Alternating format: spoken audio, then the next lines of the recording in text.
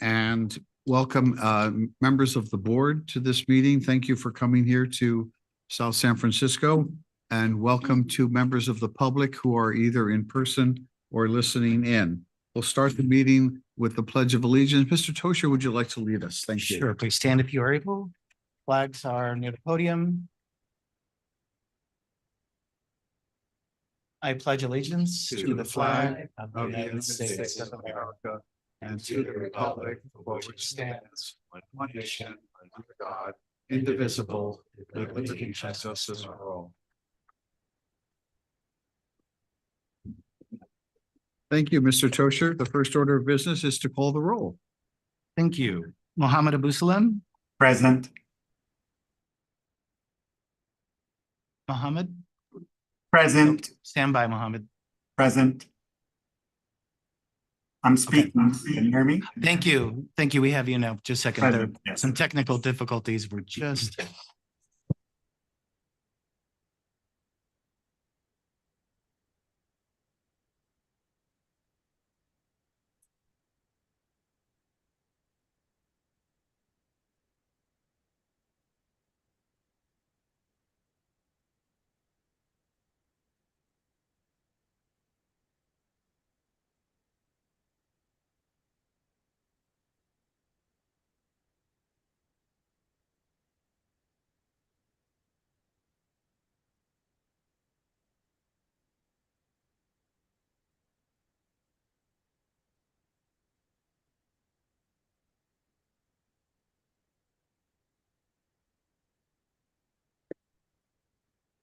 Check 1, 2, 1, 2, 3, 1, 2.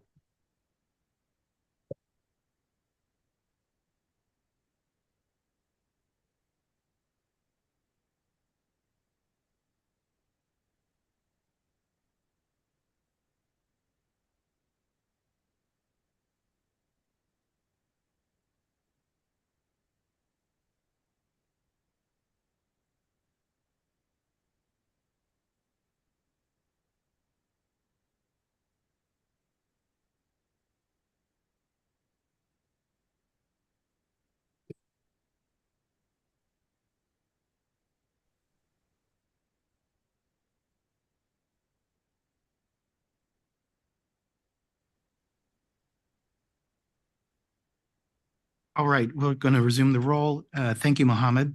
Kim Barrett. Present. Dan Bernal. George Blumenthal. Here. Ria Bonneville. Judy Chow. Present.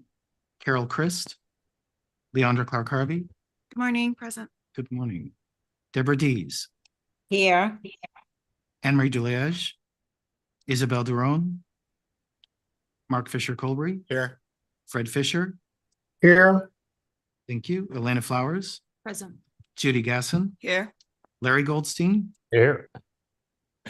David Higgins. Present. Vito Imbasciani. Steve Julesgard. Rich Lahara. Present. Pat Levitt. Present. Linda Malkus. Present. Shlomo Melmed. Present.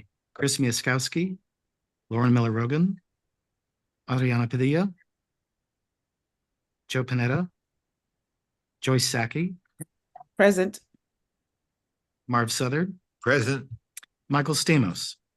Present. Carol Watson. Here. Kevin Zhu. Here. Keith Yamamoto. Here.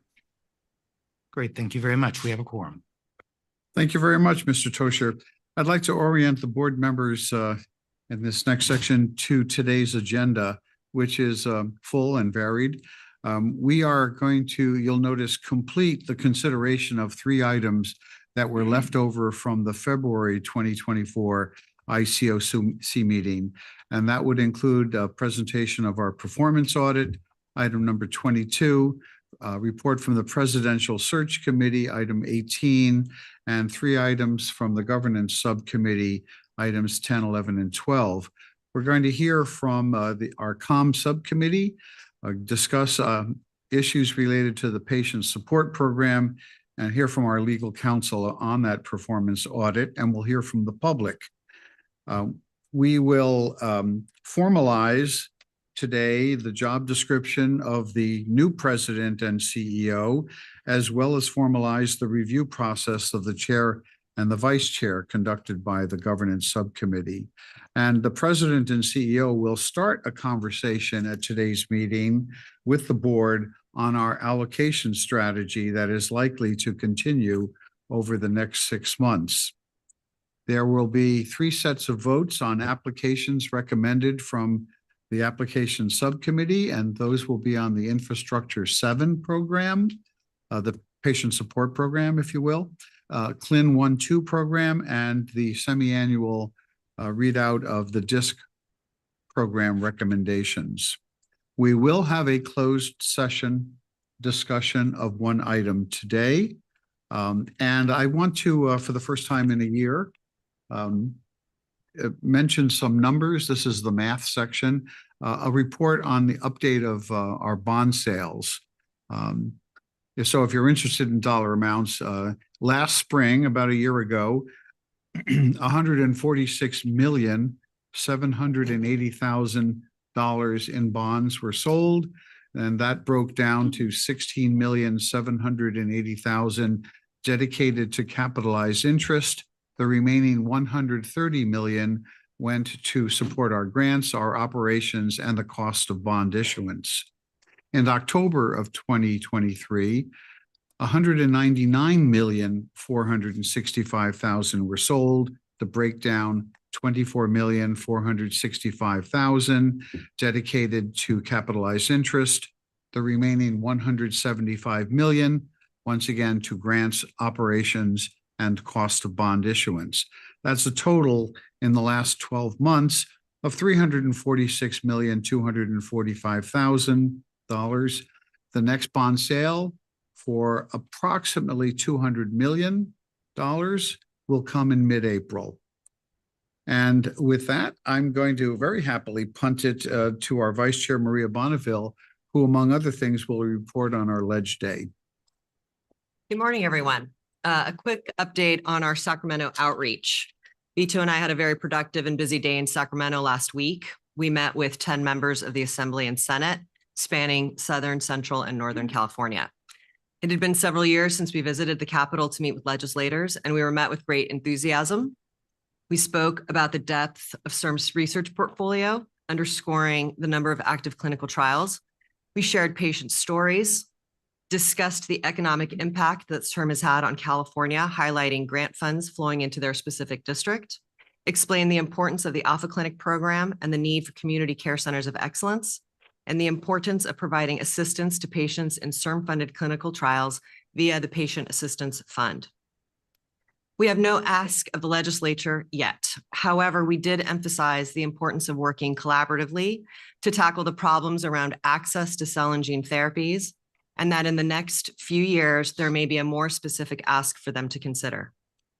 In addition, we continue our outreach efforts with several other state agencies with whom we may be able to collaborate. GoBiz, which is the governor's economic development department, Medi-Cal and the California Health and Human Services Agency, the Office of Healthcare Affordability, California Department of Public Health, and the California Surgeon General's Office. Vito, do you want to add anything? No, that's very comprehensive. Thank you, Maria. And if there are any questions, I'm happy to answer them. I have a question. Did you get a sense from meeting with the legislators about how familiar or unfamiliar they were with what CIRM is and what CIRM has been doing for the last 20 years? I'd say of the 10 we met with, I mean, there's been a lot of turnover in the legislature, as you can imagine, over the last even 2 years, but definitely over the last 20. There were two members of the 10 who've been there for a bit and did know about us and understand who we were. A lot of them, you know, we were on the ballot in 2020, so they understood that we existed, but not to the depth of what we did. So it was a really great sort of reintroducing ourselves to them and who we are. And that will continue. Our lobbyists in Sacramento are fantastic. And so they've made a really great effort to get us in front of the right people.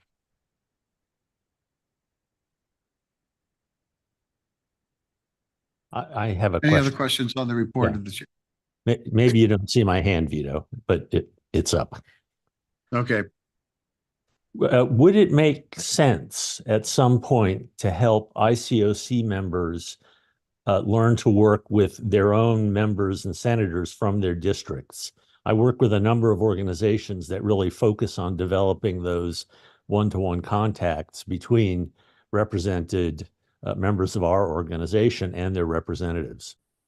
100%. Pat and I were actually talking about that this morning about, they all have town halls in their district, and getting in front of them and in front of their constituents during some of those town halls could be incredibly effective and would welcome all board member participation based on the district for that. So thank you, Larry. Absolutely. Good. It Leandra. sometimes helps to provide a little bit of political grease for our folks who aren't used to doing that sort of thing.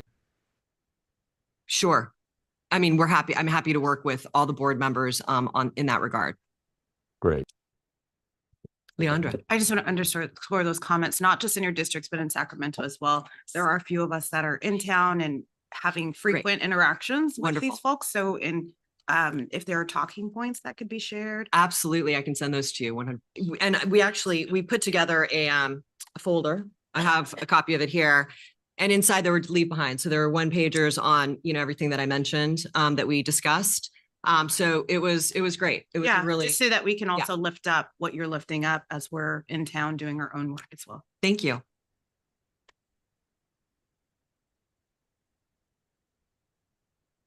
I don't see any other hands. Thank you.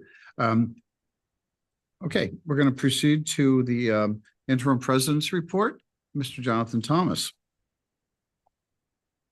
In the meantime, we'd like to welcome Isabel Daron on the phone and Anne Marie Delage in person. Thank you. Mr. Chair. Lights on. Does that work? Okay.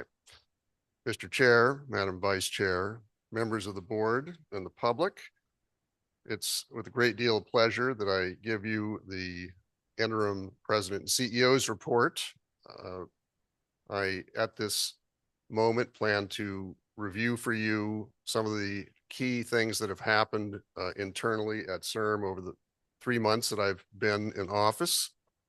I will then turn it over to Dr. Rosa Caneta-Vilas to give a presentation on one aspect of something we're spending a great deal of time on, which is reprioritizing where we want to spend CIRM funds going forward. We'll follow that with a presentation on one of our great programs, which is our educational program, highlighting the new Compass program we have in place for the last year, as well as a short video on education programs in general, to be led by Dr. Kelly Shepard. At the closed session, as part of the president's report, Dr. Ablakrisi will present to members of the board a report on the advancement of CIRM projects towards commercialization. And at the end of my remarks, given that this is opening day, I will take it as the president's prerogative to make a few statements about a sporting event that I think you will find of great interest. Don't believe all you hear. So before I get into my remarks on what we've been doing, I want to start today's session with the benefit of the board with a salute to our CIRM team. So as you heard last month, everybody's incredibly busy at CIRM. From the vantage point of a board member, as are all of you, I've always known how great our CIRM team is, but I can tell you now, being on the other side of the table, having the privilege of dealing with members of the team on a day-to-day basis and seeing the extraordinary amount of dedication, hard work, and consistently going above and beyond the call, that I want everybody to know how exceptional our team is. And they are what makes all of what we do possible. And I didn't want to let this moment pass without that salute. So if I could just have a round of applause for our team.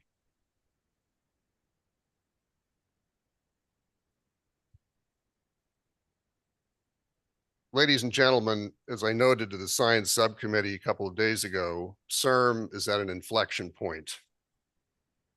As we've been discussing in the last few months, we have had a confluence of circumstance that finds us in a position where we need to re-examine a number of things that CIRM is doing, all in an effort under the strategic plan to take what was already an A+ work product and make it even better. We have, as we have discussed, budgetary constraints, a major increase in grant application, advancements in science that are making more and more things possible, all of which have come together to impose upon us a responsibility to re-examine some of the things we're doing. At the February board meeting, we talked about the need, given those circumstances, to have a period of a short few months where we would not be accepting new CLIN applications to allow our review team and others who support them to address the issues posed by these circumstances I have described. Having said that, we initiated the flow control measure that the board approved last month, all with an eye towards coming back in the June ICOC meeting to lay out for the board our thoughts on the review process, and with the goal of reinstituting receipt of grant applications at that point. This re-examination that we're talking about here takes a number of forms. First and foremost is the reprioritizing of where we're going to put CIRM's remaining dollars, which sound like a lot of money, but it goes quickly. And if we're not careful and giving attention to the circumstances of the day, we will not spend it most wisely and towards the best possible projects. The reprioritizing effort is led by Dr. Kenneth Aviles, who will give the presentation, as I say, on that. We've also, in addition, in a working group that's chaired by Dr. Zambrano, are taking a look at the review process itself, re-examining criteria, eligibility, and all such things that go into that process so that we can fine-tune it to bring it up to the level that it needs to be given these circumstances we've described. So with the flow control, the reprioritizing, the re-examination of review criteria, all of this at the end of the day is going to lead in the coming months to work with the members of the Science Subcommittee and members of the board on a regular interval to keep everybody apprised of the progress that we are making in these efforts, all towards a September board meeting at which the team will propose a set of recommendations on reprioritization for the board's consideration, which, as I say, will be of no surprise since you will have heard many interim reports en route. And at that point, we wish to have hopefully the board approve, and we will proceed from there. I'd like to point out that the goal of this reprioritization is not to put in place something that's going to be in effect for a year or two. We are looking at the remaining life of CIRM and looking to determine how best we can deploy our funds towards that date, whatever that date may be.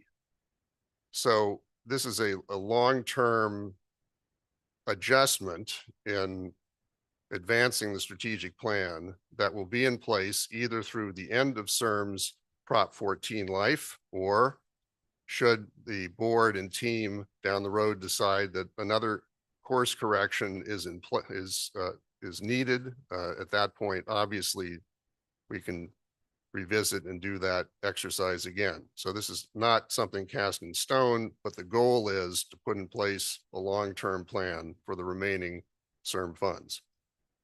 When we get to the report by Dr. Kanatavilis, I want to emphasize that today's report, as was the case of the Science Subcommittee, is not on substance.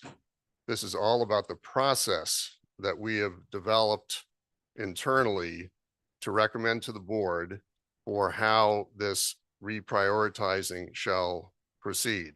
So I want to make that point so that, and I'm sure there are many substantive questions members of the board will want to ask, but my admonition to you at the moment is this is not the time for that. This is the time to discuss process. If Oz were here, he'd be very proud of us, right, Maria? Yes. So the members of the team, as I said in my opening salute, have been asked to do a lot. They have a tremendous workload, and we've laid on top of that all of these re-examinations, which take a great deal of work. I can report to you, for example, the prioritization working group that we've assembled to talk about that particular topic has already had 4, I think, meetings ranging from 2 to 4.5 hours of discussion. And that's led us to where we are today. We have another full day session coming up in about 10 days to continue that. And we are proceeding full speed ahead, because even though the ultimate goal is a vote in September, there are many interim steps that need to be undertaken in the interim. And my report to the board is we're on it. So you should feel very good about the work product that's getting produced in this. Part and parcel of that reprioritizing is, among other things, a need to visit what we plan on doing with one of the areas that we've had a great deal of funding in the past, which is rare disease. Towards that end, Dr. Creasy is taking the lead in developing a strategy for how to deal with that subset of conditions to parse into this reprioritizing plan in general. Another effort that takes a great deal of work, and it's engendered a lot of discussion by members of our working group. All of this it has a great impact on how we manage our money. That falls to Jen and her team in grants management.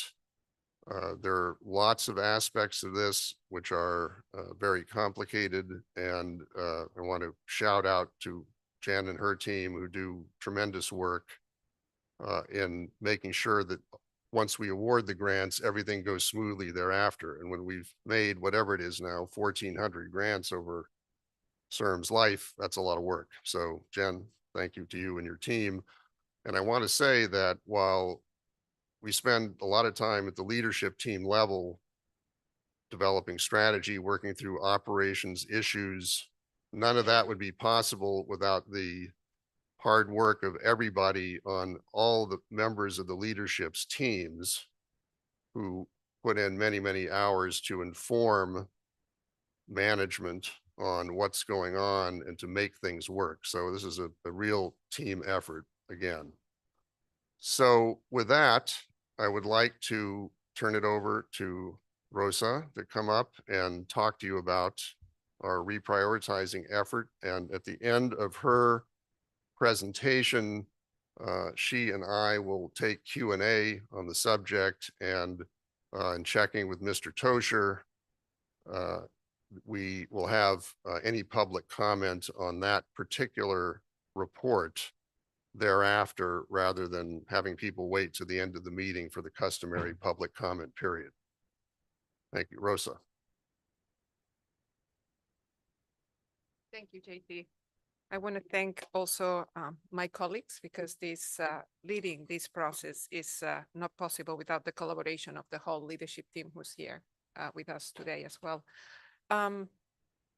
So as JT mentioned, this strategic allocation framework is part of the re-examination that has been taking a number of forms. And next slide. Oh, sorry. Yeah. I'm just warming up. Coffee is kicking in. So ultimately, the strategic prioritization for CIRM is a testament to our profound dedication to our mission, and which is here and ultimately is transforming healthcare through the power of regenerative medicine. And as many of you have asked before, this is still within the strategic plan. This is in the context of our strategic plan. And what we are presenting today is the process for a structured and data-driven approach to prioritize resource allocation and provide further granularity in terms of impact goals and their success measures, which was brought up by Steve Julesgaard the other day during the governance committee, and ultimately lead to recommendations for continued implementation of our strategic plan that guide us. In terms of background, what is the background that led to this framework? The framework was developed over the past few months and is poised to guide CIRM in making informed decisions regarding the distribution of funding, as JT mentioned. As a pioneering entity that we are in the realms of stem cell research and regenerative medicine, our legacy is founded in the advancement of scientific discovery towards tangible medical breakthroughs and ultimately therapies in the market. The Institute has been instrumental in funding cutting-edge research, developing a robust infrastructure, as we've seen over the years, and pioneering educational programs like Kelly will be presenting one of them today, and the video is going to talk about the outreach that we are doing also in terms of educational programs, as well as catalyzing the progression from regenerative medicine research to practical applications. As we will see in the next slides, the field of regenerative medicine has grown exponentially in the past 17 years, and CIRM has finite resources and funding. As a consequence of this, during the last September Science Subcommittee, board member Fisher-Colbury provided prioritization discussion. He kicked off the prioritization discussion. And that led to the conclusion that we need a strategic allocation plan to develop this to implement this prioritization. During that meeting, the board asked CIRM to lead the exercise of this strategic allocation framework. Note that we don't call it prioritization any longer. We call it a strategic allocation framework, which is the same thing, but a little bit more in the context of what we are doing. So over the past months, as JT mentioned, our team has been developing a framework to provide these strategic recommendations for funding allocation. And the framework presented reflects a comprehensive strategy that defines the rationale, the objectives, the scope, and the timeline necessary to establish CIRM's future course of action. This strategy is going to serve as a roadmap for CIRM to maximize its impact and continue its pivotal role of transforming healthcare through the power of regenerative medicine for California and ultimately the world as well. The strategic allocation framework that we are presenting is structured, as we said, and we are repeating here, as a data-driven approach to prioritize our resource allocation and provide further granularity in terms of impact goals and success measures, ultimately leading to the recommendations that could be coming in September, as we will show in the timeline, for continued implementation of our strategic plan. The document, which was provided as background for today's meeting, is structured as follows. We have a background and rationale. We talk about the remaining funds that we have for allocation and what has been spent already. What's the regenerative medicine landscape, which I'm going to go over very quickly in one slide. And then we evaluate what's the CIRM impact up to date, and which helps us define where are we going next, right? Which we had to redefine as well. And ultimately, we talk about the process of the framework. What does that consist? And then the proposed timeline, which will lead to the output, which could be the recommendations for the strategic priorities. The initial thinking is that we could be able to provide these recommendations in September, and the timeline will show the steps getting to there and our interaction with the board to gather feedback and update you on our process. So what's the budget remaining? This slide provides a snapshot of CIRM's remaining funds for the strategic allocation. The total research budget authority from Prop 71 and Prop 14 is $7.64 billion. This is net of operational and compliance oversight costs from the $8.5 billion initially allocated by Proposition 71 and 14 respectively, $3 billion and $5.5 billion respectively. In terms of current fund allocation, CIRM has a remaining balance of $3.54 billion. This balance results from accounting for all expended scheduled payments and approved allocations to date. And within this remaining balance, specific earmarks have been made to address critical areas of need. One of them is the neuro allocation. We had initially $1.5 billion of those. If we account for the administrative and compliance, the real the budget authority for neuro was $1.38 billion. And of those, we have currently $1.11 billion left for allocation.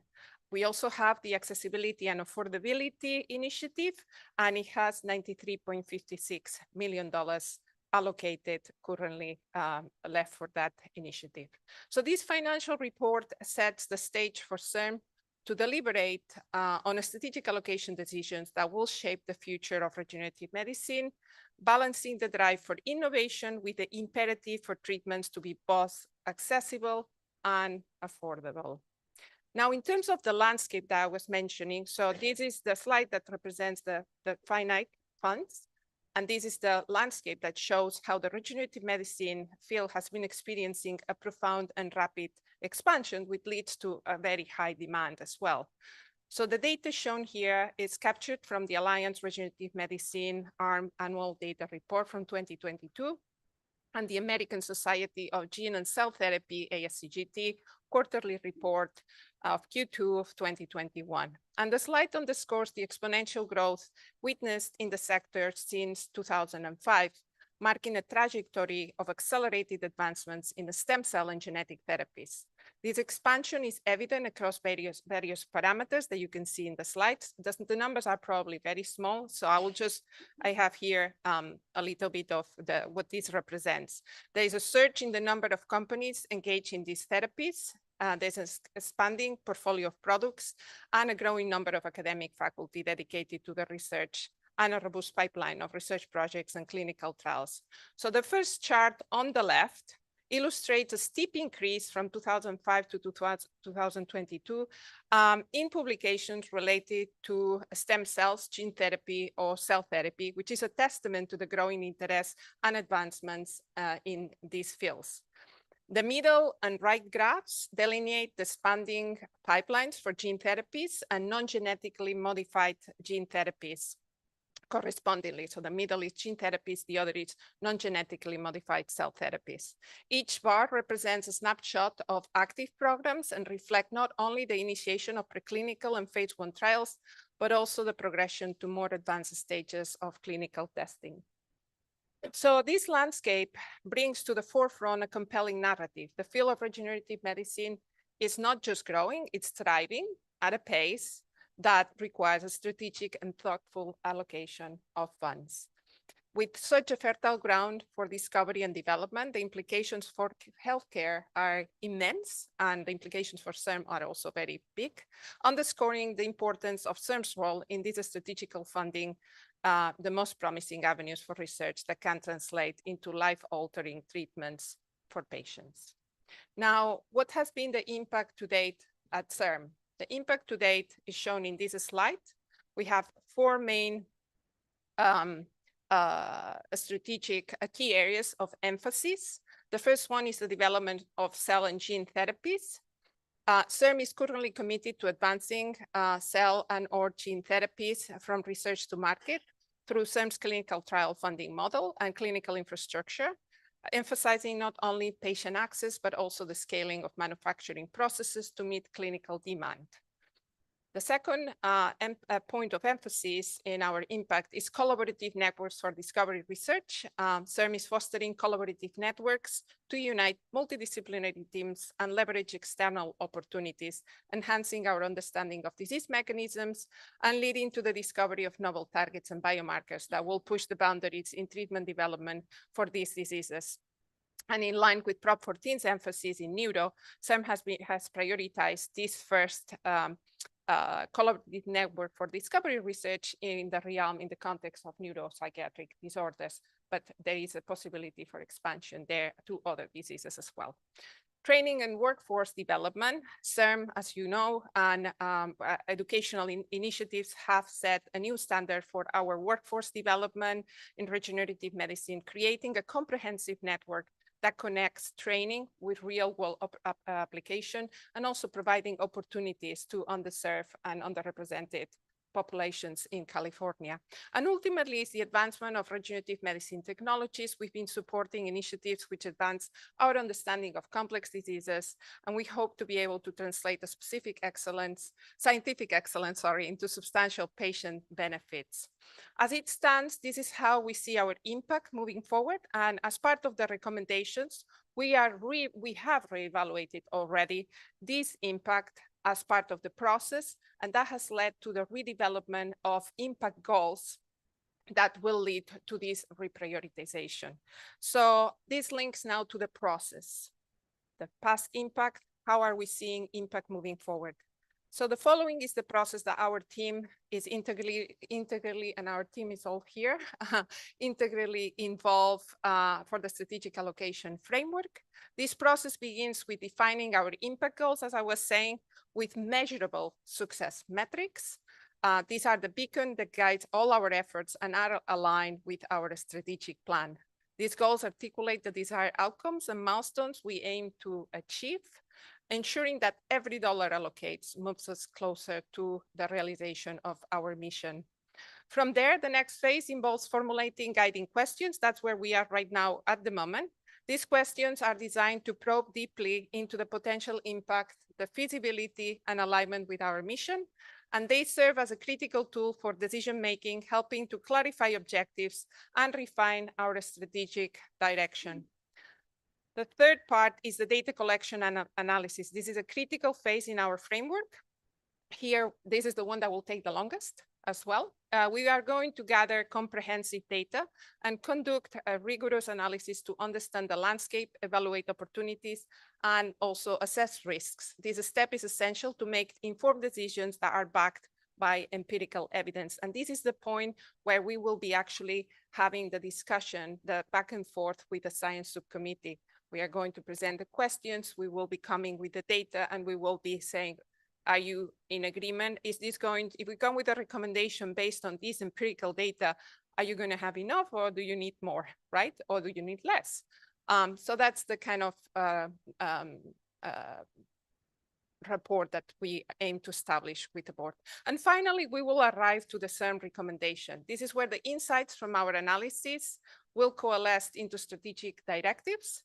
The goal of the recommendation is to steer investments towards the most promising research and development areas, with the ultimate goal of maximizing the impact for CIRM funding, and also to find where is our niche amongst the world of regenerative medicine.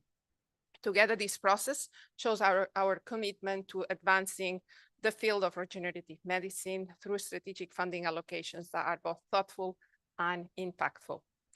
So that's the process. And now, to start, before we went into the impact goals, the first two questions we started from were, how can CIRM make the greatest impact on its mission?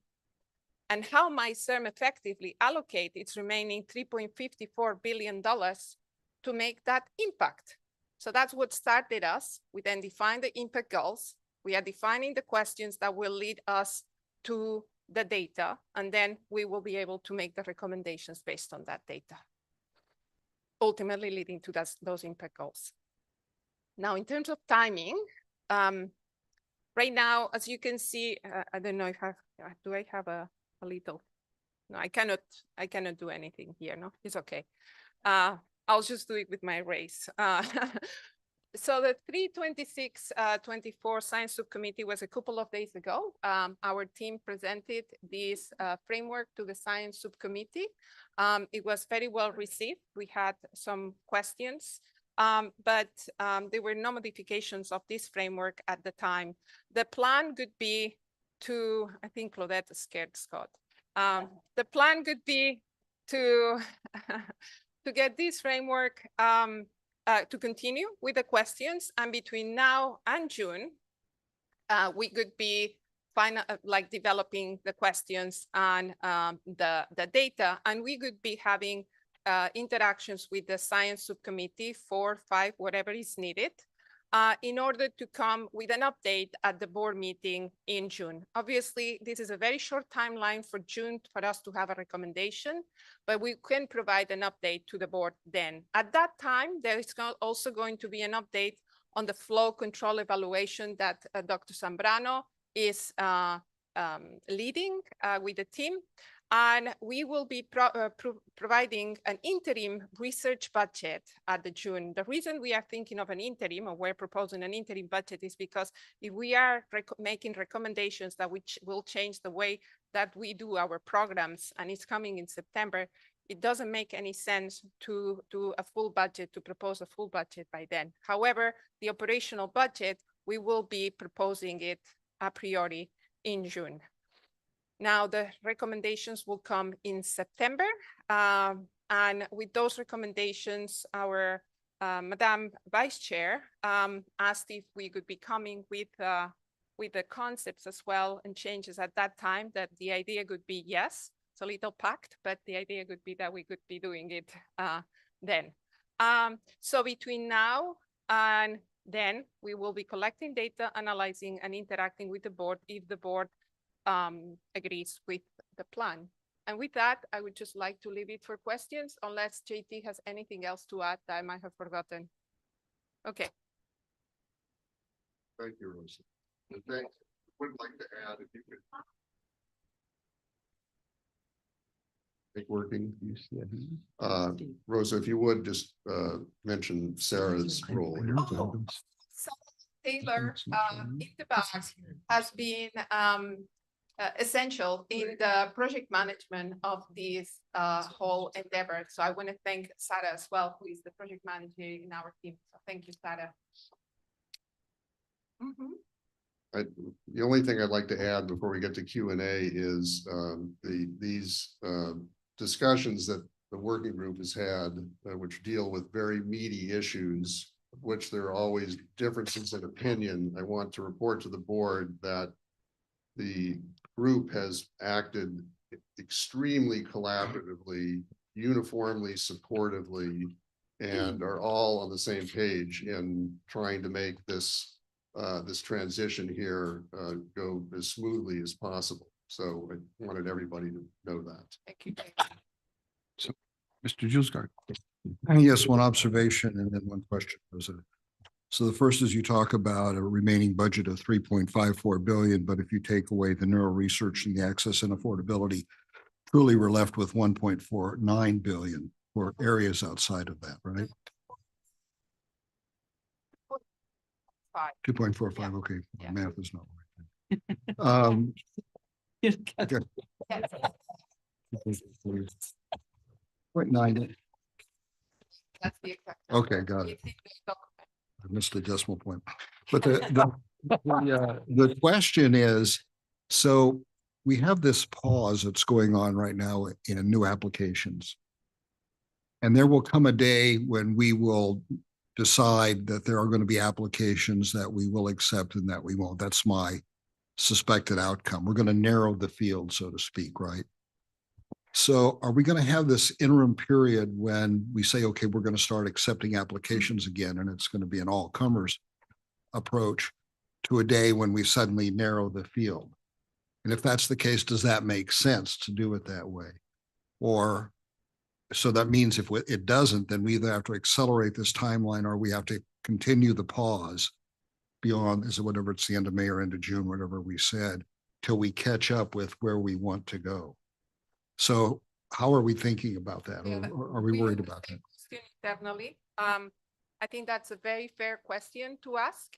I think it's also about messaging, and I should probably lead to our president because he, Yes, so Steve, our thinking on this is, remember that by the time we get to June, again, at which point it is certainly our hope that the board decides that's the time to reinstitute receipt of applications, that we will have completed Dr. Sombrano's review and update of processes that'll be in place for the review process, which will govern what comes in at that point. Having said that, if we are not to start getting applications back at that point, we're going to go another 3 months off the market, which I don't think is something that we would recommend. We have, for example, a number of progression event applications that we would like to attend to sooner rather than later. And although the timing of this is a little bit unusual, I think it's something that will work. It will be still at that point all comers through the reprioritizing vote in September, but we believe that that's the best course rather than being out of the market, so to speak, for another 3 months. could we have a compromise and focus on or another way could be to focus on the ones that to let in the ones that are in the pipeline, which more of them are rare diseases, and that they are part of our pipeline, as Abla Crisi has been talking about. But yeah, I think I would not suggest that we make any decisions on this today, but that's absolutely a very valid question to be revisited as the science subcommittee meets in the next few months and the board meets in June. Okay, I have questions from first Shlomo and then Fred Fisher and then Anne Marie. Okay. I think Jules raises a very important point, which could actually be broadened. Did you consider during this interim period, which may be longer than any of us wish to anticipate for good reason, should we consider having an emergency fund? So somebody has really a hot topic, they're in the middle of a clinical trial and things look really good, or they're about to embark on a phase 3, or they're about to finish a phase 3 trial. Should we have an emergency fund set aside for special circumstances which meet certain very rigorous criteria? we could. Well, I mean, I was going to delegate to JT. I'll answer that. Yeah. So we certainly could consider that. The issue is once you start doing that for somebody, you're opening the doors. But we should have predetermined rigorous scientific criteria which would justify that. Invoke the grants working group, which is another of the bottlenecks that we have right now. So we would be in the same predicament all over again. I mean, right now as it is, we have a very, I'm looking at my colleagues, so please speak but we have a very overloaded system, right? If we add one of these things, we have to do it very well. And to do it well, you have to put the infrastructure, the manpower, the time, the resources, and that makes us reshift the processes which are already overloaded. So I think it could be very hard to do this right now. I think, Shlomo, it's a totally good question, and if other members of the board would like to react to that, it's something that we have thought about, but for the reasons we're recommending sticking to the process that we have in place and coming back in June. But other members of the board, please comment on that, if you would. I have Fred Fisher to comment. Yeah, so first, I just want to reinforce JT's comments at the top that we are fortunate to have the staff that we have. And JT, you've done a great job of the transitioning into your role, and as part of that, really bringing the staff together in a way that we can all be proud of. And I'm personally grateful for the expertise that exists within the staff. I had two other. I think I'm a conservative when it comes to the pause and the development of a new process. We're sort of a victim of our own success in terms of going very quickly into a period where it's no longer a question of whether or not people know about CIRM and CIRM funding. We're getting inundated with proposals, and the infrastructure required to deal with that is extraordinary. And I'm not sure that we have it yet, but we definitely need it just to process the applications that we have. So I'm not a fan of diverting funds or changing the timeline at this point for the pause.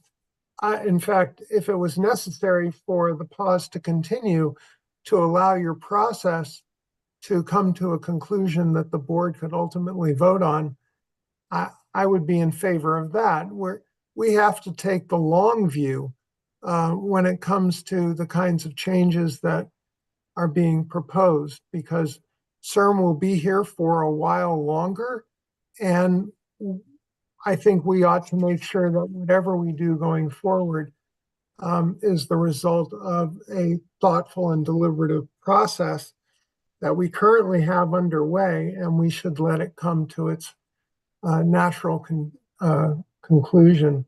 The last comment is, of the 3 slides that you showed on one page, the first slide, the one that showed publications, actually saw a dip in the prior 2 years, in the last 2 years.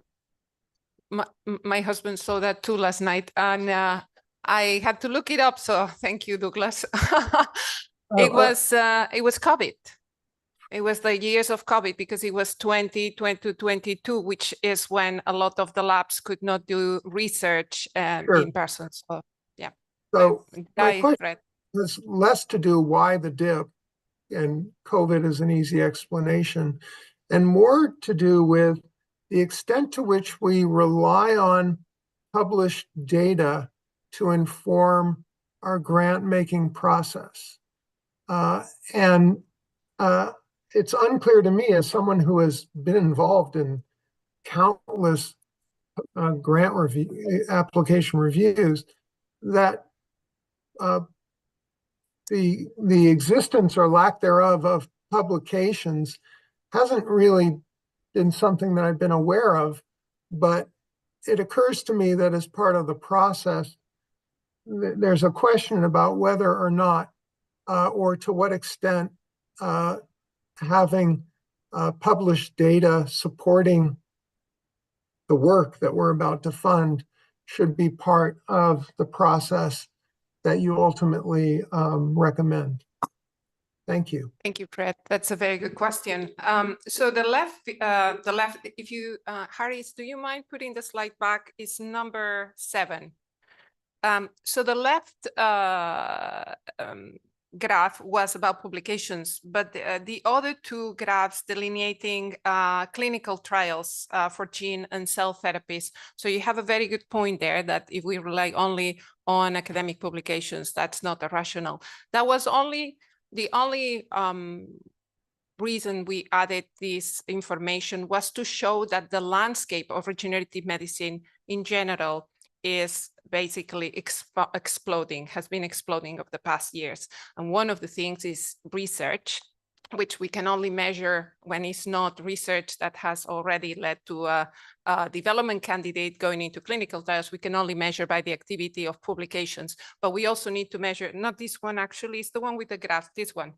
But the other one was the gene therapy pipeline and the non-genetically modified cell therapy pipeline. And it was showing the preclinical, the phase 1 clinical trials, phase 2, phase 3, and then pre-registration. So that's another one of the measures. Now, your point comes to reinforcing the fact that our process needs to be based on empirical data and facts, and that we will be coming to you at the Science Subcommittee to figure out if that's the data that makes sense or not, because we don't want to come with a justification and then have to discuss again the data that we need to collect to justify that recommendation. But thank you. That's a very well-made point. Thank you. Dr. Juliege? Yeah, so JT, nice to have you back full speed ahead at the helm this time of CIRM. Great. And Rosa, your presentation was excellent in terms of strategic thinking, but also it feels that with you, the CIRM team entirely is energized and better aligned. And this comes through. This is very real, a very real impression. Congrats for taking a step to pause. And we really do that in our life. We tend to go and move and taking an honest, intentional pause to reflect on strategic direction is an excellent and courageous thing to do. And I understand that the outcome of that is probably around June. Is that the time frame?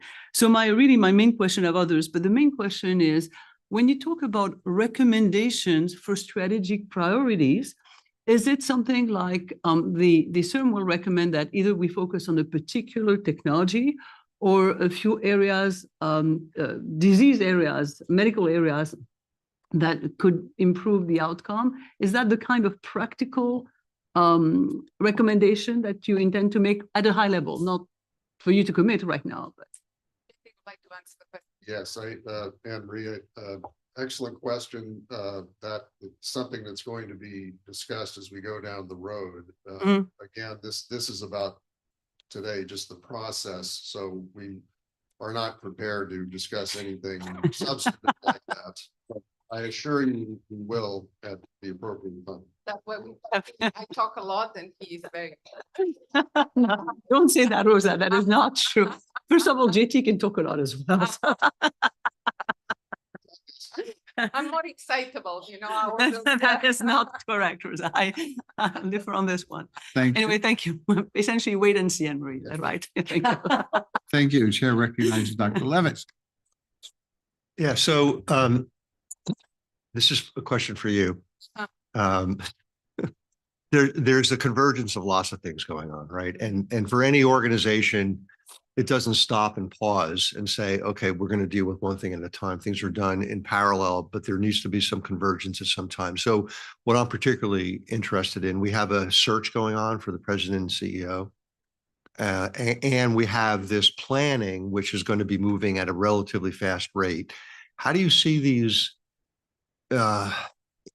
inform each other? Because the candidates are going to be looking at this job are going to want to have a sense of the breadth of what their responsibilities and impact are going to be. That's what anyone would want to know about. And so how is this going to be communicated or utilized? And are you or your team talking to the folks who are doing the search about how to figure out to marry to some extent or to partner to some extent the job description for that we have and have approved for the president, CEO, and this effort? So we are not currently talking to the committee leading this effort, not currently, but we've talked before. But I think one of the essential parameters during the interview of this new, one of the essential criteria should be that the person embraces what the leadership team has been doing. So I don't think we need more vision. There's a lot of vision, but we need this doing, right? And we need somebody. Sorry, Maria. No, thank you. Thank you, Rosa. I think maybe it may have been unfair to put the burden of that question on you, actually. Thank you. I just want to remind the board that we, in a sense, addressed this issue early on and saying that we were not going to, my words now, tread water for the 6 months, the crucial time period when we started the process, that things had to evolve. We were faced with all of the difficulties that Dr.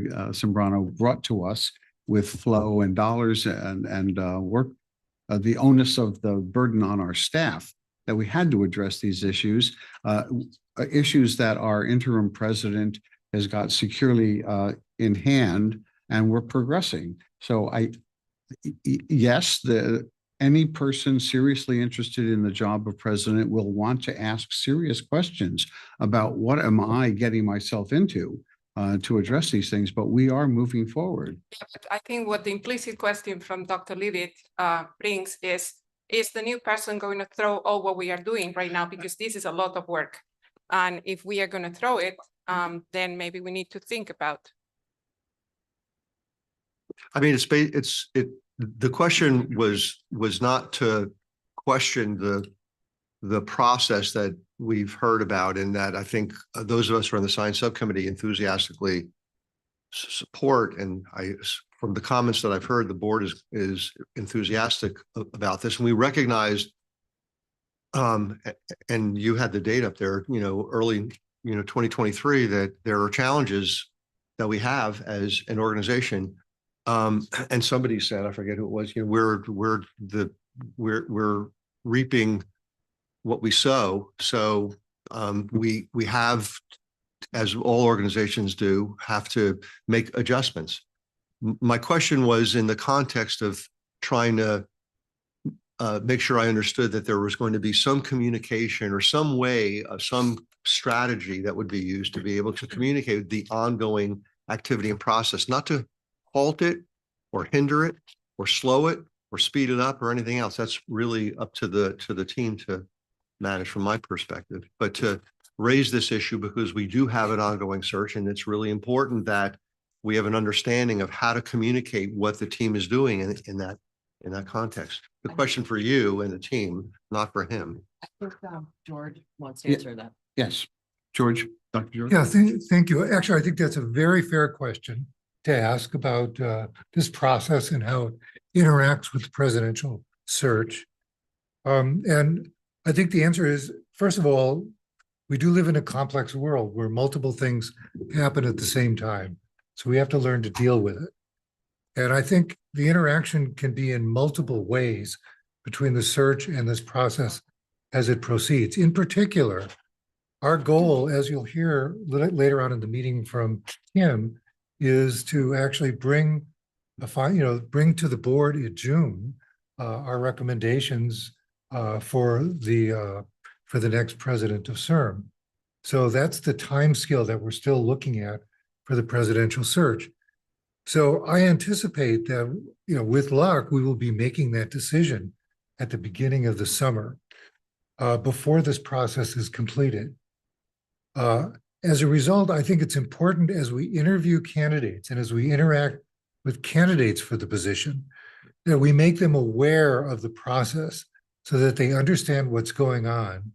And that they can, this can be a part of the search process itself to see how well they can work with or within this process. But I would go a little bit further than that as well, to point out that the next leader of CIRM will be someone who has to implement whatever we decide as a board. And it is a board decision ultimately for what we do. So I really do hope that we can use the time between the appointment of the next president and the time when the board needs to make a final decision to get significant input from our new leader of the organization, so that he or she will feel that they have an investment in the success of this new plan that we're putting together. So I think that this can actually be accomplished in a very positive way.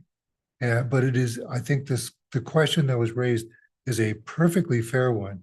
We always need to keep in mind the fact that we're doing a presidential search at the same time that we're doing this reallocation process. So I think that they can interact, but I think it's important that the next president of CIRM feel that they have an important role to play in implementing this. Thank you, George. Dr. Barrett? Yeah, I just want to add to George, I agree that the question is a perfectly fair one. As I will report later, I think the type of candidates that we're currently entertaining will be very well qualified to engage with this. And there are a certain number of boundary conditions, and this is a data-driven process. So I feel it is highly unlikely that anybody coming into the position would say, this is all wrong, let's throw this all out. They may want to ask questions, they may want to give input and suggestions, but I really think the chances of them saying, this is all completely wrong, let's start over, is almost zero. But I think the only thing I will add to what George said is that the only thing that's constant is change. We are always going to be considering change. We have to be nimble. We have to keep the business of the institution moving forward. So I applaud the staff for working so actively on this. I thank you, Pat, for raising this issue, but I think we have a way forward to make sure that these things align. And that's there. I appreciate the comments. And, you know, George said something is really important. It's very attractive when one is looking at a senior administrative position. If one is a candidate, to see that there is an unbelievably talented team, which was articulated already today, and we know that that's a real attractive. So it wasn't it was to make sure that we are keeping this on the front of our frontal lobes, as a neuroscientist, I have to say that, and that we pay some attention to this, because I think it's an important component, and one that is a positive variable in terms of attracting the very best. Thanks. Thank you, Pat. I have Mr. Fred Fisher's on the line. I am. And as a member of the search committee, I can tell you that my own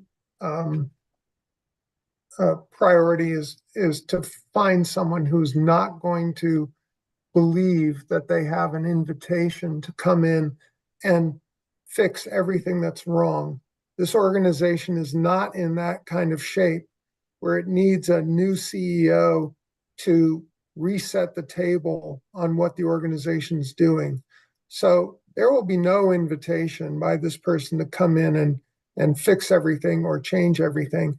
And frankly, if the person comes into the position thinking they're going to do that unilaterally, then we've chosen the wrong person for the job, which I don't expect to happen.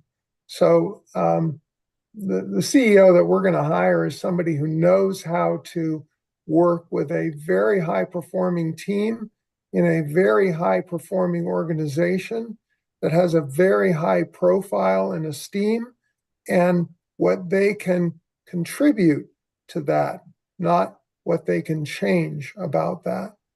Thanks. Thank you, Fred, for the succinct remarks. I don't see anyone else at this point wishing to make a comment on this. Mr. President.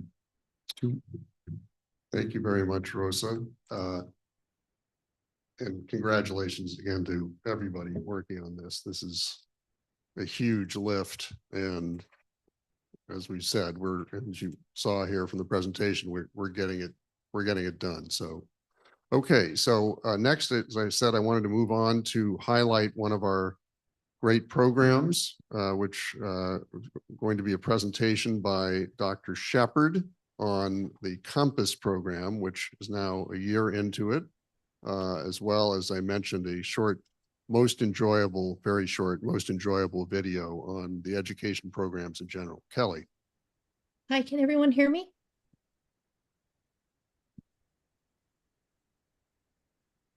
Can you hear me? Yes, Kelly, we can hear you. Okay, thank you.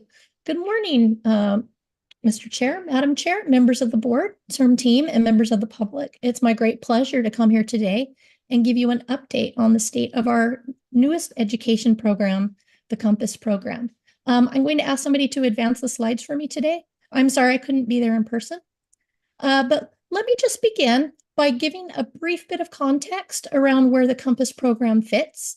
So Compass is one of 4 core education programs that CIRM is actively supporting.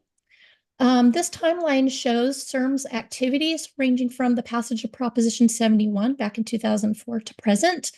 3 of these programs were initiated under Proposition 71 and re-supported under Proposition 14 with some updates. These include, across the top, the CIRM Scholars Program, which supports regenerative medicine training and fellowships for predoctoral, postdoctoral, and clinical fellows. The Bridges Program, which supports undergraduate and master's level students in various California state universities and community colleges around the state who do full-time hands-on paid internships as guests at partnering institutions, which are major regenerative medicine research institutes and biotechnology companies. And our SPARK program, which supports high school internships in regenerative medicine laboratories for high school students around the state. In late 2022, we launched the first new education program that was developed under Proposition 14, and it's specifically created to complement these existing programs and extend our investments in creating a diverse regenerative medicine workforce for California and the world. Next slide, please. So briefly, COMPASS is an acronym for creating opportunities through mentorship and partnership across stem cell science. The objective of all COMPASS awards is to prepare a diverse undergraduate student cadre for careers in regenerative medicine through the creation of novel recruitment and support mechanisms that identify and foster untapped talent. So this is targeting students who are a little bit earlier in their college careers, maybe haven't decided they're interested in research, but may not be aware of all the different types of opportunities and career paths that would be available to them with the right kind of connections and the right kind of training. So we're targeting those students.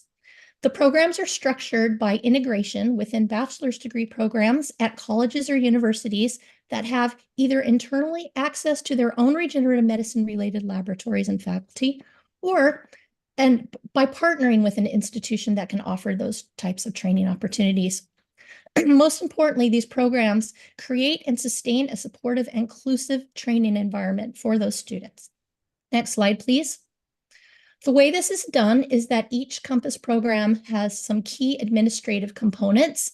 First and foremost, creating the best training experience possible is providing 2 or in some cases 3 years of support throughout their undergraduate time, providing foundational courses and opportunities to do research internships, either over the summer or part-time as what suits their schedules best throughout the academic year. All students receive very strategic mentoring, both at the individual level and at the cohort level. Now, on the left and right side of this balance, as you can see, are the 2 key administrative components that are unique to the COMPASS program.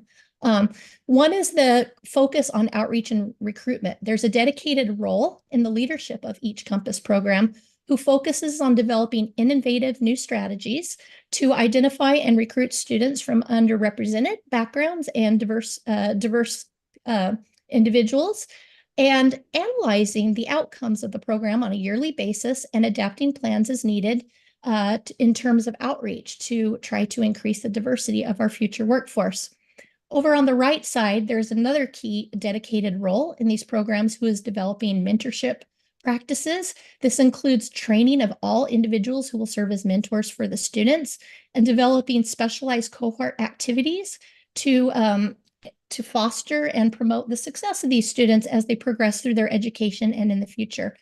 And it's also very important that this coordinator develops a way to disseminate any new lessons and outcomes from their programs and share them broadly so that other institutions that may not have the benefit of having their own COMPASS program can learn and incorporate some of these practices into their own programs. Next slide, please.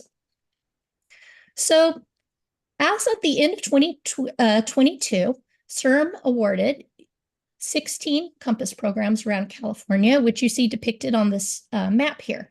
You can see that they're hosted in many large research universities, as well as some state colleges, and even in 2 cases, community colleges, which are depicted by the purple dots, Solana Community up in the Bay Area and Maricosta Community College down in the Oceanside, San Diego area. Next slide, please. So of those 16 programs, we have just received the year one progress reports for the majority of them. And we just wanted to give you a really high level snapshot of what we're seeing to date. So in the first year, we saw 116 Compass Scholars appointed. We're already in the first quarter of year two, and that number has come up to 161 already. Of the students that are enrolled in our Compass program, we know that 54% of them are first generation college students, and their ages range from 18 to 44 years old, and about 60% of them identify as female. And on the left here is a picture of one of our Compass Scholars from the year one cohort from Solano Community College, Demario Gag. Next slide, please. Just to go into a little bit more detail about some of the different aspects of diversity, over on the left slide, you see a breakdown of the Compass Scholars reported racial and ethnic diversity. Those are depicted in the orange bars, and the comparator in the blue bars is the average of the UC undergraduate census from fall of 2023. So these numbers are small, and this is very early days. But as you can see, the Compass students are reflecting the diversity, generally speaking, of the campuses from which they're drawn. And in some cases, especially in African American and Hispanic categories, the levels of representation of Compass Scholars is much closer to what it is in the state overall. So far, we are seeing diversity in terms of racial and ethnicity. On the right, if you look at the ages of appointment, this is showing diversity in terms of age. Not surprisingly, the majority of the students are in their late teens or early 20s, which is probably your typical undergraduate student at these institutions. However, we are seeing representation from students who are over 30 and in some cases over 40. Next slide, please.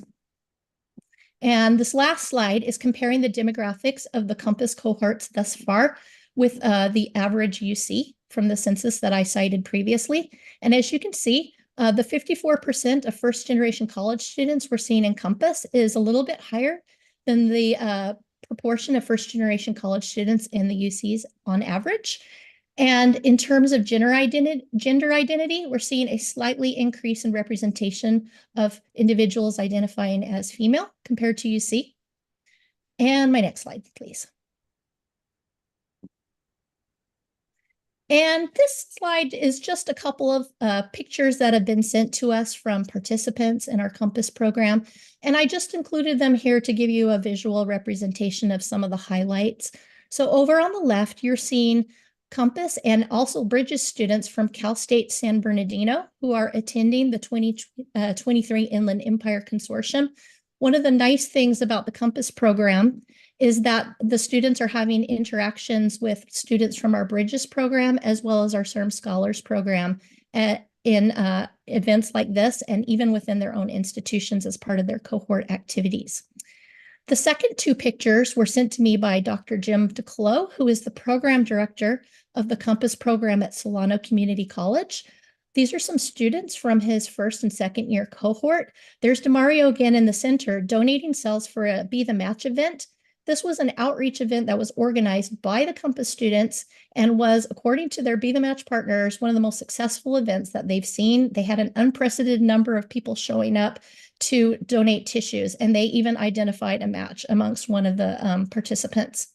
And over on the right, you'll see a picture of the Solano College students with their mentor, Michael Silva, who happens to be a Bridges alumnus, and they're visiting the Musetta Thrower Adult Education Center as part of their community outreach activities. And they're speaking to the adult students there about regenerative medicine and the possibilities of CIRM's and describing the importance of CIRM's mission. And my next slide, please. So in conclusion, we've just completed the first year of the Compass program. And this slide is just kind of a summary that brings everything home, showing our 4 core education programs that are complementary along the pipeline, beginning from high school, where we're supporting internships, all the way to the postdoctoral and clinical level. The numbers you see are the numbers of alumni that have come from these different programs. Of course, we don't have any alumni from Compass yet because they're all actively training for their 2 or 3 years. But we do expect to add another 300 students to this program by 2027. So this concludes the formal part of my presentation highlighting the first year of Compass. But before I go, we wanted to share something that includes some Compass students, but is a little bit broader. It includes some representation from some individuals from all of our education programs. So maybe we could go to the next slide, but before we start the video, just let me introduce it. Yes. So we wanted to share with you a special project that our team has been working on for the better part of the year. This is an outreach video that was the brainchild of Dr. Rosa Canet Aviles, multi-talented, good at everything she does, who suggested the possibility of ourselves, our team, creating an outreach video to raise awareness of the different educational programs and the benefits that they could offer and the importance of bringing diverse perspectives into our workforce. And I should mention that Rosa, the idea was initiated in a conversation with our own board member, Isabel Duron, as well. And so we all work together very collaboratively amongst our team. And when our communications team came on board, we worked with them as well. And we put together this video that highlights the success and accomplishments of multiple trainees from across our education programs.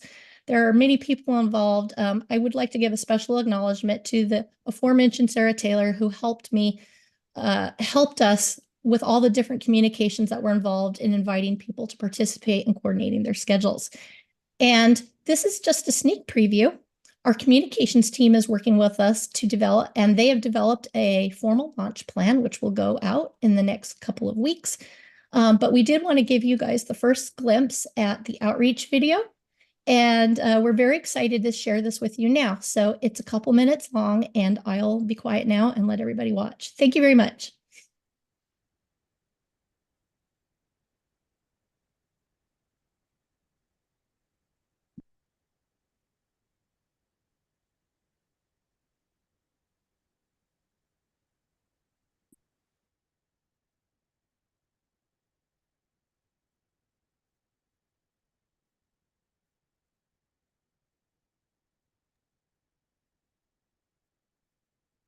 The sound is not coming through.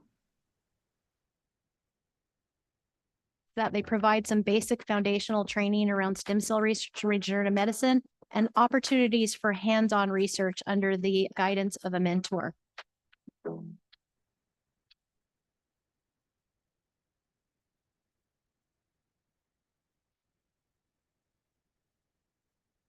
Our program is designed for undergraduate students to get some real research experience and really learn what it's like to actually have a job and work in the stem cell field. And this is paid for by funding from CIRM. The Bridges program is really about personal growth and collective innovation. The best part has been all the hands-on work and also just being a part of regenerative medicine as a whole. We have a pretty strong track record of many of our trainees eventually transitioning to graduate programs, and several others have gone on to biotechnology careers.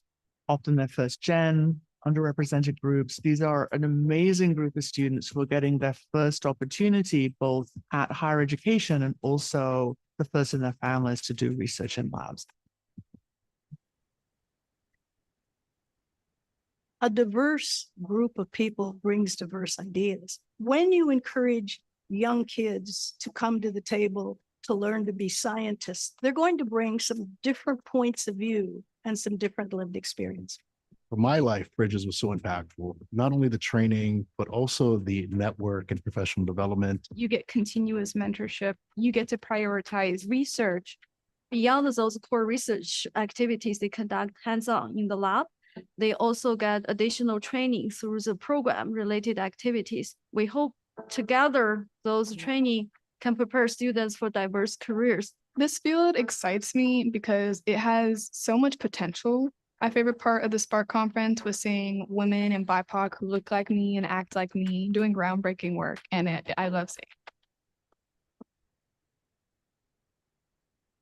The purpose of CIRM is to increase and improve the health of all Californians. We're very aware that the cutting edge science that we fund is highly innovative and the regulatory path is uncharted. We need new perspectives that can only come from a diverse workforce.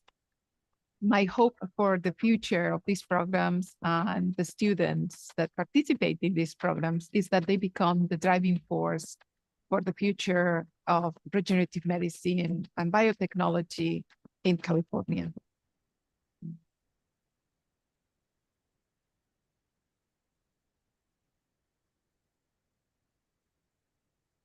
Thank you, Dr. Shepherd, and thanks for the presentation. And that was a very, really inspiring video you put together. Thank you.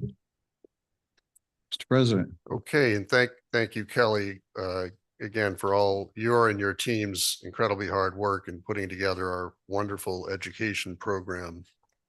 So I'll briefly close here again. President's prerogative, opening day, talk about a sporting event. You're all expecting baseball, and that's not the case. So 2 weeks, let's see, was it last week? 10 days or so ago, Mr. Tosher came up with a great idea for a team building experience to foster this collaboration and support that we've been discussing here at the meeting. And he discovered that within a couple miles of our headquarters is this go-karting place, and recommended that to develop this sense of camaraderie, it would be a good idea to go out and have the team go-kart. So thought, boy, this is a great idea. This is really just sort of further to the themes we've been espousing, et cetera. Now, you should have gotten the sense that maybe it wasn't quite what it seemed when in the days leading up to the go-karting event, Mr. Tosher was seen stalking in the halls, guaranteeing victory, trash talking, and muttering phrases like ducks on the pond, fish in the barrel, etc. But we kind of let it go. We figured the team would rise to the occasion. So we got to the event itself, which was a week ago Tuesday. 12 intrepid drivers from the CIRM team decided to put themselves at risk of great bodily harm and suited up to go out to the course. Again, this was meant to be a team building thing. Now, of course, this is a bunch of very type A personalities. And by the way, I should say it wasn't just the 12 drivers, many of which are here in the room. It was many members of the team who were there to root them on in the spirit of support. But when they got out on the track, of course, it became a very cutthroat, nasty, competitive exercise. And it was quite something to watch, actually. The format was they had 3 heats. In the first heat, you started to see personalities emerge. Dr. Lomax, for example, somehow confusing this event with a carnival bumper cars format, systematically on the first heat took out about half of the members of the team at various points in time, which, by the way, ended up getting him ultimately only 10th place out of 12th, but was something that was viewed with great positivity by local tort lawyers who were in attendance and picked up a number of clients. Janie from Therapeutics came. Oh, sorry, yes. My mistake, sorry. Came to play big time, shows up in like a Formula One, like one-piece racing suit. And if you were to see her out there aggressively attacking the course, going after these hairpin turns, leaving screeches and tire marks, tread in the course, you would have been very proud of her very type A aggressive personality. The first heat was run. Doug Guillen took the first heat. Scott was not very happy about this, but he vowed to make sure that he picked things up on the second heat. And in the second heat, as it turns out, Lana, where are you? Lana ended up winning the second heat. Mr. Tosher at this point was in second place.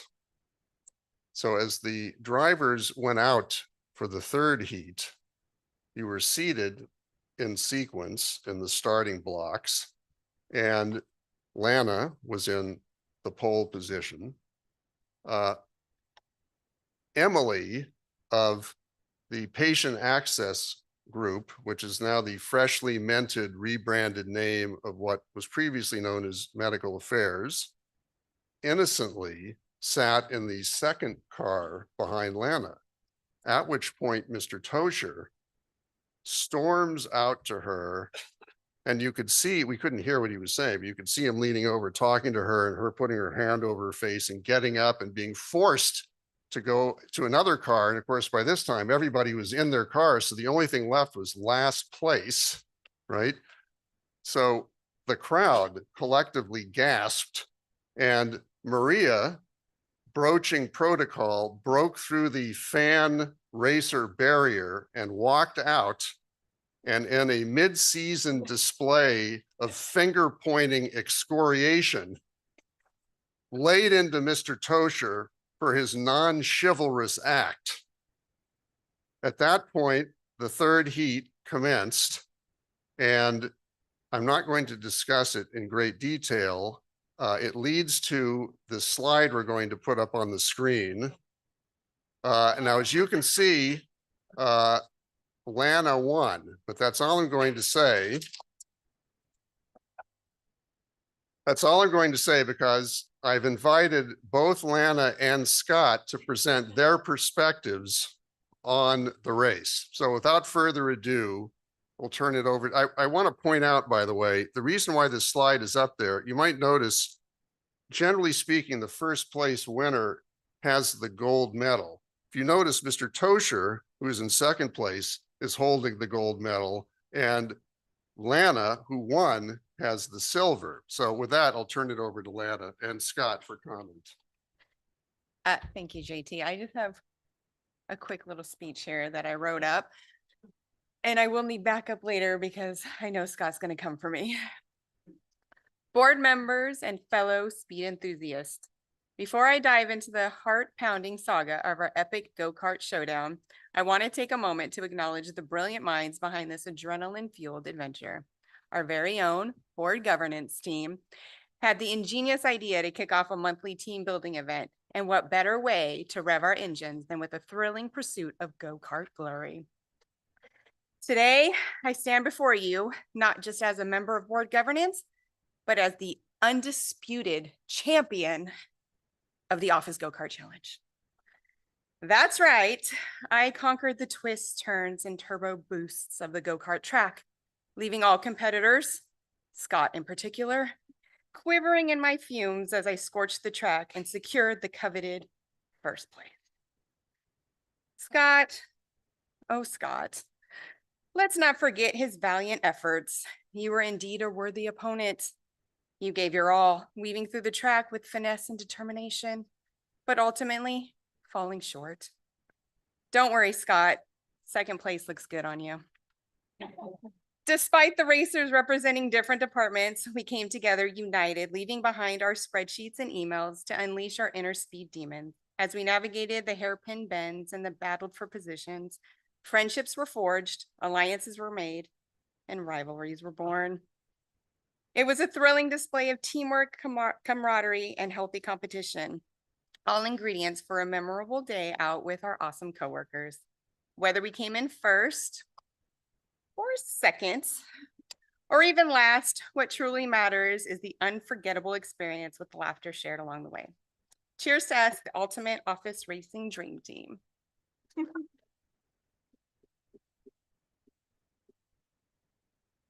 I presume Scott doesn't have a comment to make. Oh, no, you presume incorrect. No, wow, I'm a little overwhelmed. The hits just keep on coming. No, I have no prepared remarks. I will say that after several years of watching F1 on Netflix, which if you don't watch it is absolutely fascinating. I think one of the interesting things that I took away from the first season of that was that the drivers who were on the same team oftentimes were their worst enemies. They competed so ferociously, and I thought that was odd. And it wasn't until until my experience here with go-karting against Lana that this is in fact comes with the sport. As she spun me out in the first heat from behind, like one of those pit moves that the CHP does when they're trying to pull over a drug runner or something. But it was just in all seriousness, it was a lot of fun. If you haven't done it before, I highly recommend it. And I was appreciative of all the folks who came out, who were not drivers, but supported everyone.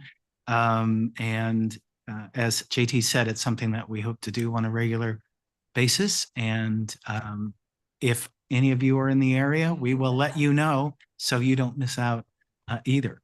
So thanks, JT. I thank you. I see Fred Fisher's has his hand up. Fred? Well, yes, as a loyal Netflix Drive to Survive enthusiast, we all know that third place matters only for the few moments that the third place driver is on the podium. But I think it would be, we would be remiss not to acknowledge who it was that was actually standing on the podium in third place. And might that person have some perspective to lend? Yes, that was Doug, who, as I said, was in first after the first heat and valiantly competed, but was battered on that particular day by Lana and Mr. Tosher. And I don't know if Doug, if you're near a microphone someplace, but if you'd like to know, okay. In any event, Mr. Chairman, Madam Vice Chair, thank you very much. That concludes our report. Yeah, thank you, Mr. President, and congratulations, Lana. And I just want to dispel a rumor that Lana owes part of her success to this is a rumor now that I taught her how to drive. Okay, that's not true. Right. So let's, if we can, segue to more mundane matters. These are items on the agenda 6, 7, and 9. This is the consent calendar. It represents the minutes, which I have read over. I don't find any corrections to them, but you all might. Item 7 is consideration of appointments to the scientific members of the Grants Working Group. If you have not read them, they're extraordinarily impressive bios. So there are 9 appointments and 3 reappointments in that item. And then the regularly appearing approval of request to attend remotely. So if anyone would like to abstract anything from the consent agenda? I do not see any hands. So I'm going to ask for a motion to approve the consent agenda. Move approval. Second. We have a motion and approval. A motion and a second, so we can call the roll on that. Excuse me. I will call the roll for those on the phone, but all those in the room in favor say aye. Aye. Any opposed? Abstentions? And I'll call the roll for those on the phone. Mohammed Abu Salam. Sorry, Mohammed, I believe you're on mute. I'll come back. Deborah Dees. Here. Thank you. Isabel Derone. Sorry, Isabel. I'll come back, Isabel. Fred Fisher. Yes. Larry Goldstein. Yes. Rich Lahara. Yes.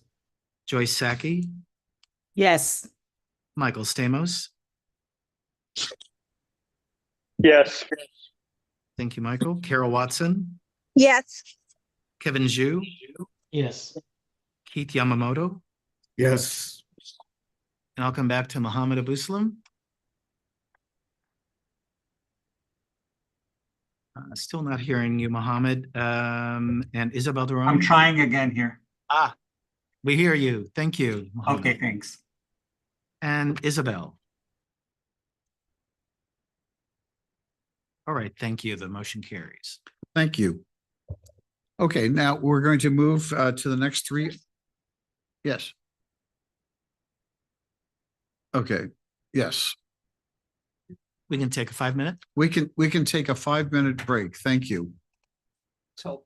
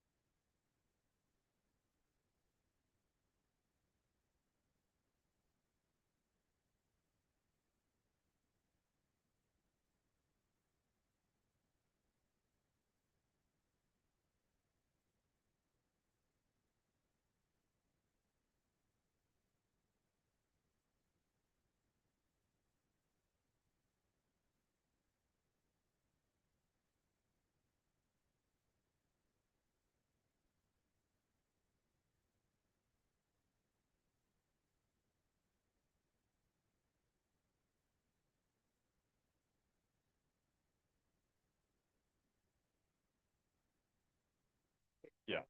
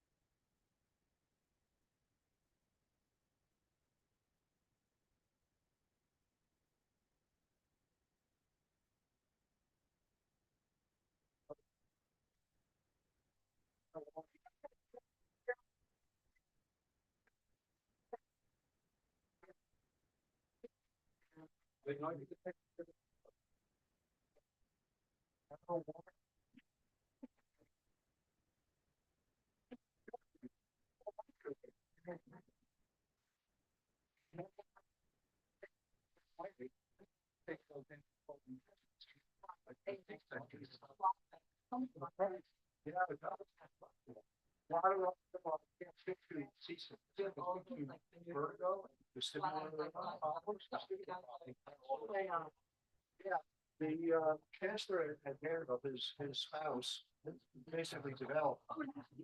And it was a scandal. But All right, folks, if you can start making your way back to your seats. before it was legal.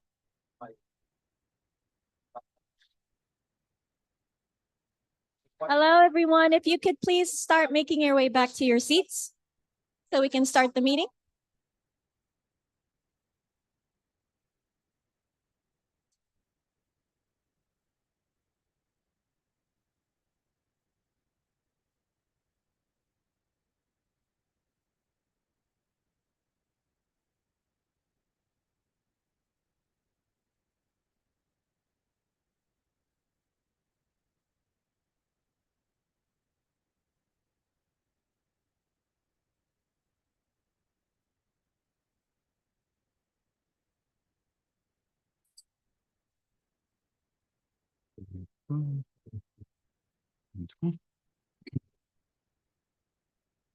Members on the phone will be rejoining in about 1 minute.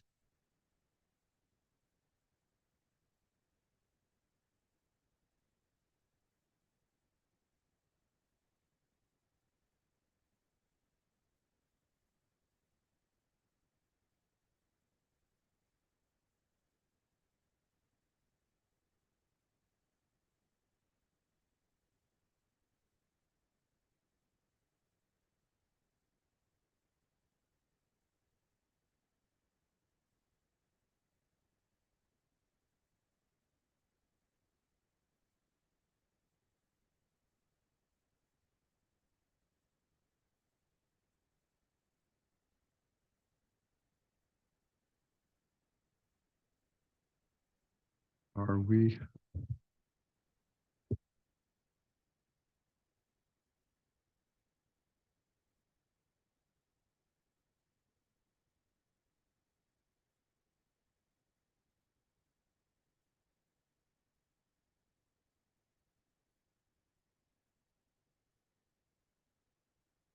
Okay. Do we have enough people back in the room, sir? We will by the time the vote occurs. We should get going. Thank you.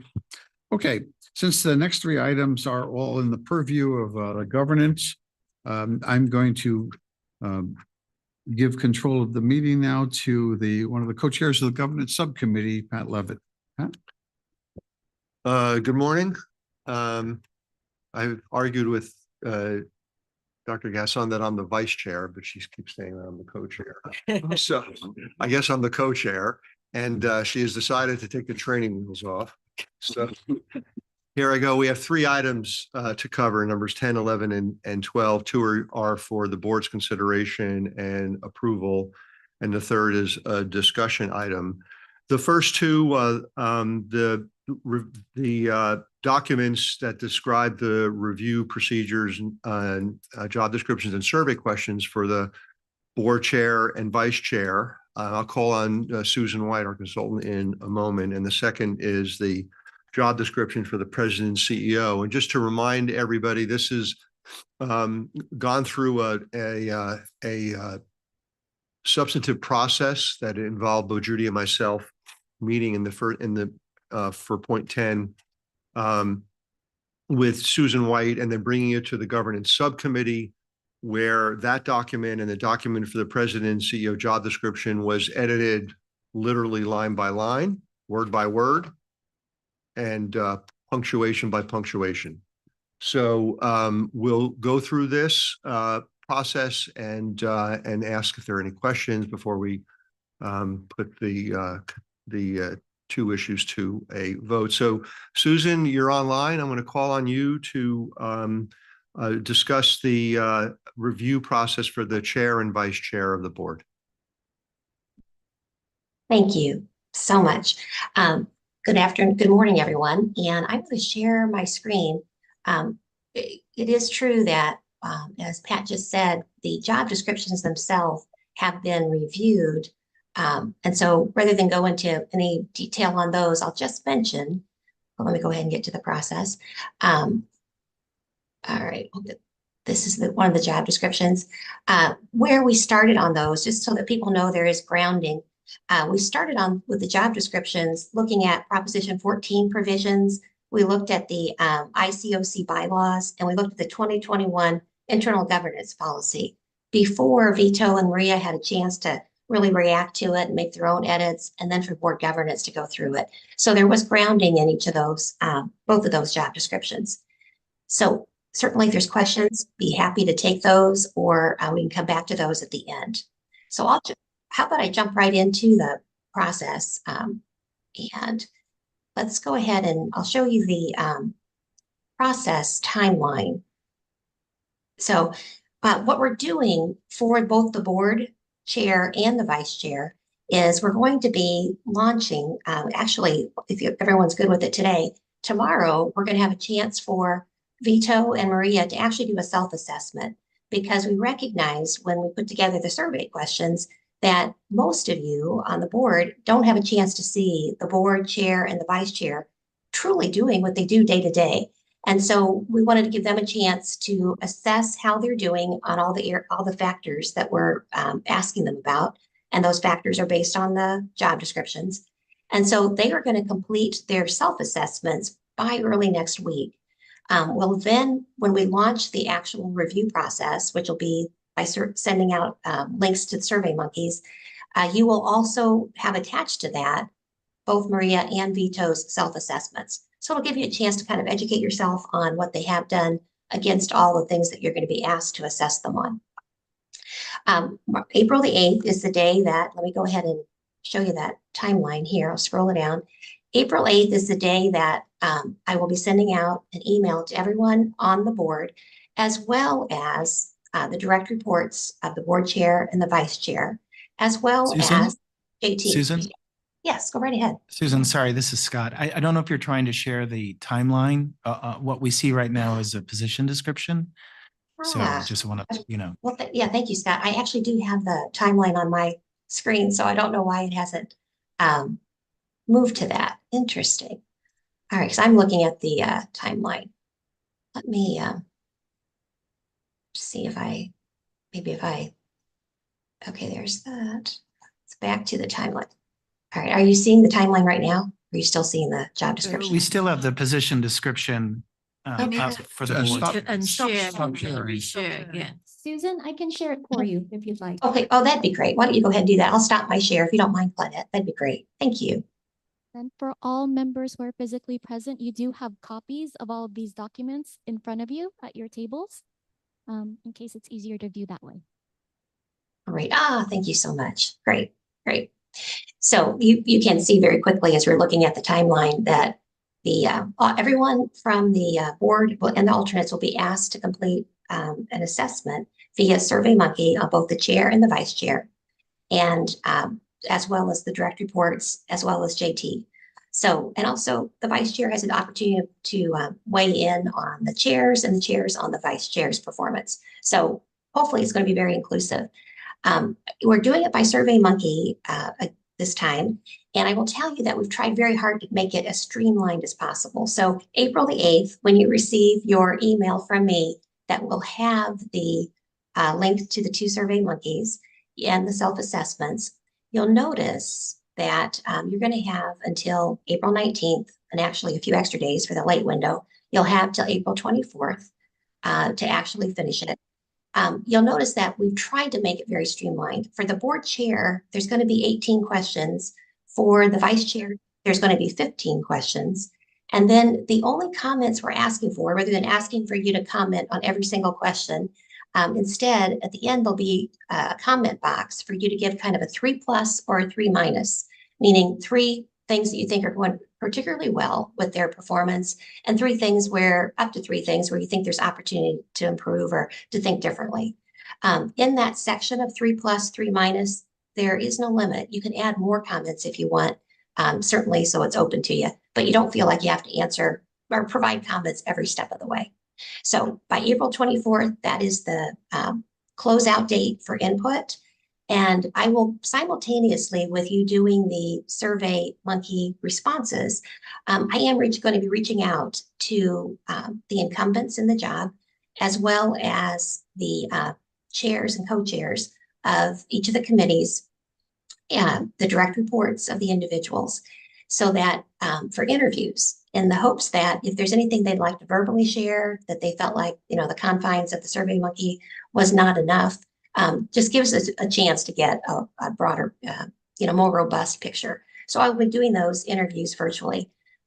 Certainly, if other people want to talk to me, they're more than welcome to. And in fact, my contact information will be on the email that comes out to you. So you're welcome to let me know you want to talk in addition to filling out the survey.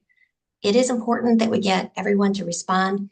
We're hopeful that by your having a chance to see the self-assessment, that if anyone was reluctant in the past to respond because they didn't feel like they knew enough, we're hoping this time that they will feel comfortable and confident in responding.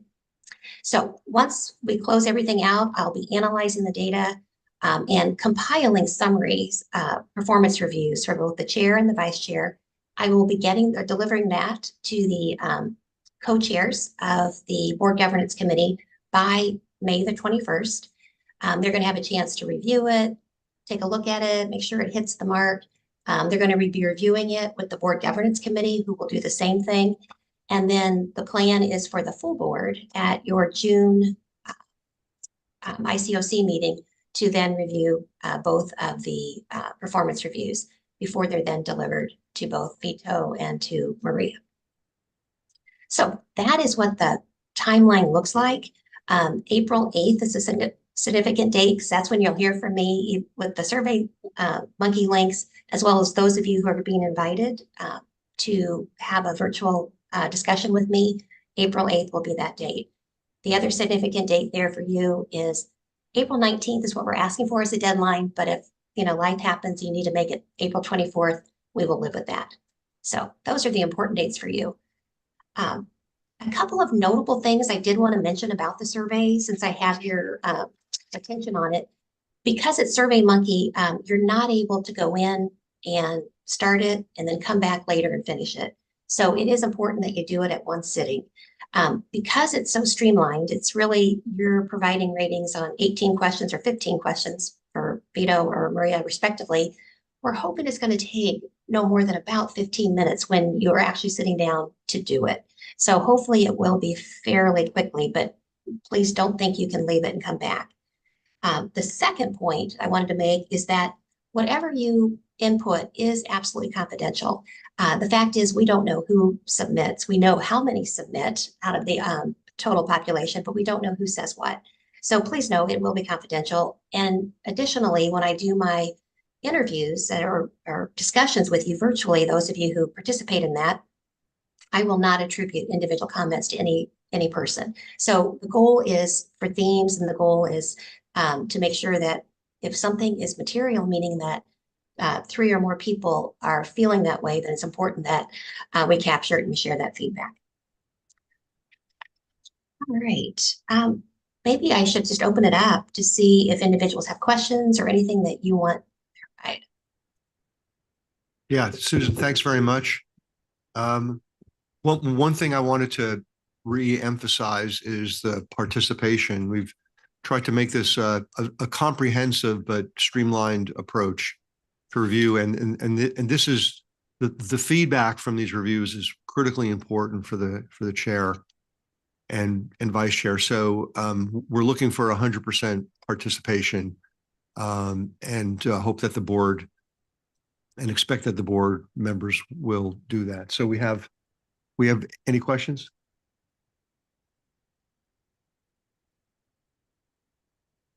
Thank you. Sorry, had to get all my stuff together. Thank you so much for this. I really feel like the process has been thorough and you all put a lot of time into this. I think I did catch a few things that I'll share with staff in the background around just typos, but a couple of things that I noticed that if you could help me with a bit, and it was in each of the applications. So the first, I'm sorry, the paperwork, not the applications. So in the position description for the vice chair, there are, several things called out in terms of responsibilities and duties. However, in the performance management review form, that wasn't, all the things weren't necessarily consistent. For example, in the board governance section, there was information like in 1.2 that talks about supervising the board governance staff. Wonderful. Great, you should. However, I'm noticing that that's not necessarily detailed in the position description. Also in section 2, external representation, maintaining relationships with the press, community organizations, etc. That's also not necessarily called out in the position description. So I guess what I'm calling for is just some consistency there. Conversely, in the board chair's description, there are things that are in the position description that are not in the performance management review form. For example, in section 1, there's not much or anything really around supervision of the president and the executive assistant. But in the position description, it's called out that that person has those responsibilities. So I think just another read through to make sure that all of the requirements, the things that we were searching for in the position description are accurately reflected in the review so that that person fairly can be evaluated on those things. And if there are things, as I pointed out in the vice chair, that are in the review, but not in the position description, I just think that's something to, I know it's picky, but I know I think consistency is really important, and it's only fair to the individual that's being expected to do those duties that, that be accurately reflected in both places. I hope that makes sense. If not, I can expound more. So can I ask you a question? So for the board chair, 1.2, partners effectively with and hold CIRM president and CEO accountable to frame strategic issues, set organizational goals, and measure results. Does that not address the relationship between the board chair job description and the president and CEO? Partly. And I think that in the call out in the, let me find it, sorry, exactly where the inconsistency was. But I think in the position description, it calls it out, but it's not fully called out in board functions in 1.2. So I won't take much meeting time here, but happy to have a follow-up conversation or get some clarification. It's just a suggestion to be a little bit more detailed. I'll leave it at that. Okay. Any other questions?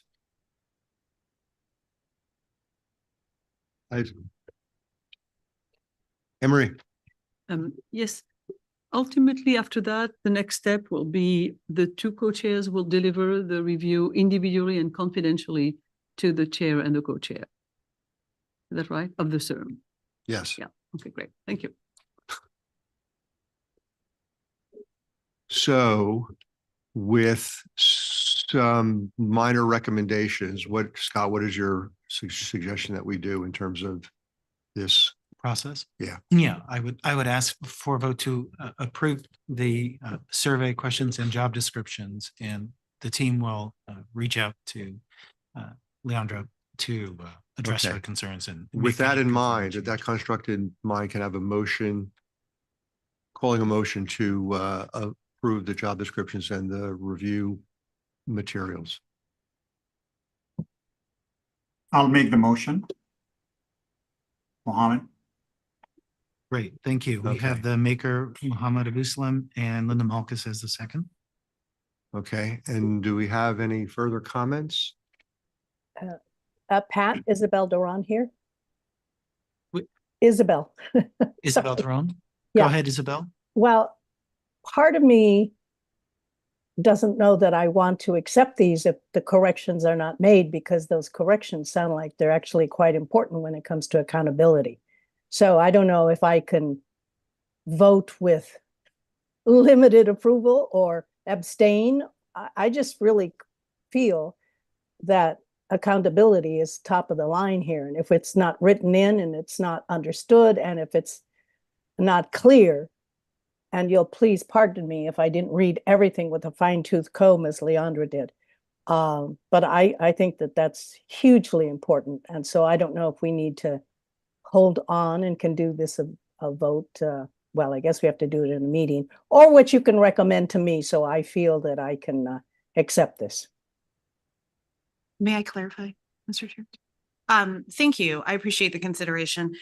Let me be clear, these are minor edits, right? It's just more about consistency. And I do feel that if this was, if the amendment was made to vote on this with minor grammatical and some consistency edits, that I would be fine with that. To give you an example, in some places it says VIDE, I think you mean to say vice, and other places, you know, there's some, I didn't mean to bring those things up, but my bigger point was about consistency.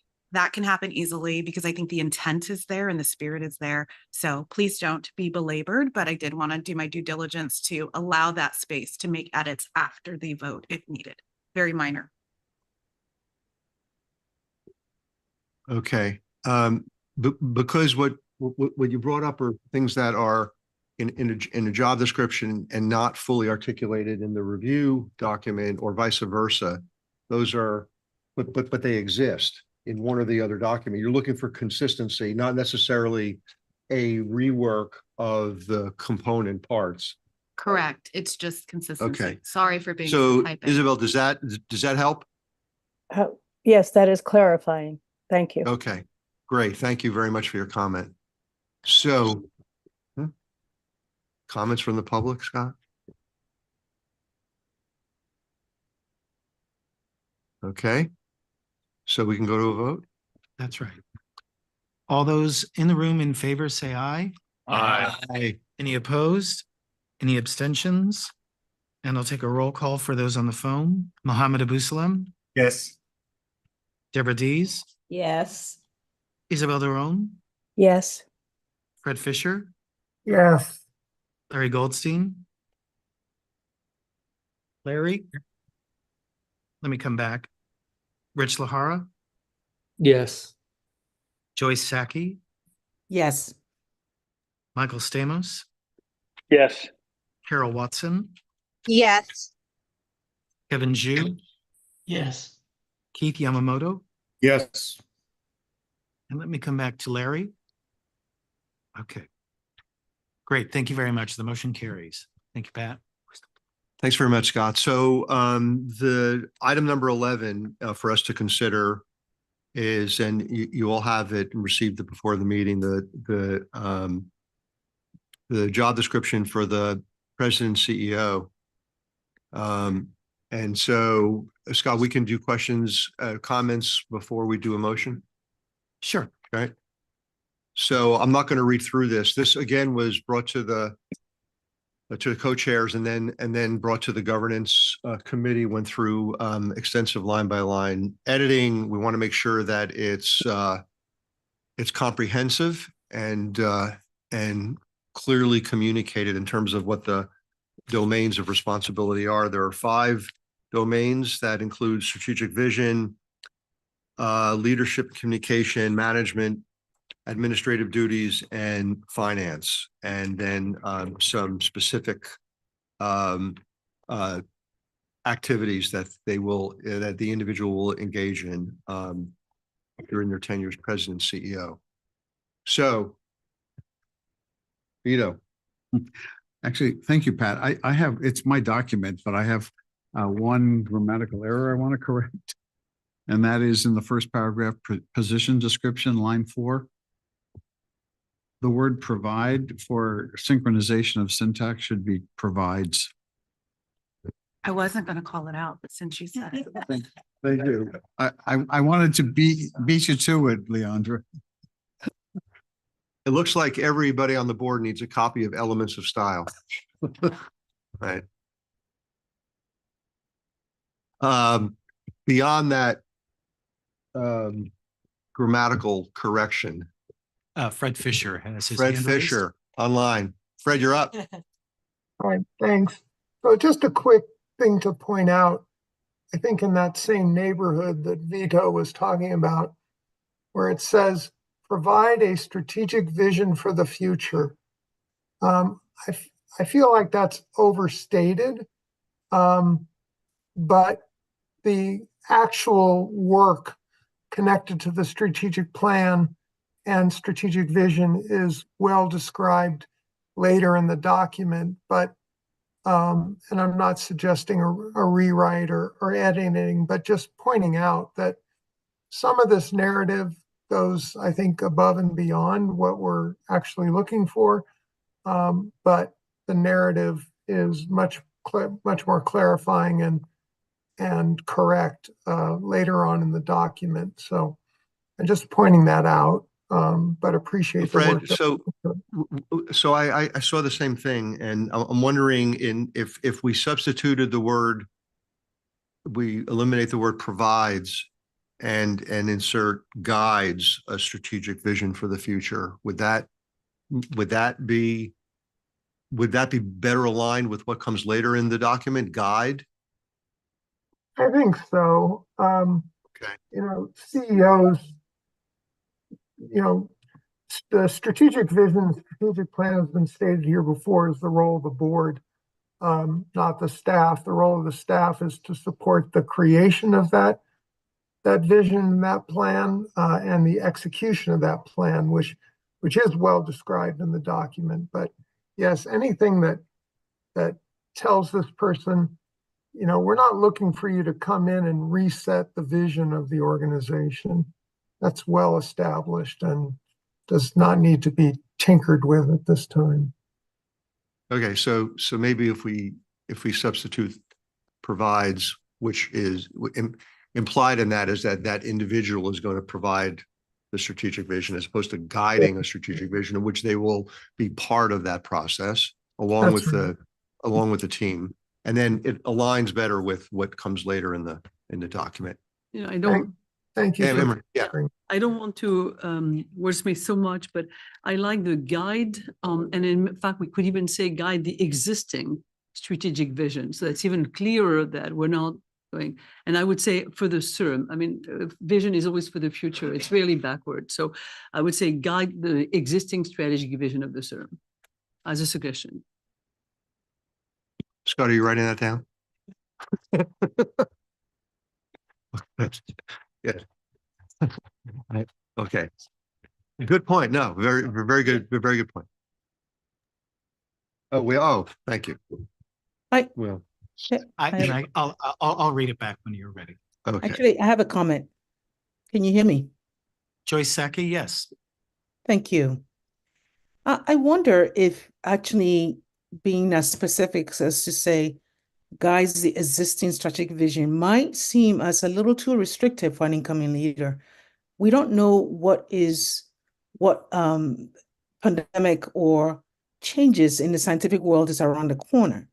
And I like the word guides, but I'm a little concerned that if a candidate thinks that we have a baked in strategic vision and that it's going to be unbending to any crises that occur in the public and public health and scientific world, they might think that this is not a job for them. So I'm going to suggest that we don't worry so much that the person is going to come in upend or throw away the existing vision, but have a language that also invites a bit of a flexibility and innovation.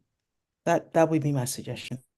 Yeah, I think that's an important point, and I think implicit in guiding a strategic vision rather than providing a strategic vision, I think that's an important change. And I think that guiding strategic vision, that implies that there's a strategic vision that exists from my perspective. And I think that adding more modifiers to that is not going to be helpful to the search committee in particular, or to the candidates who may be interested in this. We all in agreement with that one? Yes. Okay, good. Any other comments or questions about the job description? If not, can I call a motion?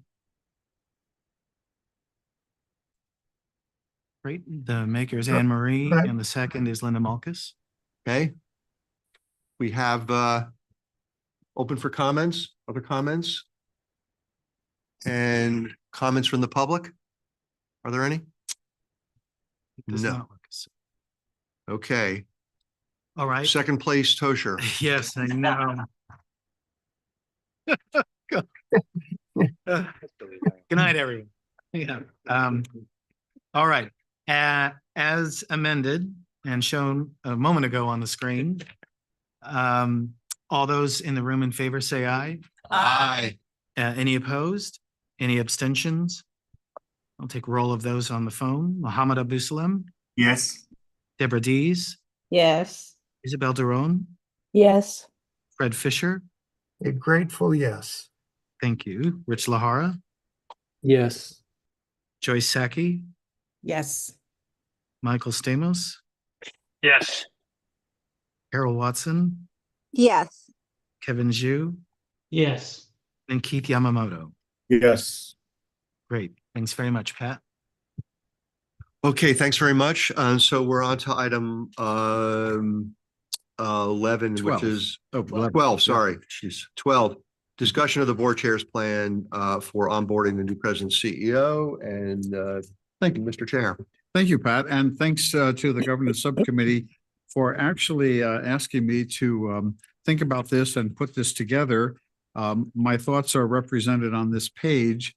I really want to reassure the board that the request when we find our new president and CEO, that there will be a plan in place to welcome this person, he, she, or they, and to make sure that they understand everything about our programs, our personnel, the founding legislation that supports us, and then again, all of our special committees. But I want to say at the very beginning that this is subject to radical change and depending on who we select. And why do I say that?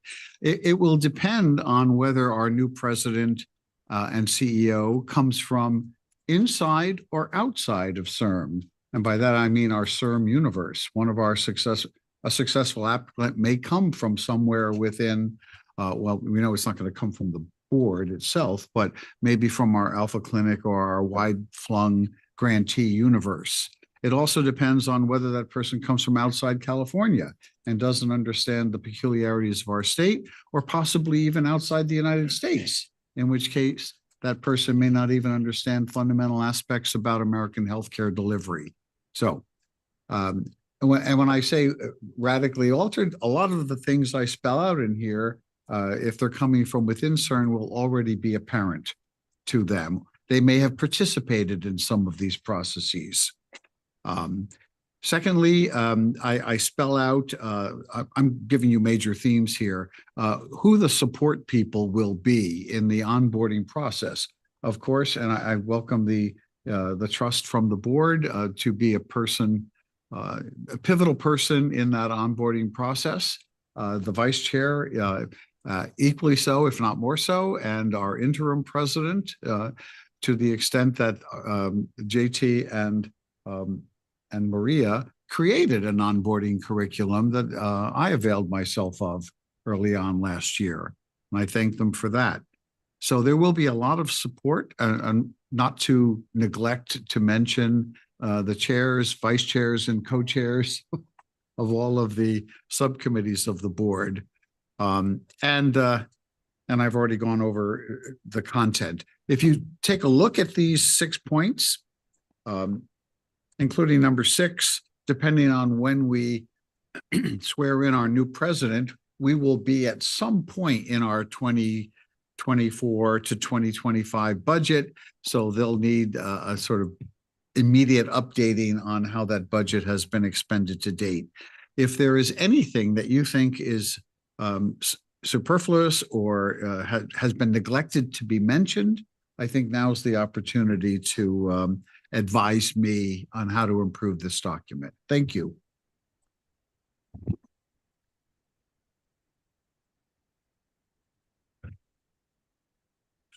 So we have opportunity for discussion. Anybody online?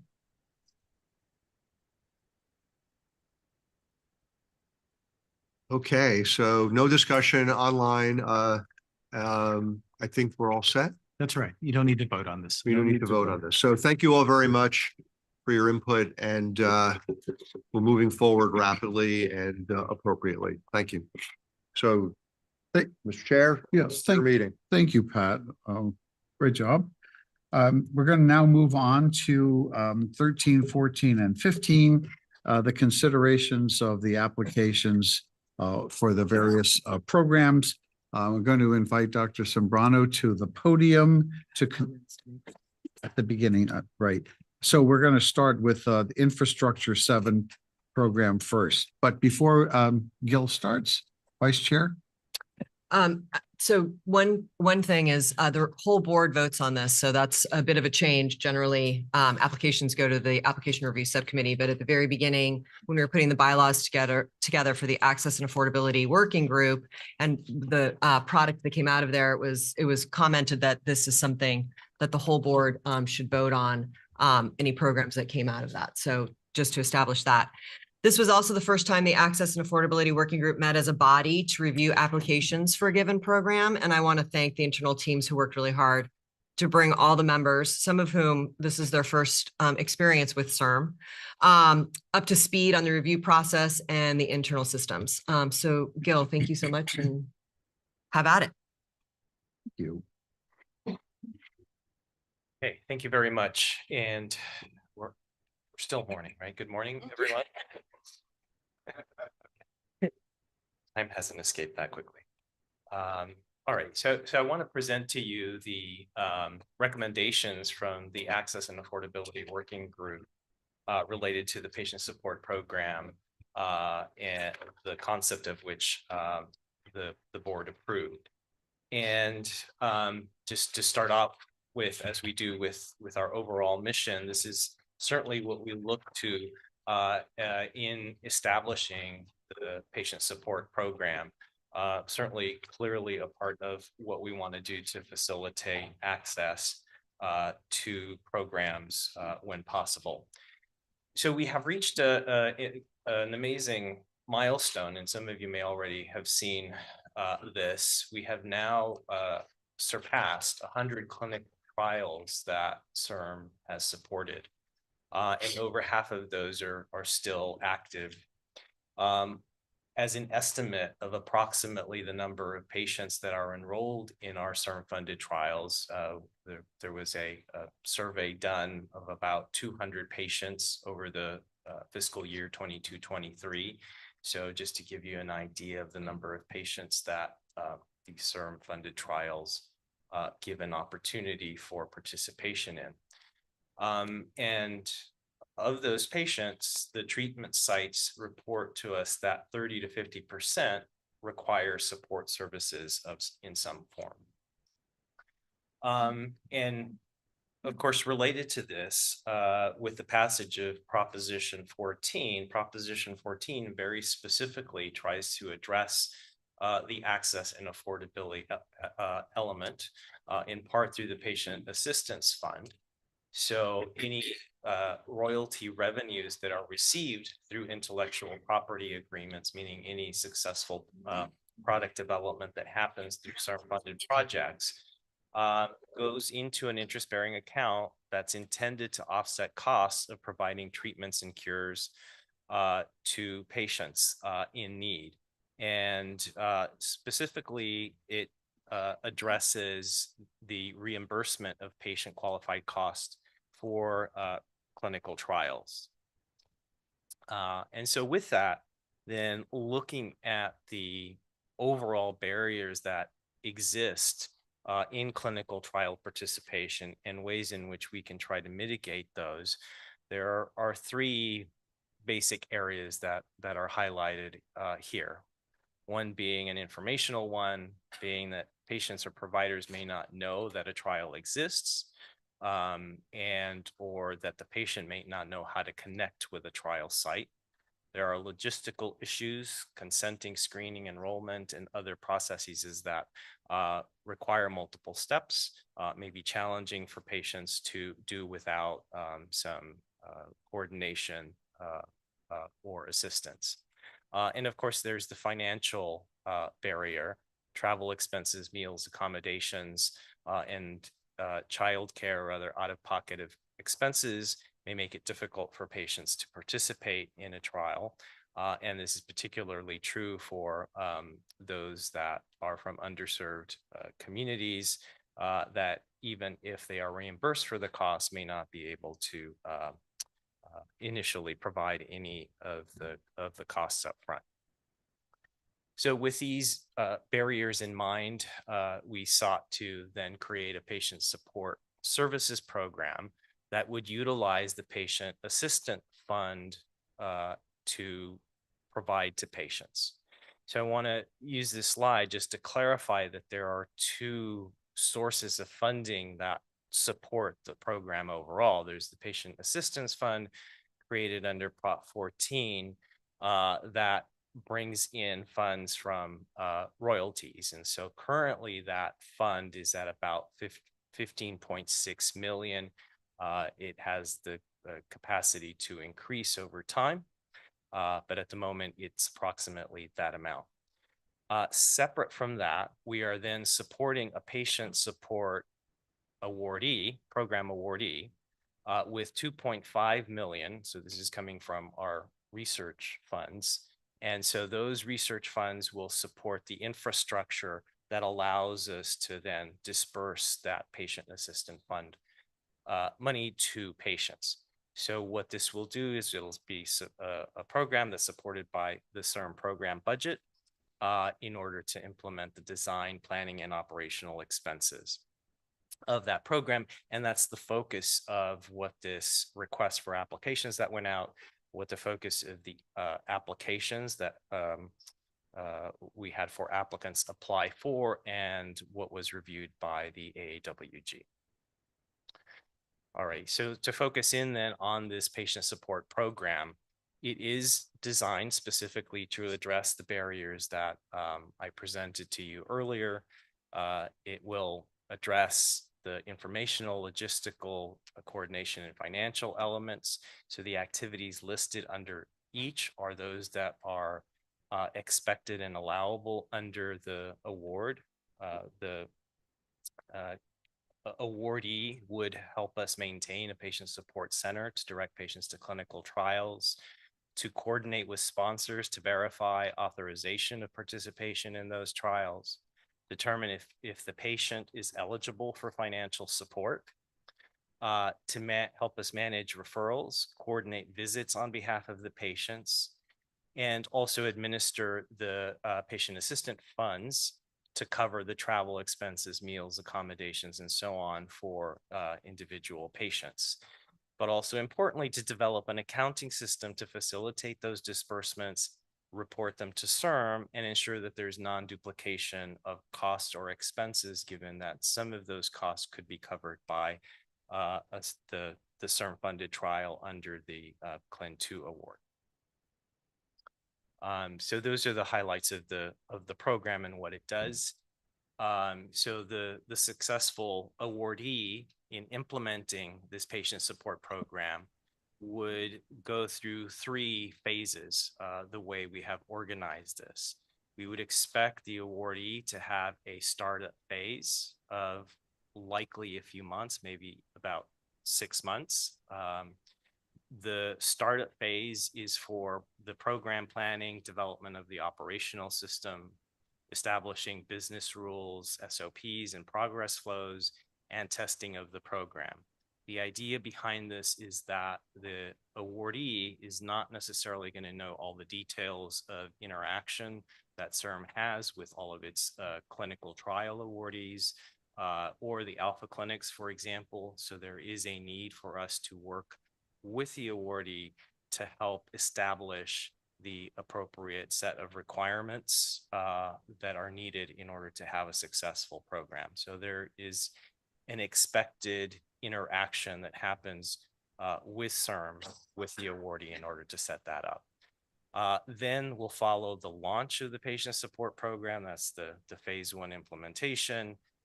During this time of launch, we expect that the awardee will be have metrics and conduct gap analysis to report back to CIRM on how overall the program is going. And for then to work with CIRM to determine how to make adjustments that may then impact on the phase 2 part, which is expansion of the patient financial and logistical support services as needed. Okay, in terms of qualifications for coming in and applying for the PSP program, we were looking for any for-profit or not-profit organization that has at least 5 years of experience in patient support program or services. An applicant must be able to initiate the services with 120 days of the final contract, but that means initiating the start phase, not launch the program necessarily within the 120 days. The applicant must have a California location and must provide evidence of adhering to the best practices for patient support programs. So in terms of reviewing the applications that came to CIRM, as I mentioned, there were 4 applications that came in. And also as mentioned by Maria Bonneville, this is the first time that the AAWG has engaged in a review of applications. So we adopted the grants working group review process generally that we utilize and adopted it for AAWG. And so we went through these same 3 phases of application submission, assessing eligibility of the applications that came in, those that were accepted, went through the merit review by AAWG. A recommendation was made by the AAWG, which we are bringing to you today for a final decision by the full board. The composition of the AAWG includes AAWG members that have been appointed by the board to serve in this capacity, as well as members who are also part of the ICOC. In both cases, they have essentially the same role, unlike GWG, where the roles are a little bit different. Here, both types of members participate in the technical evaluation of the application, and they provide a score on all the applications. The scoring system that was used is the same that we use for infrastructure programs, which is a score of 1, 2, or 3. A score of 1 means that the application received exceptional merit and warrants funding.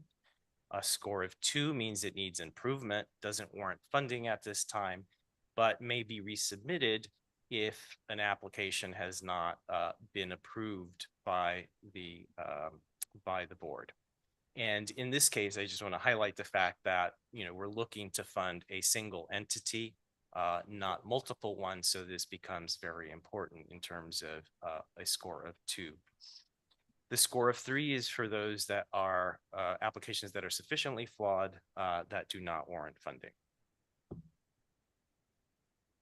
The review criteria that were utilized by the AAWG are based on these 5 questions. Does the application offer a meaningful value proposition to improve access and retention to CIRM-funded clinical trials through its proposed patient support services? Is the project well planned and designed? Is it feasible? And does it uphold the principles of diversity, equity, and inclusion? And then, of course, in considering DEI, this is just a note that was made to the AAWG and also applies to the ICOC, that we are still bound by Prop 209 in terms of our consideration of DEI within applications. So it means that in general, reviewers and the board are free to evaluate almost any aspect of DEI that is pertinent, but we must refrain from considering the race, ethnicity, national origin, or gender of the applicant team personnel specifically. So as long as we don't do that, we are generally okay. And so then that brings us to the summary table of the recommendations of the AAWG. So as mentioned, 4 applications with similar budget requests. The budget allows for a 5-year award. The other thing that maybe I forgot to mention was that the 2.5 million is set up in milestones as we do with our other projects. So the phases that you saw will allow us to set specific milestones such that if they don't meet those milestones, then the award could be terminated at that point. So for the recommendations, there was one application that received an overall score of 1. The top one, which received 7 votes for a score of 1, 6 for a score of 2. The CIRM team recommendation is to fund that application. The 3 other applications received a score of 2. They had a majority of votes in the 2 category, but also had a number of votes in the score of 3, meaning do not fund. So just want to highlight that, and I will take any questions. Are there any board member questions? Anne Marie. Excellent, as always. Sorry, as sorry, usual. it's Isabel. I'm so sorry. That's okay. Anne Marie had her hand raised as That's well. okay, as Isabel, please go ahead. Okay. Please be my guest, Isabel. I'll come with you. Thank you. I was a little late on the draw with my mute button, so thank you, Anne Marie. Very exciting. Glad to see this kick off. I do have some concerns and hope that they can be added to the application material. One of those should be all services must be provided in the language appropriate to the patient, and don't depend on the family member to interpret, because even they can maybe not understand and will misinterpret. So it should be appropriate to the patient. The materials provided should be at a literacy level that's understandable to the patient and the family. And thirdly, if there is a consent in, you must, I would motion, maybe Steve can help me with this, he always does, motion that that if there's consent in, and that there is a statement within the consent in that says their data will be used for further research, that they have the opportunity to opt out, or that needs to be explained to them what it exactly means. Having not seen all the documents, Gil, I don't know if these are there. I don't know if I can add or amend, but I do think these are very particular for these populations with whom we are trying to engage. So Isabel, thank you for that. I think those are very important considerations.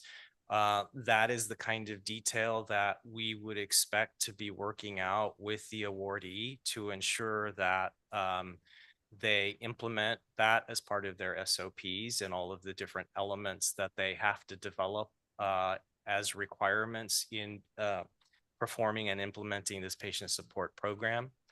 The level of detail that we were looking at the applications was one of their capability, thus demonstrating in their application that they have the capability to partner with CIRM, that they have experience with these types of activities in the past, and give us confidence that they will be able to succeed once we establish this program.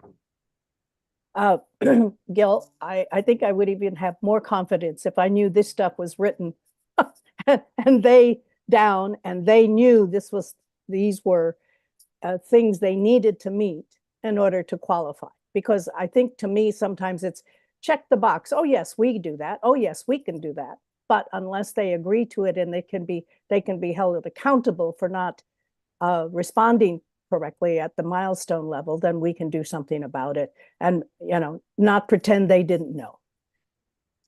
Isabel, that's a consideration, of course. And I know that the team will work with the applicant to ensure that this occurs and is part of the program and is milestoned, so that it is clear. And what'll happen is the team will work with the applicant moving forward to set up all the business rules of everything that must be provided. They've already, the application already expressed that they have translation services available in, I'm not exactly sure how many languages, but several to address the population of California. So there are those different levels that will be worked out, and we will ensure that your considerations are met. Thank you. I believe Anne Marie is next. So first of all, Gil, as I said, always clear, always extremely precise. Are you saying that we're really at the end of the selection process, which is great, which is you have a recommendation, we need to move on and now implement the process.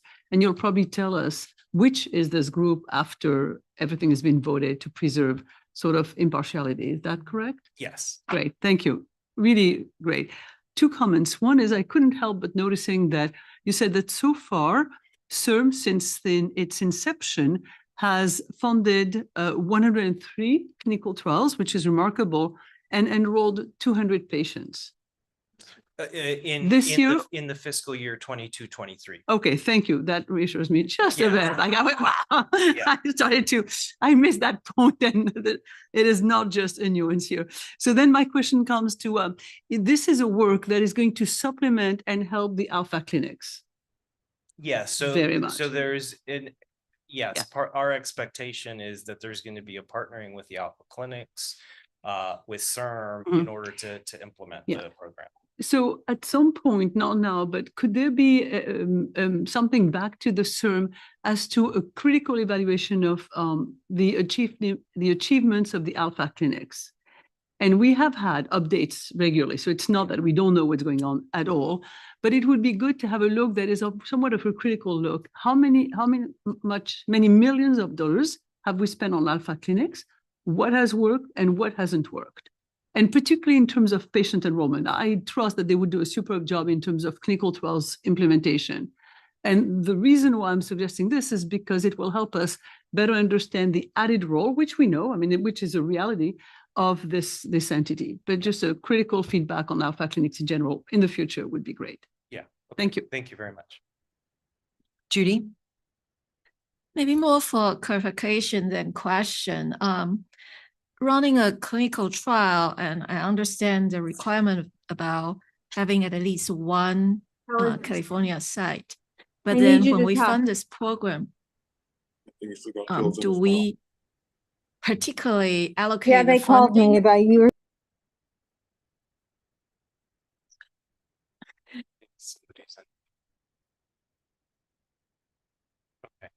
Do we particularly fund it as this California site, or is all distributed to all the clinical site?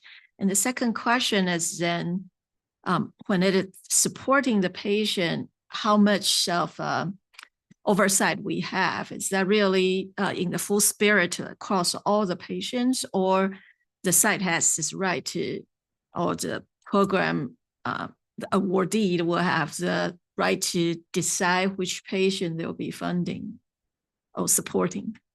Right. So in terms of the clinical site, so we would work with the applicant. So they may have sites within California as well as outside of California, depending on the trial. Some are fully in California.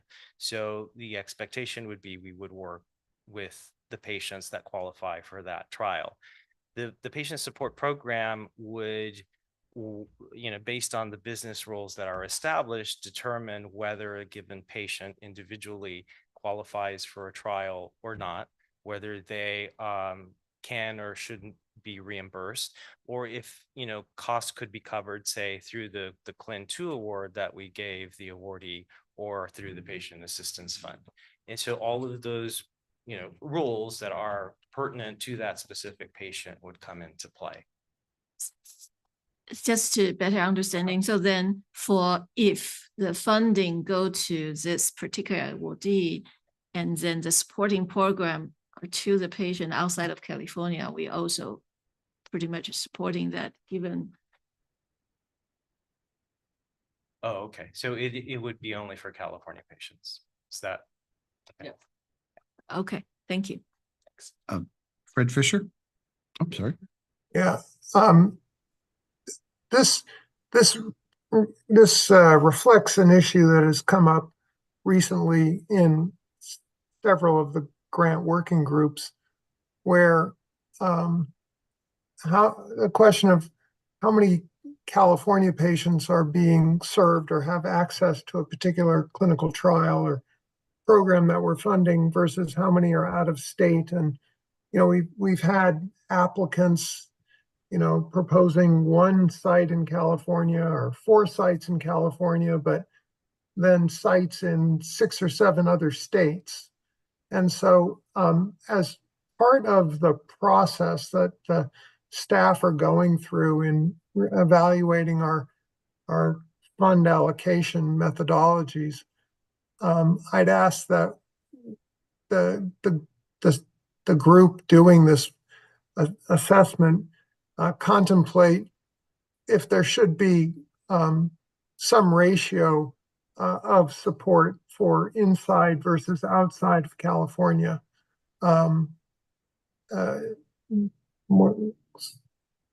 Anyway, I think people can see the challenge of expending the majority of funds actually on outside of California sites and outside of California patients, even though those patients might be former Californians. That's not a criteria for Fred, this fund is only for patients who are treated in California. Yeah, and I get that. I'm simply suggesting that in other programs where that's not the case, that as part of the assessment process that the staff are going through, the prioritization process that the staff is going through, that they take up the question. Thank you. Steve.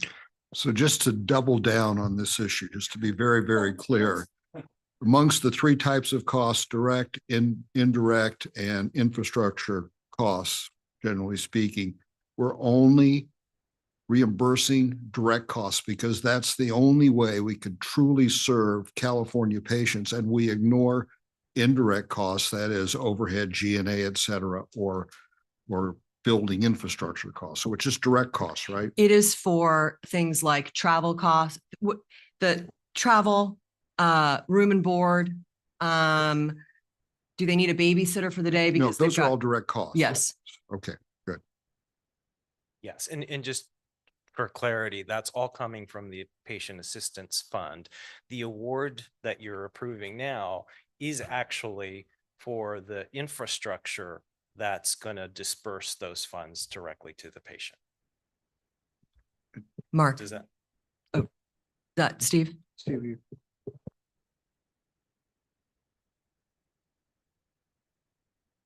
Mark. Yeah, sorry, I have several clarification questions as well. First of all, obviously there's budget allocated for phase 1 and phase 2 clinical trials for this kind of direct support. So I wasn't clear in my head how this fits in with that. That's one question. Second one is, I'm not sure I understand how to cross-correlate an IRB approval that might be running for supporting some of the costs and how this would feed into an IRP review and approval. And the third thing is, it's clear this is for California sites, but just as an injunctive element to the discussion, there also was a previous discussion about whether it's for California residents as opposed to people flying in that we're incurring costs for that live in another part of the world or another part of the country. So just that's a kind of a separate element to the follow-up. So just some clarification questions. Okay, so I think Sham or Jeff, I think who know the program best may be best at addressing those questions.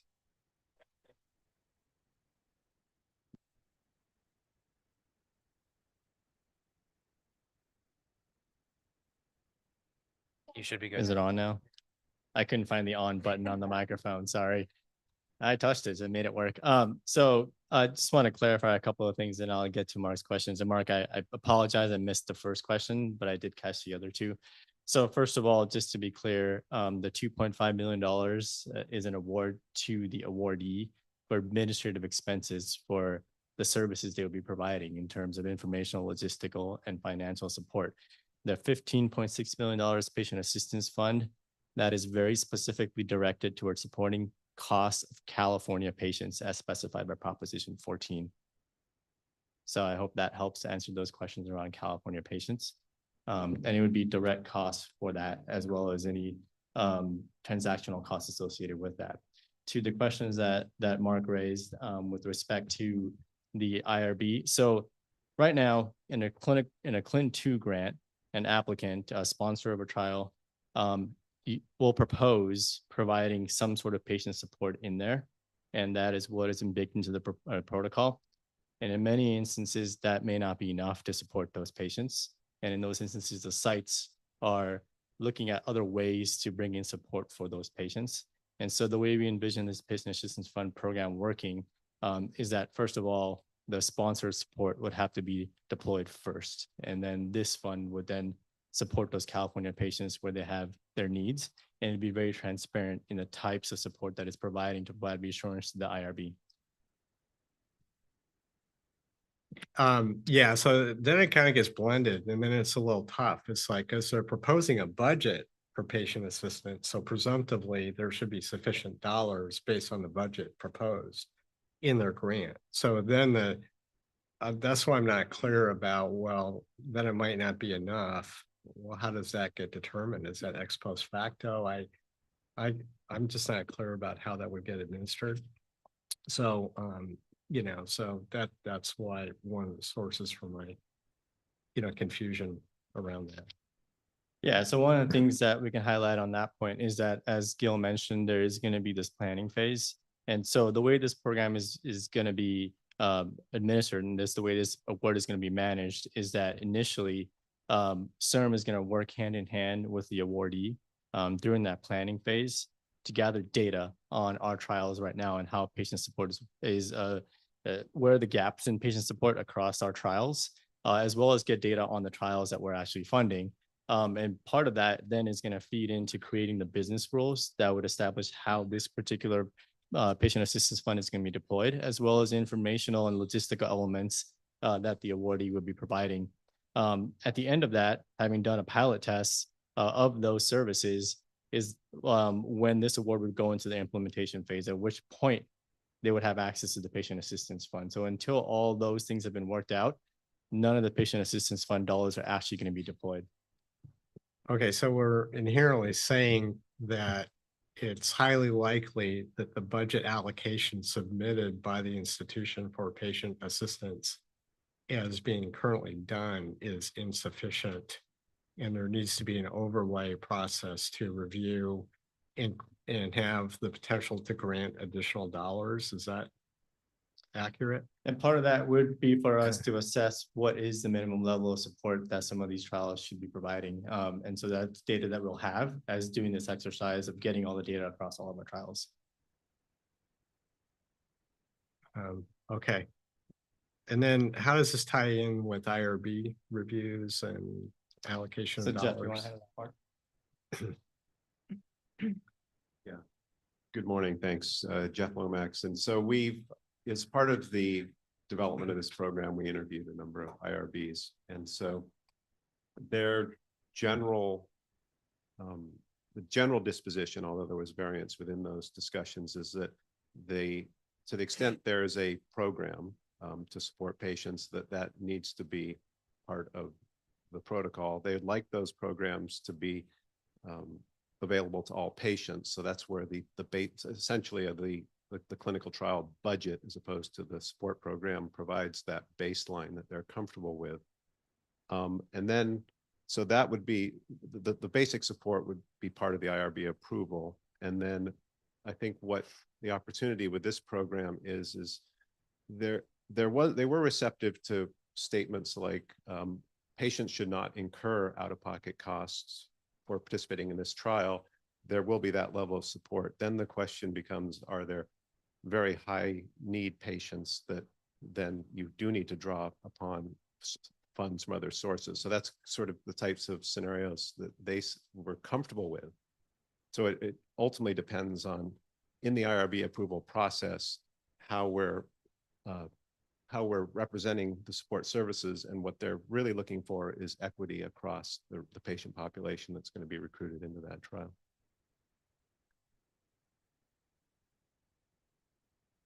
Yeah, no, I get it. And look, patient support is critical. That's a fundamental starting point. Yep. I'm just still not like 100% clear about functionally how that would work. And if it's also a phenomenon that people just are not doing a good job budgeting for this to begin with, are there other mechanisms that might be employed to help with that? Because we're creating a whole infrastructure to be an overlay. Yeah. Kind of phenomenon, But just to the extent that it's gives you confidence in the sort of general direction of this program. I mean, those sorts of things are happening now. There are patients in IRB approved protocols that are getting support, but then they're receiving additional support, say from not-for-profit or other organizations that are helping support that patient. So we're trying to emulate that layering that you referred to. And I think as Sean referred to, we have a sense of the framework, but until we really can roll up our sleeves and start to walk through this with our Alpha Clinic partners, it's hard to really get down to the level of detail that I think would give the most satisfying response to the question. Steve. So just to follow up on what Mark was talking about, when we think about clinical trials writ large, it's one thing to have a bunch of California-based clinical trials, but certainly most larger companies will do clinical trials that involve centers across the U.S. and even global centers outside the U.S. And the issue of equity, across when you're doing multiple clinical trials in multiple jurisdictions, this is a bit of a sticky wicket, I think, for whatever organization is conducting those clinical trials, that you have a special circumstance for California that's different from what you're willing to provide in some other locale. So, and I'm just making this point. I'm not suggesting, it's just, we're going to have to think about all that stuff as all this comes together, because there's a lot to unpack in all of this from my point of view. Yeah, can I help to echo that? That's really how initially I asked the question, because that has something to do with IRB and with all the things. The initiative, the intention is great, but it's just not clear about how we are implementing this funding and support. Joyce, I think you have a question. Yes, thank you, Maria. I guess since, again, I agree, I echo comments that have been made earlier that patient support is critical, addressing access and affordability, absolutely the right approach. I guess my question has to do with assuming that the grantee has done the appropriate budgeting and asked for the appropriate level of budget support or support for patients, or we have to do this overlay. How do we know that we are in fact having the right results that we were going after? I noticed that there was a slide that appropriately sort of cautioned that in scoring the DEI or giving the DEI score, because of Prop 209, that we need to, or the reviewers need to refrain from considering the race, ethnicity, national origin, or gender of the research team. That I get entirely.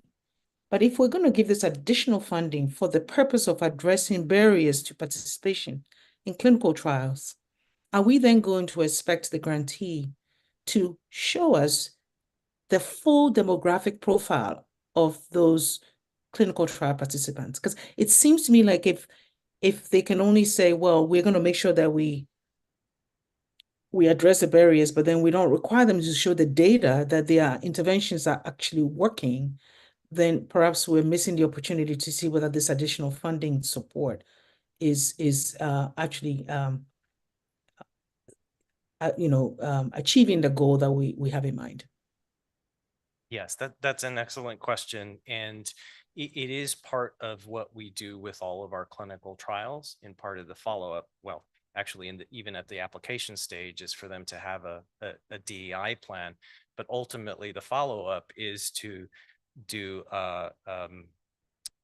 ask the applicant how they've progressed against that DEI plan, as well as what the demographics of the enrollment have been.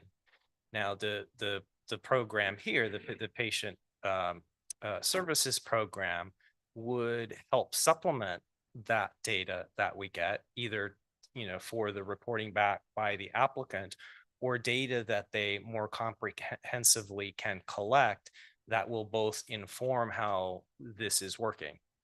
So I think that is a critical part of informing whether the implementation of a patient support program in this fashion is achieving the goals of trying to encourage and facilitating patient participation, particularly from communities that are underserved.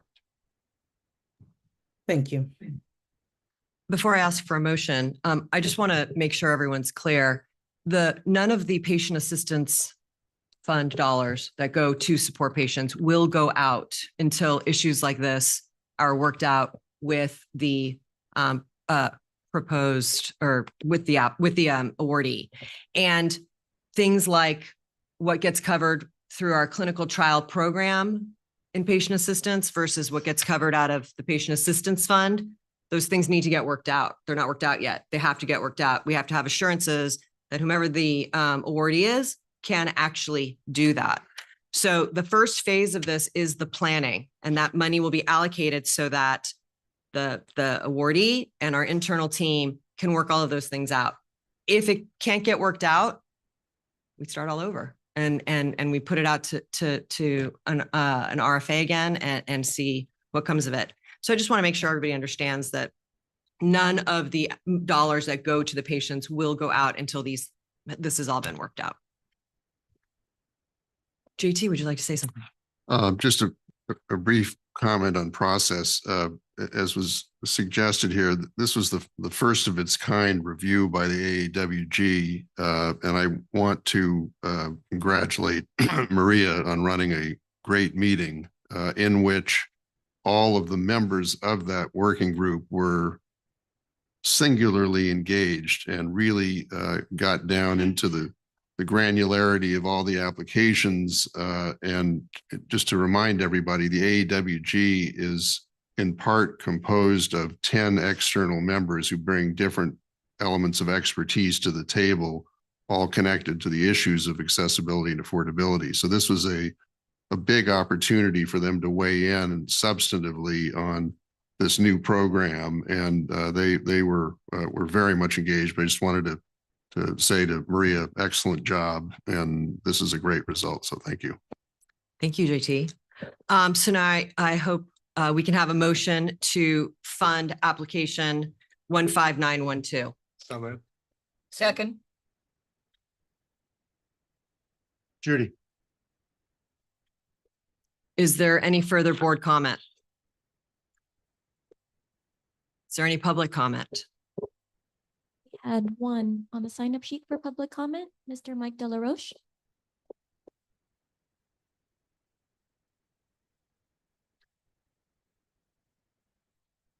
All right, There are no other Scott. public comments. Thank you, Beth. All those in the room in favor, say aye. Aye. Those opposed? Any abstentions? And I'll call the members on the phone. Mohammed Abu Salem. Sorry, Mohammed, not hearing you at the moment. I'll come back. Deborah Dees, Yes. Isabel Daron, Yes. Fred Fisher, Yes. Rich Lahara, Yes. Joyce Saki, Yes. Michael Stamos. Michael Stamos? I'll come back to you, Michael. I think we're just having a little trouble with your audio. Carol Watson, Yes. Kevin Zhu, Yes. Keith Yamamoto. Yes. Hello? Yes, is that Mohammed? Sorry, Mohammed is. Yeah, I'm sorry. I'm having difficulty with sound. Yeah, yes. Your vote? Great, thank you very Oh, much. And I yes, just want to sorry. make sure, did I get Keith Yamamoto? Yes. Great, thanks very much. And one last try for Michael Stamos. I'm told he is not on the line anymore. Great, thanks very much. The motion carries. Thank you, Scott. Thank you. Everyone, we're going to adjourn for lunch immediately after the next item of business, which is agenda item 14. Gil, if you would take us through the CLIN. So for the CLIN, Dr. Haley Lamb is going to present this one. Thank you. Haley.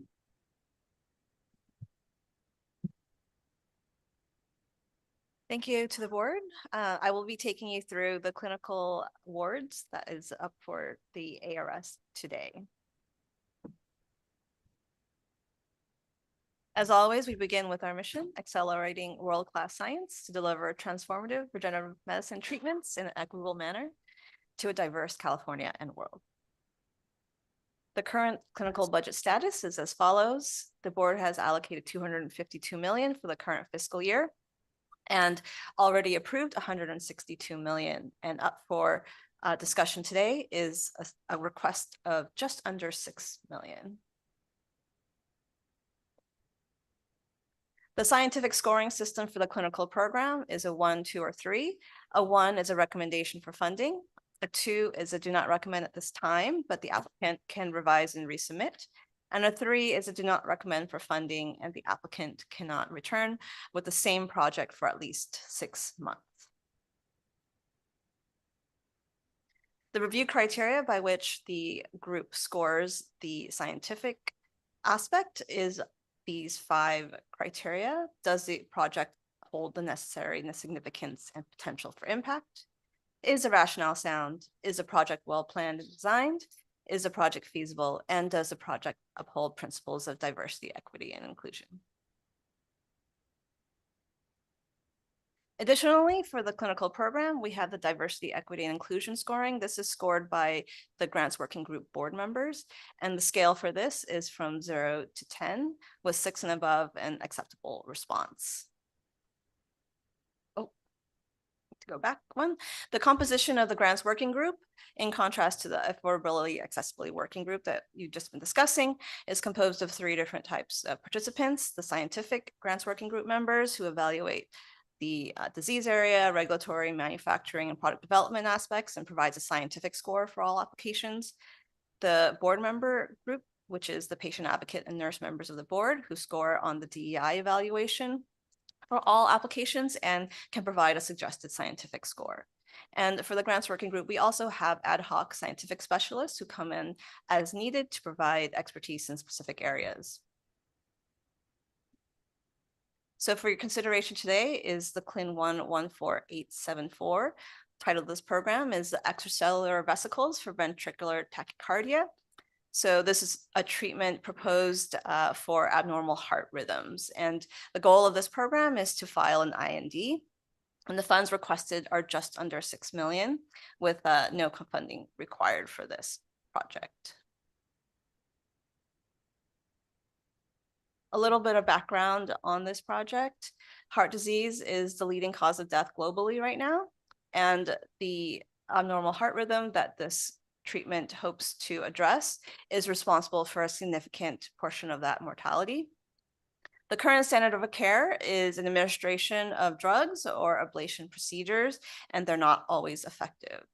So the proposed therapy may ideally improve the cardiac function, the scar volume, and generally make the heart more stable. And additionally, the hope is that this treatment could be easier to deliver and perhaps more stable than cellular products with similar effects. And this project is within CIRM's purview as a therapy derived from progenitor cells.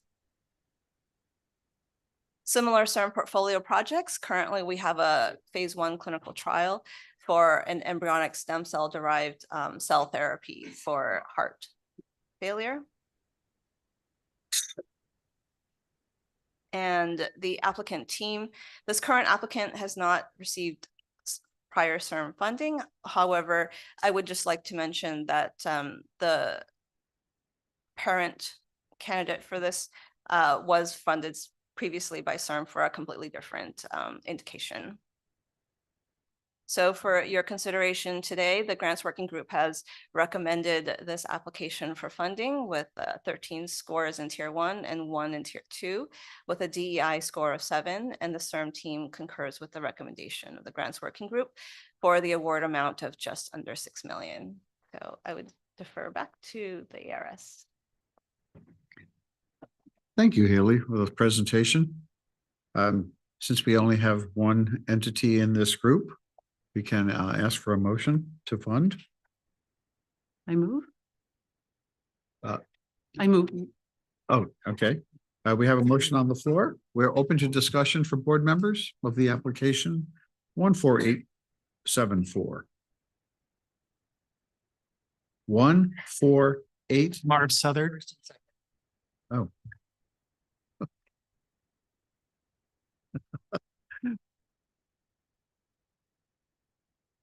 I don't see any comments. Oh, okay. Adriana, please. Haley, can you just review what the issues were on the DI score of 7? Because I can't remember.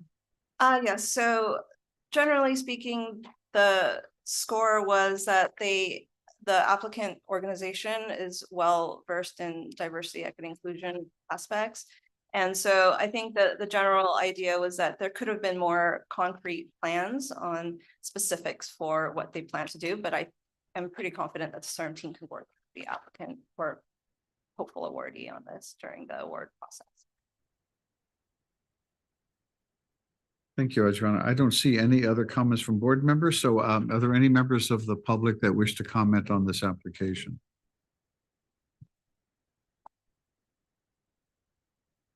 I'm being told there are none. Okay, we may proceed. Okay, all those members of the application review subcommittee in the room in favor, say aye. Aye. Those opposed, abstentions, and I'll poll on the phone. Isabel Derone, Yes. Fred Fisher, Yes. Rich Lahara, Yes. Carol Watson. Carol? Yes, sorry, I couldn't Great, get mute. No problem, thank you. And Kevin Zhu. Yes. Great, thanks very much. The motion carries. Thank you, Scott. The motion carries, and we will take a lunch break on reconvening, ladies, at 12:45. Enjoy your lunch. Thank you.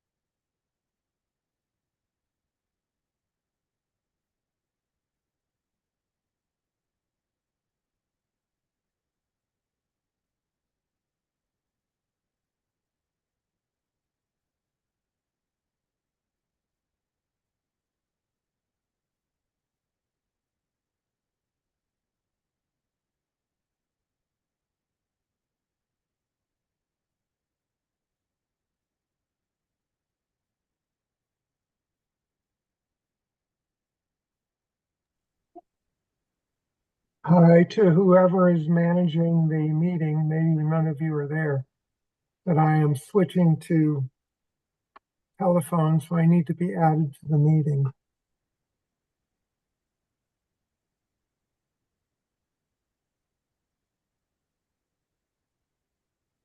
I guess I'll need to wait to for people to start reconvening.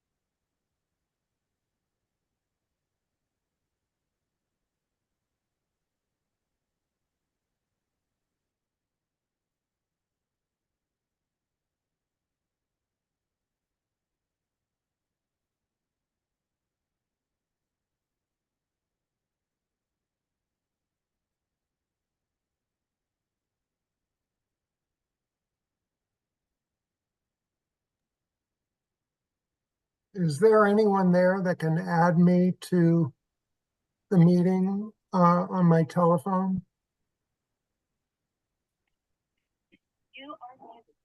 Mute or unmute yourself by pressing *6.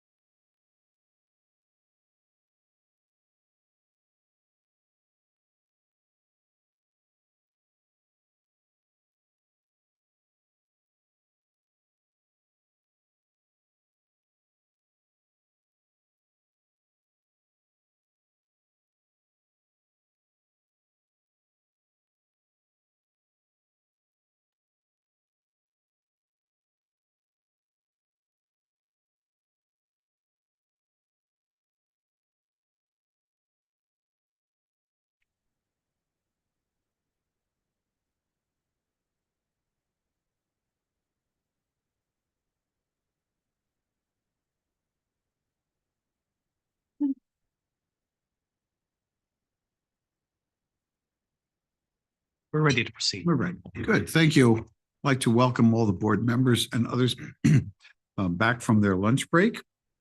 We're going to take up where we left off with the consideration of agenda item number 15, which shows the applications in the Discovery Program. Dr. Sombrano will lead us again. Okay, thank you. Once again, we start with our mission statement and what we look to when we set up these reviews and instruct our reviewers as to why we are here and what our overall goal is for this agency and for the DISC Zero Foundation Awards, which represents kind of the earliest stage of research funding that we do. So the objective of this particular program is that projects that apply to DISC Zero need to culminate in a discovery or technology that would advance one or more of the following: our understanding of biology of stem cells that's relevant to human biology and disease, of genetic research relevant to human biology or disease that pertains to stem cells or regenerative medicine, or the development of human stem cells as tools for biomedical innovation, or the greater applicability of regenerative medicine discoveries to communities representing the full spectrum of diversity. And so with that in mind, here are just some example activities that applicants can propose, including basic research studies of stem cell or genetic research mechanisms, research that addresses key bottlenecks in the field, such as tissue targeting, immunogenicity, or toxicity in the development of stem cell-based therapies, studies that help us better understand healthy versus disease human cells and tissues, mechanistic studies of disease that enable rational design of stem cell-based treatments, the investigation of stem cells or derivatives as potential tools for therapy or other innovations that may be used in research, such as modeling disease, and or generation of omics data that extend the validity of and the applicability of regenerative medicine discoveries across underserved racial and ethnic groups. The program itself, in terms of what the award offers, the applications need to address a knowledge gap or bottleneck in the regenerative medicine research field. And so that is key in being eligible and also an element that is reviewed by the grants working group. Awards are for 3 years and up to 1 million in direct project costs. So it does not include the indirect or facilities costs. Projects are less than projects that are less than 3 years and propose a budget that's greater than 400,000 per year are going to require strong justification for those amounts. And the available budget for this cycle is 22.5 million. The composition of the grants working group, this is something that Haley already showed you. So just very briefly, same composition, scientific members that we put a panel together based on the needs of the scientific expert needs for the applications that we have before us. Our grants working group board members, both of whom participate in the positive selection aspect, which I'll describe shortly. And of course, the participation of specialists, particularly for reviews like this, we utilize a lot of specialists because we have many applications, and also there's the need to fill in those knowledge gaps with as many reviewers as we can. So I'll describe to you the positive selection process. And so this is performed whenever we have a large number of applications that comes in that exceeds the capacity of the grants working group to manage in a single review cycle. And what happens in the first stage, the grants working group members, the panel itself, including the patient advocate members and nurse board members, conduct a pre-review of these applications and select which ones they wish to advance. And they base this mostly on the potential impact of the project and the likelihood that it aligns with what we are looking for under this program.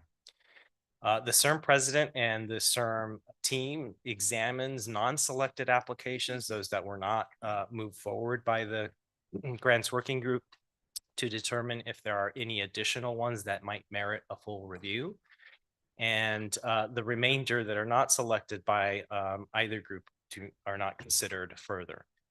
For this particular cycle, we received a total of 158 applications. So that is the largest that we have received for Disc 0 thus far. And a total of 48 of those advanced to full discussion stage by the grants working group. The scoring method that was used by the grants working group for this review was on a scale of 1 to 100.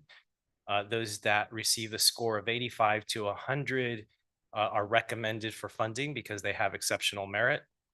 And those that score between 1 and 84 are not recommended for funding.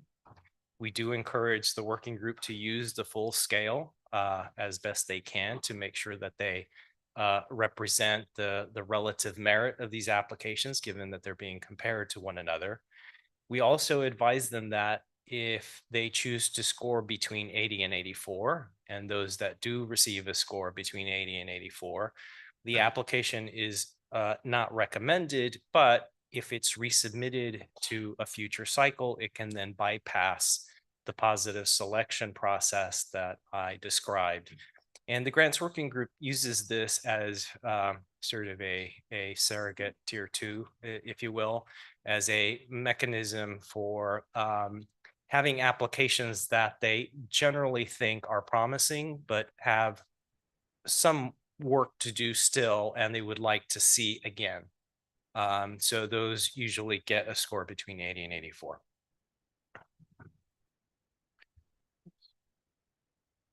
All right, and the review criteria that are utilized to assign that score are based on the following 5 questions. Does the project hold the necessary significance and potential for impact?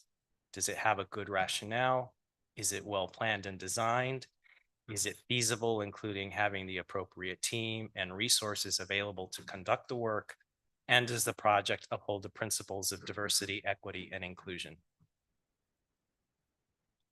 And this is a table that summarizes the outcome and recommendations from the grants working group. There were 11 applications that received a score of 85 or greater. And the total applicant requests from those 11 applications is about 16.8 million. And the funds available are 22.5. So there is adequate budget to cover those 11. And there were 37 that were not recommended for funding. Just a word about minority reports, because that is something that often comes up in these reviews. Under Prop 14, any application that is not recommended for funding, meaning it doesn't score 85 or greater, but which has 35% or more of its members scoring to fund the application, must include a minority report. And so this is something that's normally included within the summary. And although it's common to have 1 or 2 minority reports, none of the applications in this particular cycle qualified for a minority report, and therefore there are no specific recommendations that would be related to that. And then this is just a reminder of board members that have a conflict of interest with an application. And so just be mindful of speaking or voting on this. And I'm sure Scott will remind us if we're not following that rule. All right. And then so we can leave the slide and we can put up the spreadsheet, which shows, and so this spreadsheet is available to you, or you should have access on Board Effect, the list of applications, and they are listed in rank order. It should show in green the 11 that are recommended for funding and those that fall below that. And so our overall team recommendation for this cycle is to fund those 11 applications and to not fund the remainder. And so I will turn it back to you. Thank you, Gil. So as is our custom with this, we'll entertain first a motion from after public comment. I Yeah. think Yes. if we were going to go first with public comment. Exactly. I was just going to lay out what we're going to do after that and then come back to that. Thank you, Scott. We're going to ask if there's anything in the group not recommended not for funding, if you'd like to elevate and take care of that, and then go to the group that's funded and see if you want to unfund any of those. So in a sense, I think we're moving up agenda item 23 to right now and ask if there are any members of the public, forget what I just said, open up the comment to public at this point before the motion. Yes, to be clear, the public, if there's any members who wish to speak to the pending disc applications. For other items not on the agenda, we'll cover that later. Yes, thank you. So yeah, Joe Toscano, I'd like to have some public comments if now is the appropriate time. Yes, it is. Thank you, Dr. Toscano, and you have 3 minutes. Go ahead. Okay. This is Joseph Toscano, UC Davis Cancer Center. I'm the principal investigator on DISC-0 proposal 15700, gene-edited CD19 CAR T cells with superior proliferation, persistence, and serial killing. I think we all know that cellular therapy and CAR Ts are a remarkable new therapy that have produced cures in patients that otherwise could never achieve cures. Unfortunately, 60 to 70% of patients will eventually relapse and die of their disease. Why is this? It's probably due to a lack of persistence in the body, and this is likely due to a process called reactivation-induced cell death that is a natural mechanism to rid the body of autoreactive T cells. We've identified a human model, not an animal model, but a human model where the reactivation-induced cell death is defective. And so these young men, it's an X-linked disorder, where these young men have persistent active T cells. We thought this was an excellent model. The genetic defect has been identified. And so what we did is we used CRISPR technology to create this in our CAR T cells. And what we're able to see is that these cells are persistent and they are very active. And they can undergo serial killing of reinoculation with cancer cells. It was very, very promising. It's important when this was compared to standard of care CAR Ts, was much, much more effective at serial killing and persistence. This is a technology that can be applied to many different types of cellular therapies for many different malignancies or diseases. We appreciate the review committee's thoughtful and thorough review of our proposal. We received an excellent score of 83, just missed the funding level by 2 points. And there were 3 primary criticisms. One was because this is an X-linked disorder, will this be applicable to female patients? We were able to show that some of our donors were female. We were able to effectively knock out this gene in the female donors, and that's in our rebuttal letter. Number 2, can this cause other malignancies? There was a recent FDA warning with cellular therapies causing T-cell lymphomas. We will take precautions to look for off-target integration of DNA sequences, as well as incorporated a suicide switch, as well as a target to allow elimination of these cells if there is a problem. And then lastly, does the application appropriately address diversity, equity, and inclusion? And this is a study where we use donor cells, which we did in our preliminary data, and we'll use 50 to 60 donors, and we'll ensure we utilize a diverse background.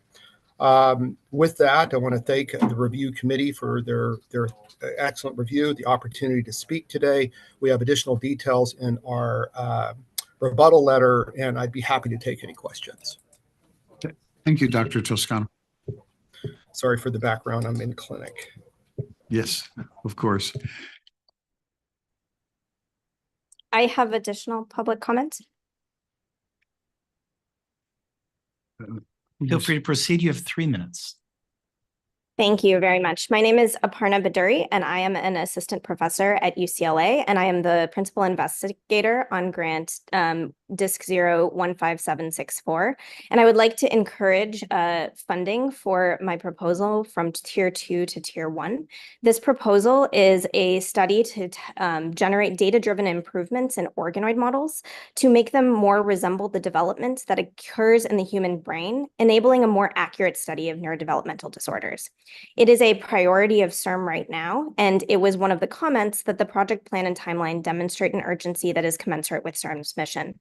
Our score was 82, which missed the funding cutoff by 3 points. And I'd like to highlight that this funding proposal is urgent because this project seeks to provide critical improvements in current human brain organoid models that without these improvements, our ability to identify and test treatments for neurodevelopmental disorders, which impact 4.6% of California children, will remain severely limited. I would like to highlight and thank the reviewers for their positive comments and criticisms. Of the criticisms about the project, all are already addressed in the application. These are specifically in figures 3, 6, and other details on pages 9 and 13, and these are detailed in my letter. I'd like to highlight that no critiques are offered for the second aim, and a number of positive comments, including that overall the project is well designed, it is invaluable data for this field of stem cell neurobiology, and that the project addresses a major bottleneck. The project will open doors for multiple laboratories with different interests, are in support of the urgency of this mission. Additionally, the nature of the critiques is such that I am confident if any further clarification is required, I can work directly with program officers as they were minor technical details to ensure all concerns are addressed during the execution of the project. Enthusiasm for the diversity, equity, inclusion aspects of the proposal were very strongly received. And I believe that this would impact especially low-income and underrepresented populations to whom neurodevelopmental disorders are disproportionately affected. Given this positive response and limited technical considerations, I would encourage the board to fund this research in this current round of applications because it will have a major impact to patients who urgently need new treatments, the field of neurobiology, and the taxpayers of California. Thank you very much for your consideration. Thank you for your comments, Dr. Baduri. Are there any other public comments being received? There are none. Okay. Then I'd like to entertain from the board members a motion if they would like to consider funding any of the ones that are presently in the do not fund category.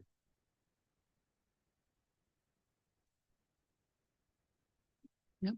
Anne-Marie Actually, Gil, could you please respond to the 2 comments that we had for each of these, to which extent you remember them? And yeah.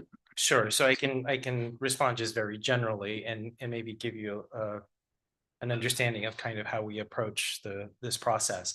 So the applications that had public comment along with several others scored between 80 and 84. Those are scores that the grants working group arrives at pretty deliberately with the idea that these are promising. So none of these are projects that would have fatal flaws or major issues, but that they would like to see again. They would like the applicants to address the concerns and come back at whatever the next cycle is. Because there were no minority reports, that's been kind of our guiding principle in terms of bringing a specific recommendation on a given application.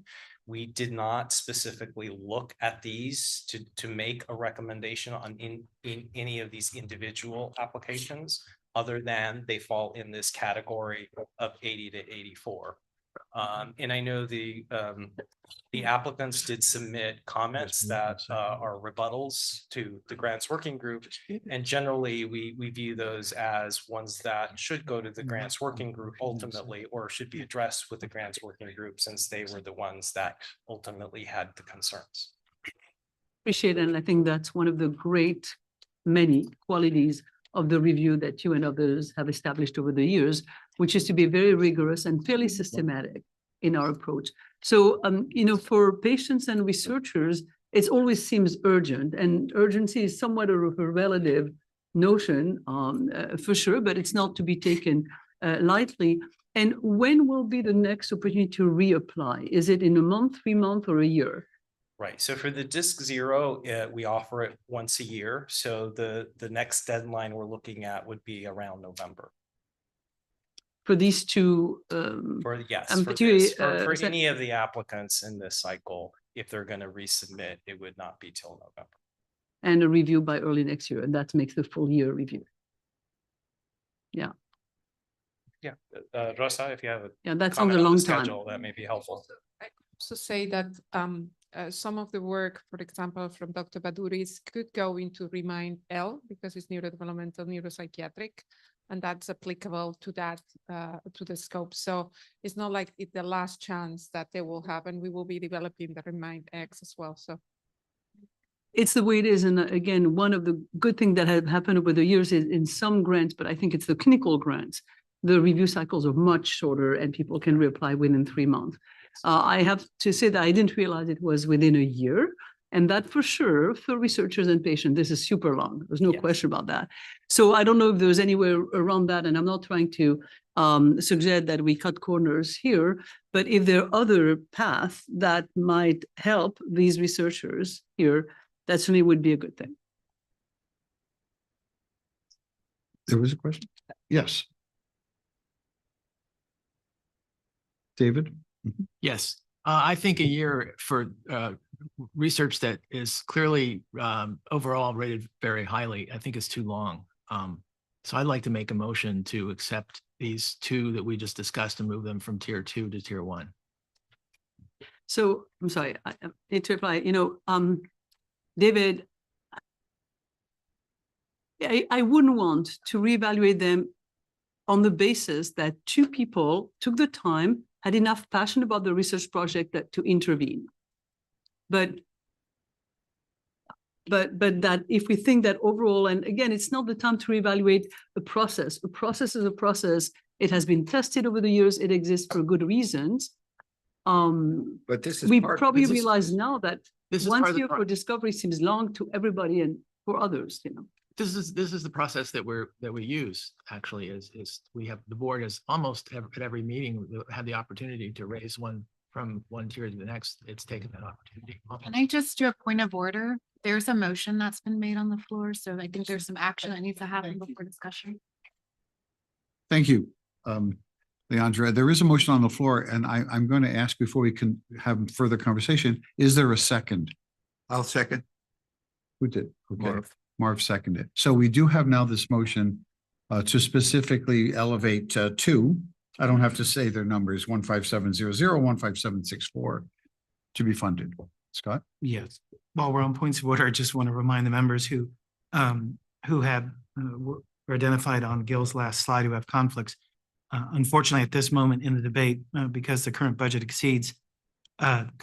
of requests exceeds the program budget, any member who has a conflict in an application right now is precluded from participating in the conversation or the votes as to any application. So a little later in this conversation, we may be able to lift that restriction. But for now, members Jerome, Watson, Bernal, and Flowers, we ask you to abstain from participating in the conversation. Thank you, Mr. Tosher. So further conversation. Yes, David. Point well taken. Did I get the numbers wrong? Because I thought we're under budget. Unfortunately, we have to look at the moment at the entire submission of Oh, applications. sorry. My apologies. Thank you. Can you Yes. see my hand raised? Okay. No, I do now, Fred. Would you let Fred go first? Or Just a point of order. So the 2 proposals that have been mentioned in the motion, I am conflicted on one of them. So should I also recuse myself from further comment? That's right. I was speaking primarily of the ARS members, but any board members this applies to as well. Thank you. Fred Fisher. Yeah, so we have to draw the line somewhere, and we have drawn that line. And by virtue of the fact that these proposals are in front of us, the ones that met the criteria for funding and those that didn't, they're all really good proposals. And so how far down you slide, we just can't move the needle. And while I appreciate the plea of the two applicants who did not score well, we can't do this based on two applicants showing up, making the case for theirs, because we could have had 10 applicants in the Do Not Fund, all making very compelling cases for support of their project. And I think that's a can of worms that we best not open. And, you know, maybe as the prioritization process continues, that will inform a different way of going about this. But for now, this is our way.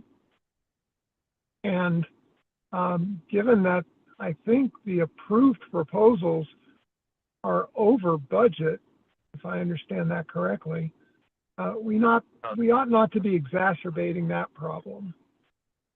Thank you, Fred. Next to speak is Vice Chair So Bob. just for clarity, we're not over budget. So so it's 22.5 million that's available. It's 16.7, if I recall, the amount that the 11 that are recommended would use up. Great. And we ought to preserve what's left in support of other applications that may come forward that score at 85 or above.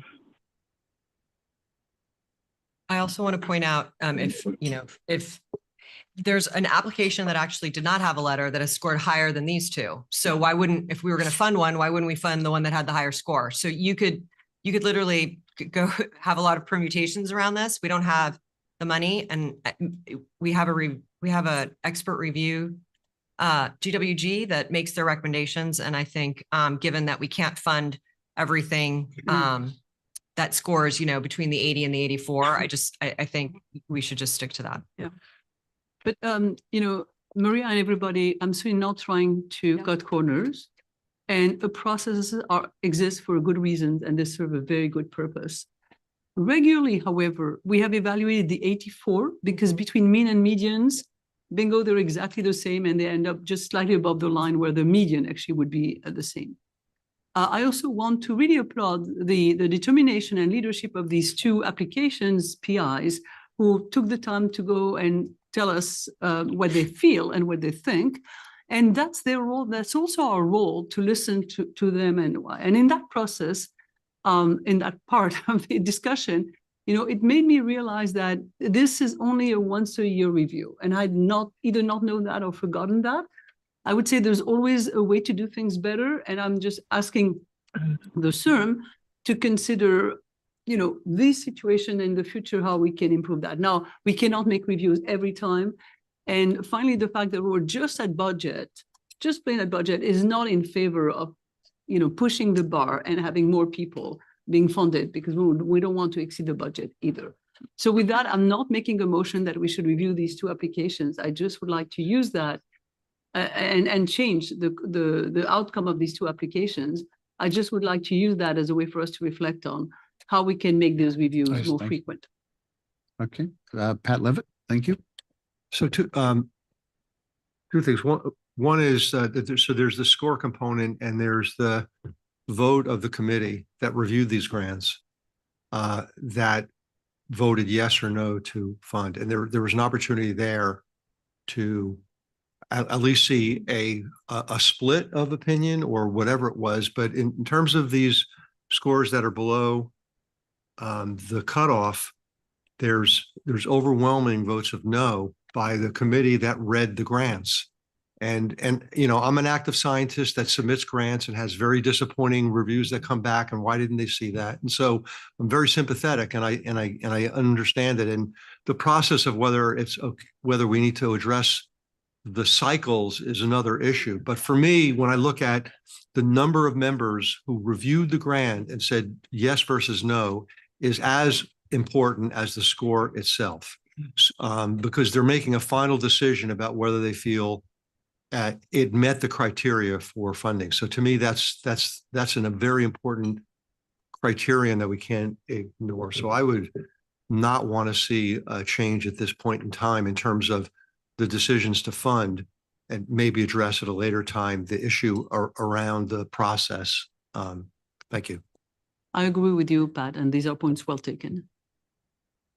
The next two speakers will be Leandra, followed by Keith Yamamoto. Thank you. I agree with putting this in the parking lot as a future agenda item. I think it should be revisited. And also, I just have a question. I'm sorry if I'm not tracking this well, but I've heard two different things. I've heard there's 22 million allotted. These applications total 16, but then I've also heard we don't have the money. So which is it? And are those related, or am I just mishearing? So the first one is correct. There are 22.5 million for the current cycle. The 11 applications that are recommended total 16.7 million. So if you were to choose to fund additional ones, you could fund up to potentially 3 more. Thank you. I heard the subsequent comment, we don't have the money. So I'm not sure what that was in relation to, but it sounds like that was inaccurate. It was inaccurate. Right. Okay. Thank you. Okay, thank you. I think that Keith is in conflict, so is not speaking on this issue. Am I correct on that? Thank you. Okay, so any further comment by the board members first on this standing motion? Any member of the I'm sorry. Yeah, I'd just like to weigh in a little bit here. Very sympathetic to the two applicants as well as to David and Marv with respect to the motion. However, there's a precedential issue here, which you don't want to go get on the wrong side of. Oh, okay. So yes, okay. So my strong advice to you is to stick to the comments that we should not be going below the 85. Sorry, would give you more extensive.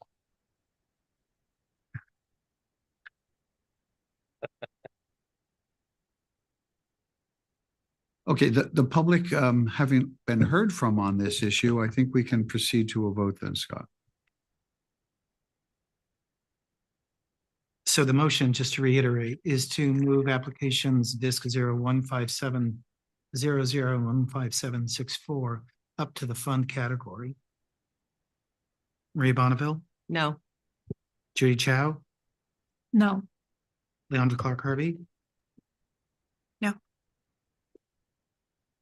Anne Marie DeLiege, No. Mark Fisher Colbury. No. Fred Fisher. Sorry, I know that we're helping unmute him. Fred, can you hear me?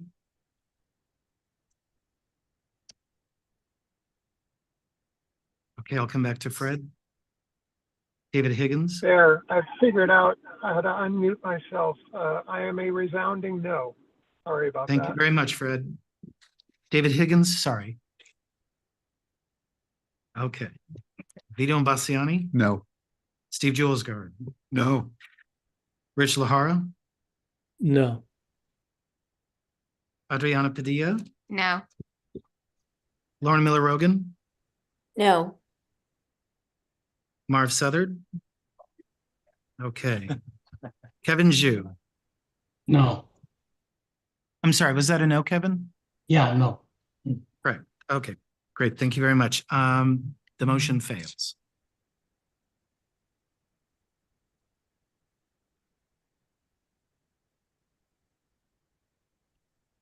May I make a recommendation? Yes, what to do with this group? Yes, I think it'd be appropriate at this time to ask for a motion, again, from someone who does not have a conflict on the ARS, to not fund those applications in the second tier. Yeah, okay. Second. Okay, we have a movement from Dr. Julesgaard and second from Vice Chair on not to fund below that line. Discussion is open to board members first. I don't see any hands on the screen. Any comments from the public? None are seen. Scott, I think we can proceed to the vote. Maria Bonneville, Yes. Judy Chow, Yes. Leandra Clark Harvey, Yes. Anne Marie Deliege, Mark Fisher Colbury. Yes. Fred Fisher. One more time, Fred.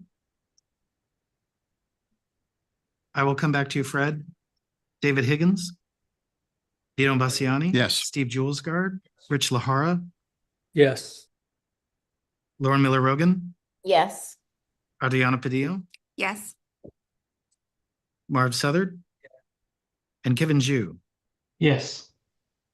Great, thank you very much. That motion carries. And sorry, Fred Fisher? Okay. Last call for Fred. Okay. The motion carries nevertheless. So as a result of that motion, we now have a situation where members who are in conflict, while they cannot participate in a discussion with respect to the application with which they're in conflict, they may participate in discussions with respect to other applications, should it arise. Good. So the chair would now like to entertain a motion with respect to the 11 applications in the group that were recommended for funding. Is there any application in this group that you recommend not be funded?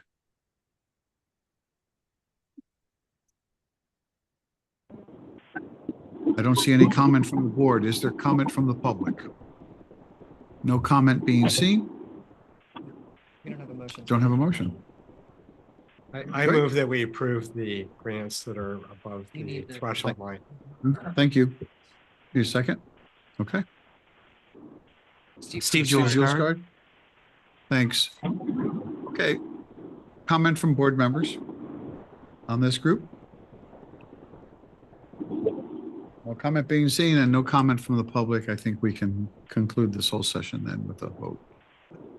Excuse me, for the members whose names I call that are in conflict with any application, please give your answer and add except with respect to those applications in which I have a conflict.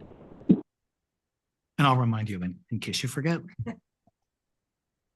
Dan Bernal? Yes, except for those with which I have a conflict. Great. Maria Bonneville? Yes. Judy Chow? Yes. Leandra Clark Harvey? Yes. Anne Marie Deliege? Yes. Isabel Duron? Yes, except for those with which I have a conflict. Thank you. Mark Fisher Colbury? Yes. Fred Fisher? Yes. Ah, great. Thank you, Fred. Elena Flowers? Yes, except those with which I have a conflict. Thank you. David Higgins? Vito Bassiani? Yes. Steve Julesgaard? Yes. Rich Lahara? Yes. Lauren Miller Rogan? Yes. Adriana Padilla? Yes. Marv Southard? Carol Watson?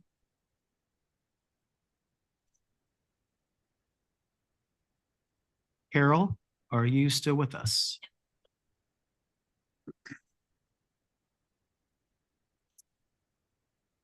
Kevin Jew? Yes. Hold just 1 second.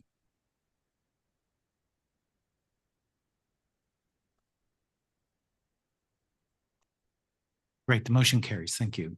This is great. Thank you very much, board members, for attending all those applications. Scott, don't go away because you're going to take us now into closed session.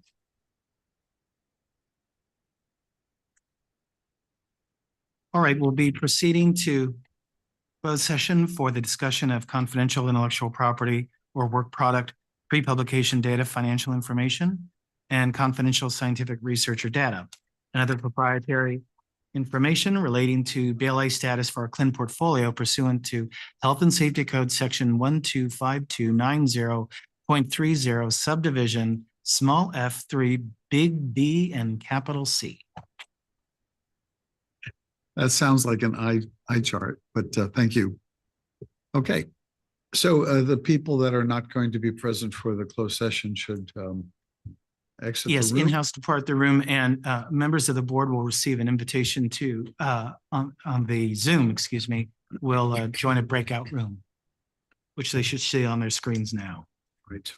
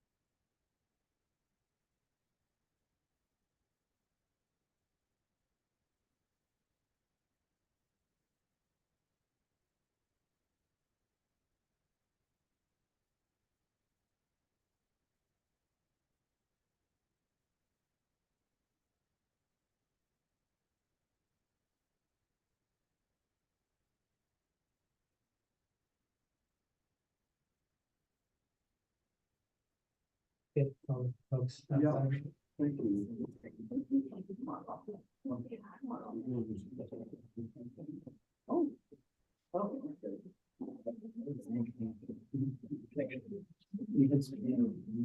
good. I didn't know how to, I couldn't get out of that one. See? Yeah, exactly. Oh my God. I know how to click. No, this is the one that I know they have trouble. Oh, There you go. all right. They showed me this. Yeah. Progress.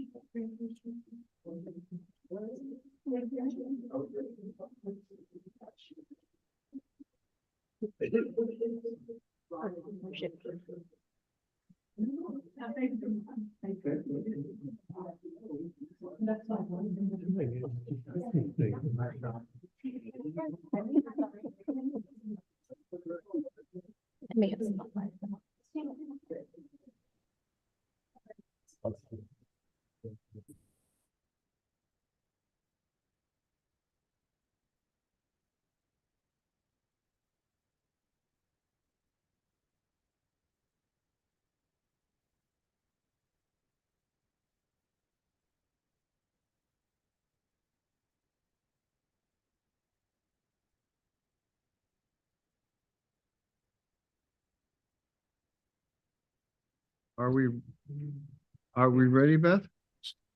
Oh, got it. Yes. Thank you. I'd like to welcome everyone back into open session. And we are now up to agenda item 18, and we're going to have an update from the Presidential Search Committee. This was postponed from our February meeting. Thank you, Dr. Barrett. So good afternoon and thank you, Mr. Chairman. I can be fairly brief on this, but I have positive news to report on behalf of Dr. Blumenthal and myself as the co-chairs of the Presidential Search Committee.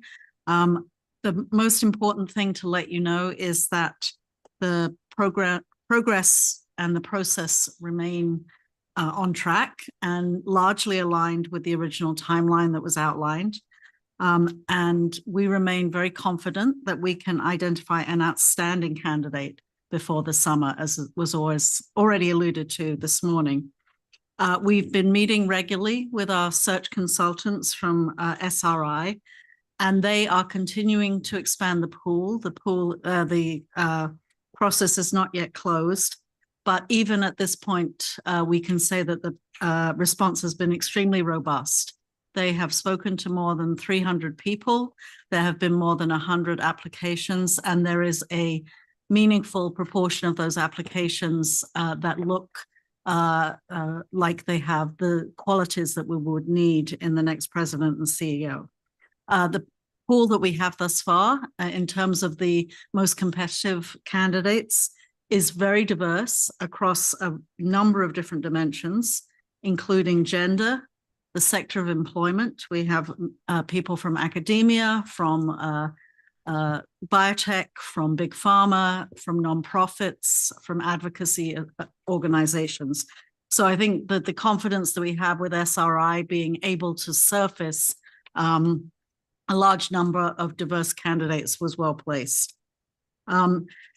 They have reported to us that there have been a few people who have declined further conversations based on geography and not wanting to relocate to the Bay Area. But encouragingly, nobody has said no as yet on the basis of compensation. So we're obviously in a reasonably competitive position. And they said that that was true both of people coming from the private sector and from academia. The consultants at our last meeting, which was actually, feels like it was forever ago, but was just the day before yesterday, have asked if we can slightly extend the piece of the timeline which was designed for them to deliver to us the so-called long list of initial competitive candidates by 1 to 2 weeks. And I want to stress that this is not in any way that they've been dragging their feet or that there aren't sufficient candidates, but rather that the caliber of the people that they're talking to is such that these are all busy people who weren't waiting around for a phone call about a job. And so just getting on their calendar to schedule conversations has been challenging. So I take that, and I think George does too, as a very positive sign as well. It really is extremely encouraging. And I will remind everybody that the process that SRI is putting these people through is really quite rigorous, and actually is doing a lot of the initial work for us. There is a series of conversations with these individuals, and they are also being asked to complete, I've forgotten the precise term for it, but it's basically a highly structured form of a cover letter where they are encouraged to reflect on their experiences and their qualifications for the various aspects of the role. And maybe, Scott, you remember what it's called. I believe they call it the competency profile. The competency profile. Thank you. Thank you so much. Of course, we will have access to all of the applications, but based on the calibration discussions we've had thus far and the CVs that they brought forward to say, is this the right sort of person? I think they're doing an excellent job. We are still not 100% fixed on the next stage of the process after the long list is delivered, in part because we don't know the length of that list.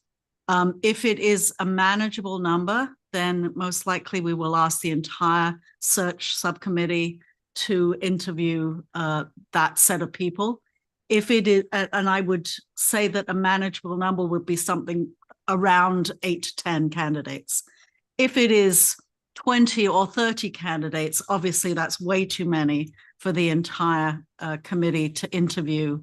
I don't think anybody on a committee has 30 hours to devote to this process in a very compressed sort of schedule. So probably what we will do is ask a subset of the subcommittee, including people in this room, to help us with sort of shortlisting the long list. Based on these first round interviews, we expect to make recommendations to the full board.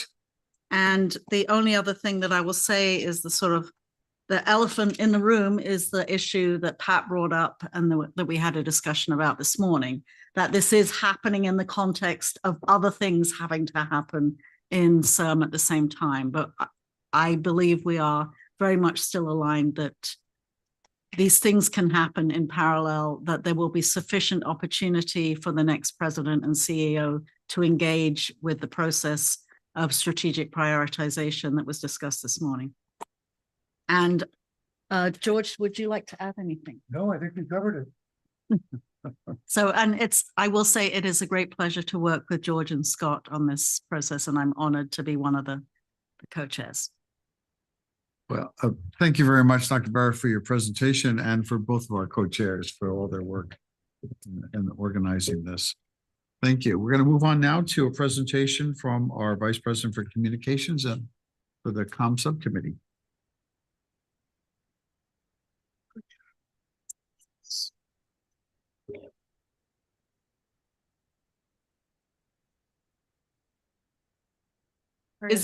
Isabel, are you still on the line, and did you want to make a comment, or did you want me to? You go ahead, Maria, you go ahead. Great, thanks. At our last communications subcommittee, we discussed the importance of understanding our role as a committee. And as with many of our subcommittees, we're here to support the internal team with their communications by providing guidance and input. And we'll meet quarterly with the team, and they will have a report back to the board after. But the team reports into the CEO and president. So ultimately, decisions around logos, branding, messaging first go through starts with the team, goes to the CEO, president.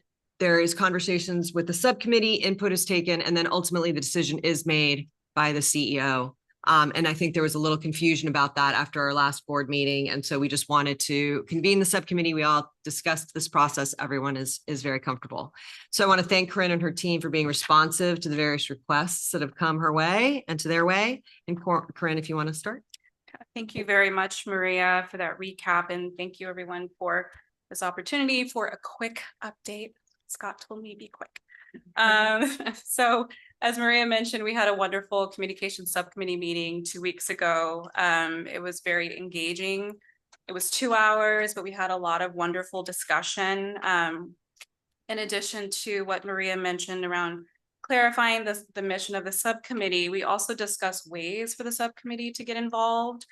So there were a number of wonderful ideas. Just quickly, there were ideas around, writing op-eds or having subcommittee members write op-eds to really illustrate CIRM's impact, especially on the heels of our 20th anniversary. Ideas around leveraging the board's network to showcase and to communicate the great work that CIRM is doing. In addition, there were ideas, and this came up quite frequently, around deploying a strike team.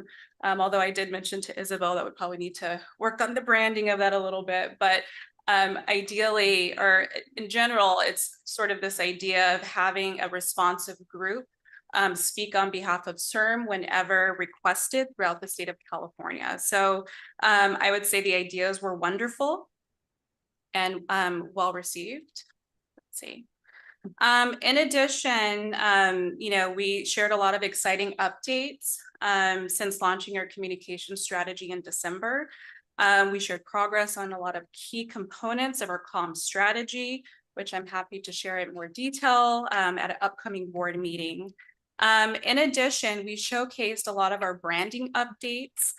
So what you see here on this slide, we updated a lot of our collateral as well as different colors schemes from our branding guidelines. We created a number of templates for brochures, email signatures, letterhead, etc. And so we previewed this at the subcommittee meeting and it was well received. In addition, we spent quite a bit of time talking about our CIRM logo. So in December, there were a lot of calls to make sure that our CIRM logo reflected sort of a modern touch. And so we received a lot of valuable feedback from the subcommittee. We talked about incorporating a tagline into sort of a modern version of the CIRM logo. And so we have created a number of potential options that we are circulating and reviewing internally. And I look forward to sharing that recommendation with you all. Okay. We also presented progress in the development of our new website, and this was really, really well received. I think we received some hand claps virtually on this one. So the subcommittee was very enthusiastic to hear updates on the update of our CIRM website. This is an example of a wireframe that was created for our new website. And, really, we've been working through the whole process those last couple of months, just making sure that we are incorporating a lot of feedback into the strategy, design, and content of our website. And this kind of gives you just a high level idea in terms of the process that we've gone through. Strategy, we spent quite a bit of time going through the information architecture, which is basically a blueprint of how our website will be designed, the different pages, the different navigation features, etc. And again, as mentioned, we are going through the process of looking at the user design as well as experience and working through content. So we are making quite a bit of progress, which the subcommittee was very happy to hear about.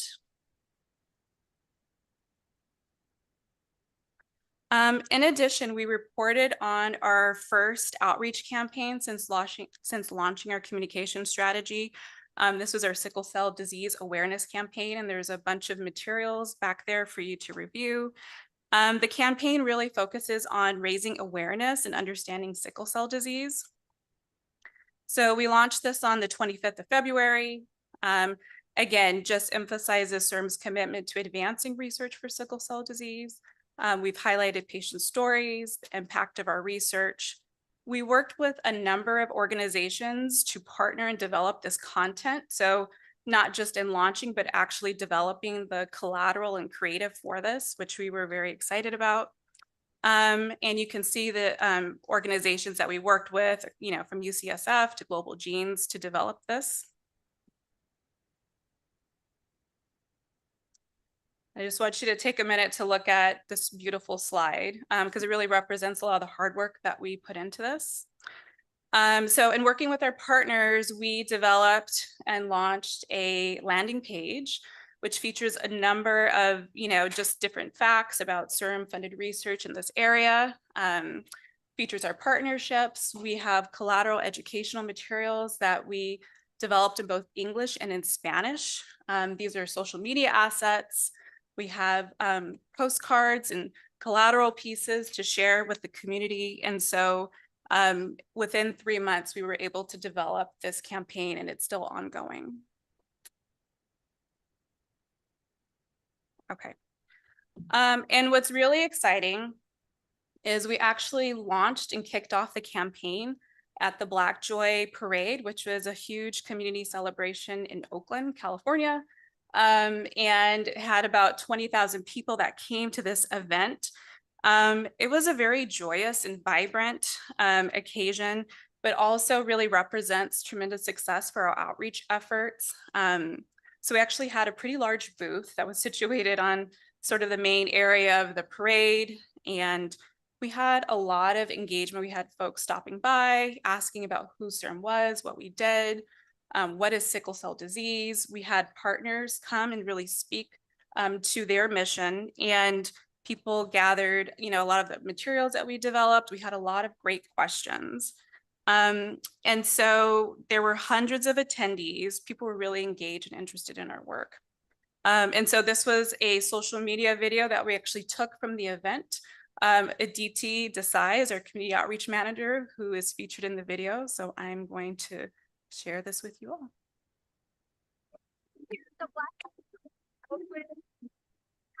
Our commitment to research in sickle cell. We want to show the Black and Brown community our commitment to them and how we're funding research to help mitigate the impact of sickle cell disease on their communities.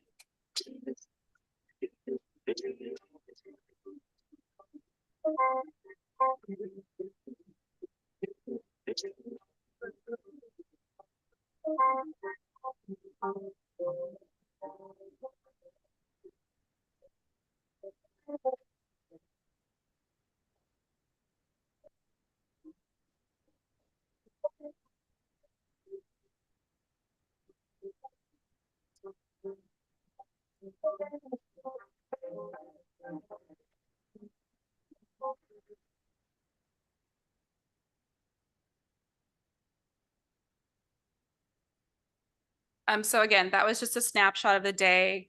It was wonderful. We were really proud of ourselves. We want to thank a lot of members from the CIRM team that came out to really support us at this event. And it really represents a lot of the great work that we do and really connected us to our mission. So that's just a teaser of some of the things going on the last couple of months. And I'm very excited to share more and sort of in more detail than this quick update, but thank you for your time. That's it. Thank you. Thanks, Corinna. That was great. Yeah. Steve, So, a quick question. So there are two approved therapies right now for sickle cell, one from Vertex and the other from Bluebird Bio. So there's actually quite a bit that's already existing in that area.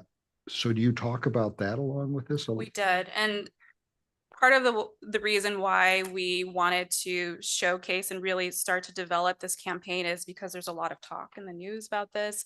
There's a lot of attention being paid to this. And really, from a communications perspective, we really need to, kind of jump on and really utilize a lot of this news as sort of a vehicle to educate communities to connect in ways that matter and in the community. And so this is a great way to do this. My follow-up question will be then, do we offer a media or base to the patient or even the wider population or even the family aware about certain ongoing clinical trial no matter we are sponsor or support? Because I feel that's kind of like the gap being a biotech company lead at some time. We want to look for patients, patient looking for us. I feel CIRM can play a really nice role in between to offer those are the options for the patient and also Yeah, particularly for the patient. Yeah, and that was part of developing partnerships to really making sure that we could connect patients to, clinical trials or receiving information about how to participate in a clinical trial. So really that partnership is key to connecting people with greater resources. And so at our booth, we had a number of, that sort of information that people can utilize, people to connect with so that they can answer a lot of the questions you asked. Just to be clear, so it's not just the disease awareness. Both. It's about, Yes. okay, good, thank you. And Judy, the community care centers of excellence are really going to play a huge part in also doing something that you've highlighted of making sure we can connect the patients with the trials that are ongoing or the therapies that are there. So there's a lot of effort around that. We've acknowledged it's really important and very necessary. That's important. Yes, Marvin. So I was wondering if you might investigate the opportunity that is posed by the passage of Prop 1 and the crisis that that's going to be creating in the mental health treatment community, and to see if there's a way of highlighting CIRM's commitment to providing services for psychiatric disorders as a, obviously not any short term, but as a longer term solution to what's going to be a huge crisis within our state. Yeah, it's something we can definitely explore. Okay, well, thank you. Thank you. Appreciate that. And now the last of the items left over from February, it's a discussion of management's response to the performance audit, discussion led by our Chief Legal Counsel, Rafael Aguirre-Sacasa. Thank you, Vito. And thank you, board. Can you hear me all? Beth, you can hear me okay? Thank you. All right, so on behalf of the leadership team and everybody, I'm pleased to report out on the management's response to the 2023 performance audit. I've been told that although the agenda has us for 50 minutes, that I've been encouraged to cut that down. So if I move too fast and there's a particular slide that you would like me to elaborate more than I already do, please let me know. Okay, thank you. Our mission statement, we've seen that a couple of times today, so we'll just move on. Today's agenda, we're going to go over the 22-23 performance audit and our response. That's the most recent performance audit that we just undertook, as well as some addressing some open items from the 2019-2020 performance audit as well. Highlights: no compliance findings in the 22-23 performance audit. The last one, we had 3 compliance findings, so yay us for doing a little bit better and focusing on that. Moving on in, I'm going to focus on the actions by CIRM. I will spend some time talking, if it makes sense, I'll talk about the findings of the recommendations, but in general, I think you're more interested in what we're doing here.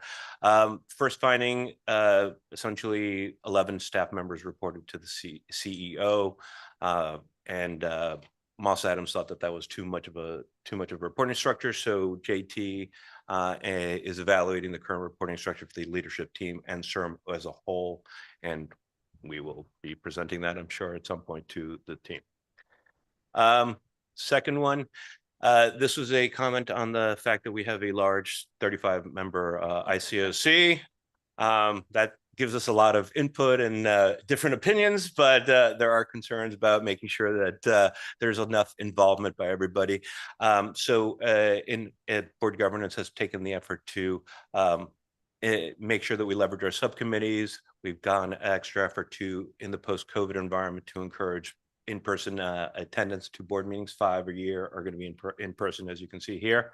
We're going to be expanding our areas. So in September, our meeting will be in San Diego so that we can hopefully make the commutes a little bit easier for some of the board members here.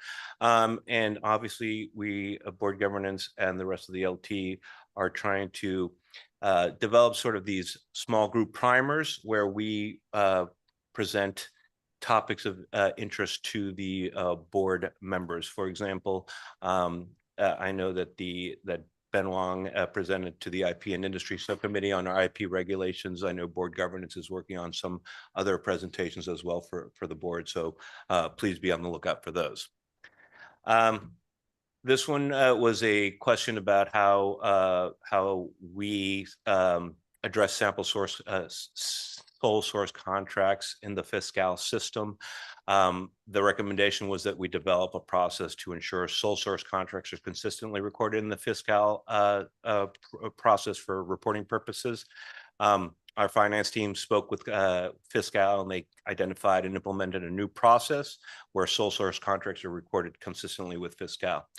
We as a team disclose contracts to the board on a regular basis. This includes our sole source contracts.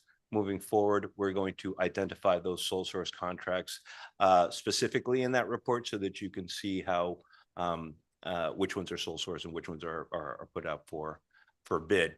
As part of that, I am working with finance on a new contracts policy, which we will be presenting hopefully in the next governance subcommittee ICOC rounds for review. This one, our current loan election policy, which is within the grants administration policy, the GAP, it has a reference to LIBOR, which no longer exists. And the recommendation was that we replace it with an alternative benchmark, such as the secured overnight financing rate. Currently, so we have done that. We are going to revise our CLIN gap. That's an extended procedure where we have to go through the Office of Administrative Law. So we're in the process of looking at what other changes we want to make at gap. In the meantime, we are permitted to use an alternative benchmarks such as the SOFR, secured overnight financing rate, and that's what we're doing in our notice of awards presently. So we're in compliance, and we're just going to make sure that we clean up the gap process policy moving forward. Okay. This one, this is a big one here. The finding was that our compliance of the technology disclosure requirements for our grantees is ad hoc, and it can create a risk of non-compliance and negatively impact the revenue sharing, which is obviously important. So we worked with Moss Adams, and I want to give credit to my colleague Ben Wong, who did this before I joined. He conducted an initial survey of all of our CLIN level grants to identify any projects that have been licensed or commercialized. We received responses from over 60% of our grantees. We're going to be following up with our non-responders, of course, to hopefully close that up. And we are going to implement this survey triannually, and also to expand it to our Tran awards as well. We are also looking at software solutions whereby we can help track and follow any sort of IP that is licensed or commercialized by our grantees as well. Yes, sir. Can I interrupt you? You want to? Please. So, for federal grants, when you submit your RPPR, your progress report, there's actually a box that you have to fill in. And so whether it's quarterly, and there's some organizations, if they have quarterly reports or semi-annual reports, have a specific box within the context of the progress report about just this topic. So would that, I mean, if it's inclusive of that and they have to file that in order to continue to spend their dollars, why not include it in their progress report that would provide that information? And if they say no, they have to answer it. They just can't say NA. They have to say yes or no. And if it's no, then you have a documentation that they're maybe not being so forthcoming. Right. Right. That's just a suggestion to incorporate it in the progress report. Well, thank you very much. Yeah, we will. We do that in our utilization reports. We've just noticed that we need to, trust but verify. So we're closing out the loop here. Yeah, just verify. All right. I'm a more trusting person than Pat, but that's okay. Okay, sorry. So moving on. We heard about the patient support program today. The finding was that it has some uncertainty related to financial sustainability. The recommendation was that as we implement the PSP, we should conduct regular reporting to the ICOC on the number of patients served and average cost per patient, as well as develop data-informed evaluation of the potential reach and duration of the PSP. reporting metrics are already a requirement in the PSP application. Specific operational details will be part of the business rules and reporting process to be agreed upon. And this will be provided to the AAWG so they can provide recommendations for each on duration. Okay. Finding dealt with trying to establish a data governance structure, because obviously there's a lot of data that we collect that's valuable to stem cell and regenerative medicine researchers. We have agreed to develop a data infrastructure framework for all of our data, and that's going to include an implementation of a data sharing and management plan, and that will apply to all of our research awards. And we're also going to develop and deploy a metadata dashboard. And Dr. Rosa, I believe, is leading that effort, if I'm not mistaken. So be looking forward to that.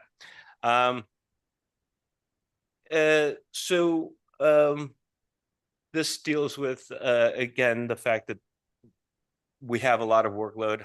I think the board is aware of how many projects and how much time the team works on this. The recommendation was that we incorporate data-driven workload analysis to come up with realistic timelines and staffing needs. The HR team is working with JT and the leadership team to make sure that we have proper staffing levels to meet our operational goals and requirements, and also trying to make sure that we set expectations so that people aren't overloaded and burned out, to be honest. Okay, sorry, DeVito. All right.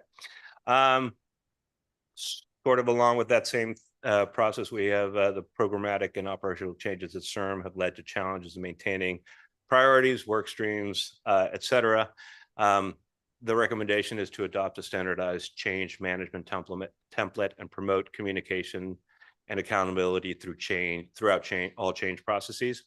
We as a leadership team, we're reviewing these change management consulting options, and we're going to identify organizational gaps to implement best practices and training for the staff. Obviously, this is consistent with everything that we've been talking about today. So moving forward, now we're getting into an area that's obviously very important. It's the Human Resources Department. The finding was that historically CIRM has relied on manual and undocumented HR processes with minimal employee self-service options.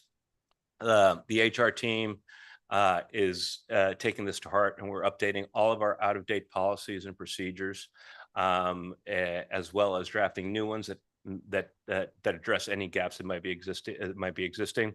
My apologies. I was hoping to have the compensation policy ready for this round of approvals, but we needed to do a little bit more work. So you'll be seeing that in the next round of governance subcommittee, as well as the ICOC. We've also taken several steps to make it more self-service options for our employees. We've adopted a Bamboo HR software that helps track employee time off, vacations, goals, et cetera.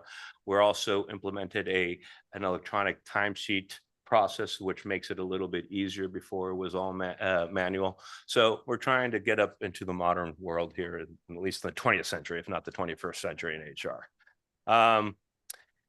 Sort of similar comment here. We have limited HR policy documentation and significant hire needs following Prop 14, and that resulted in delayed hiring and inconsistent new employee onboarding and training. Since then, we are addressing this very specifically. We think that onboarding is obviously the first time an employee, gets to meet, gets the full breadth of CIRM. And so we want to make sure that that is a clean and consistent and frankly helpful process. And so we now have two full-time employees, one RA. That includes a new director of HR who is helping me revamp the entire, frankly, do an audit of the whole HR department and see where we need to address all of these concerns that were raised by Moss Adams. One of the things that we're proud of is that we have reduced the hiring times from 4 to 6 months to about 2 months. That's something that we're proud of because, again, we think that that's important to bring in top talent to the team. So And because we are so not stressed out, but through because the workload is very stretched, hasn't stretched thin. We want to make sure that we get people in sooner rather than later to give support to our team players here. So, the finding was that due to historical compensation practices, pay inequities may have developed between tenured and new employees. Recommendation is complete a revision of the compensation policy to prevent these instances of pay inequity. We've reviewed our comp plan. As I said, we are revising that as well as looking on our positional salaries to make sure that we don't have any issues of compaction or there's no inequity between the different groups and things like that. So again, we will be presenting a new comp policy to the board shortly. So on this one, this one, I think arose, this comment arose, I think mostly during the COVID time period. Remember that this was a 3-year look back on the performance audit. So a lot of employees were questioning the consistent application of our hybrid telework policy. And so the recommendation was to evaluate it and see how we could improve it. With JT's leadership as well as the LT, we have decided to go to 2 anchor days in the office, Tuesdays and Wednesdays for most people. That way we can break down silos, improve camaraderie and collaboration. And so we think that we have had anecdotal feedback that is actually improving the morale in the organization. And so we think that's heading in the right direction there as well. Okay, so that's it for the 22-23 performance audit. Here we're going to go back to some of the open items that were left from the previous audit. My commitment to the ICOC is to come back every 6 months or so and give you constantly updates until we close out all of our performance audit findings. So hopefully you won't get too bored from me. All right, some of these are in the past, so I'll try and get them real quickly. When they tested the grants management process back in the day, Moss Adams identified 3 exceptions to the GAP standard operating procedures. Specifically, the 3 exceptions were related to 2 grants under the Edu1 Commons Grant Program. All 3 exceptions have been addressed. We can create it by creating a conference grant progress report in the grants database is approved by both the grants manager and grants management officer and the science officer. The grants management team also automated the contract amendment template to include pre-populated data from GMS. And then they updated the grants management SOP with a compliance check evaluation by the director of GM on all amendments and notice of awards. So those are 3 specific responses to the exceptions. I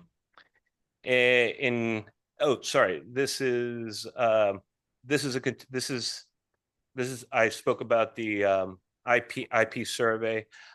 This is a remnant of that. So again, in 2018, Moss Adams found that or recommended that we have an IT and control for flagging missing documentation and reports.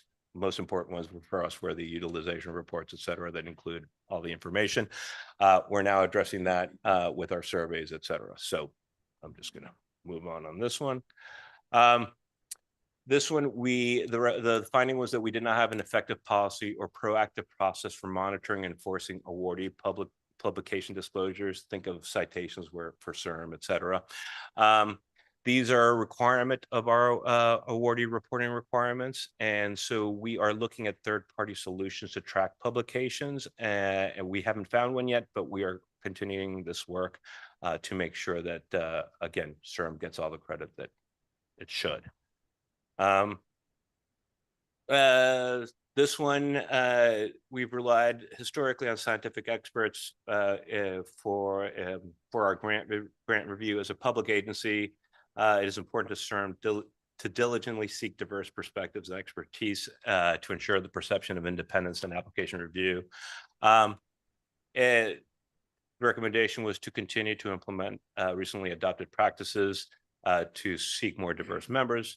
What we are doing is, you had a presentation, I think it was in December from Diversity North on the DEI rubric as part of the GWG. With JT's leadership, we have now taken a step back and we're now looking at the whole DEI strategy overall for CIRM. We're working with Diversity North at this point to try and develop a strategy, and as that strategy crystallizes, we will be giving you updates on that. Our record retention schedule expired in 2018. There was some confusion as to what the record retention requirements were back then. Since then, the finance team has worked with the Secretary of State's records division, and they've provided training to all CIRM staff on March 23 and 22. Select CIRM staff completed additional records management training and certification. Since then, we've updated our records retention schedule with the Secretary of State in September 22. The Secretary of State responded back, and we have responded to that response with our revised information, and we are waiting to hear back on that from the Secretary of State. But right, Pat. So we expect to hopefully close that out sooner rather than later. This finding was that we used 3 document management systems, and this may present confusion to some employees and maybe the board in some cases. The recommendation was to, whenever we implement a new document management system, to develop an adoption strategy. Right now, the IT department has 3 full-time people. We had a departure of the director of IT in 22-23, and so we delayed the implementation of a new document management system to keep other critical projects on track. We now have a new associate director of IT since November of 22, and we've already performed, or the IT team, not we, the IT team has performed needs assessment. They piloted some solutions and have selected Microsoft Office 365 as our document management platform for CIRM. The associate director has also built an adoption strategy, which will be implemented by the end of calendar year 2024. Finding is we made some significant improvement in the grants management system. However, additional opportunities exist to leverage the GMS to improve operational efficiency and effectiveness. Again, we talked about the departure of IT. At the time, CIRM engaged a consultant to evaluate the future of our grants database and perform a needs assessment. The consultant recommended that we continue with the in-house grants management system, and as it was technologically stable and well integrated. The CIRM software development team has begun implementing a roadmap for evolving and developing the system to move forward.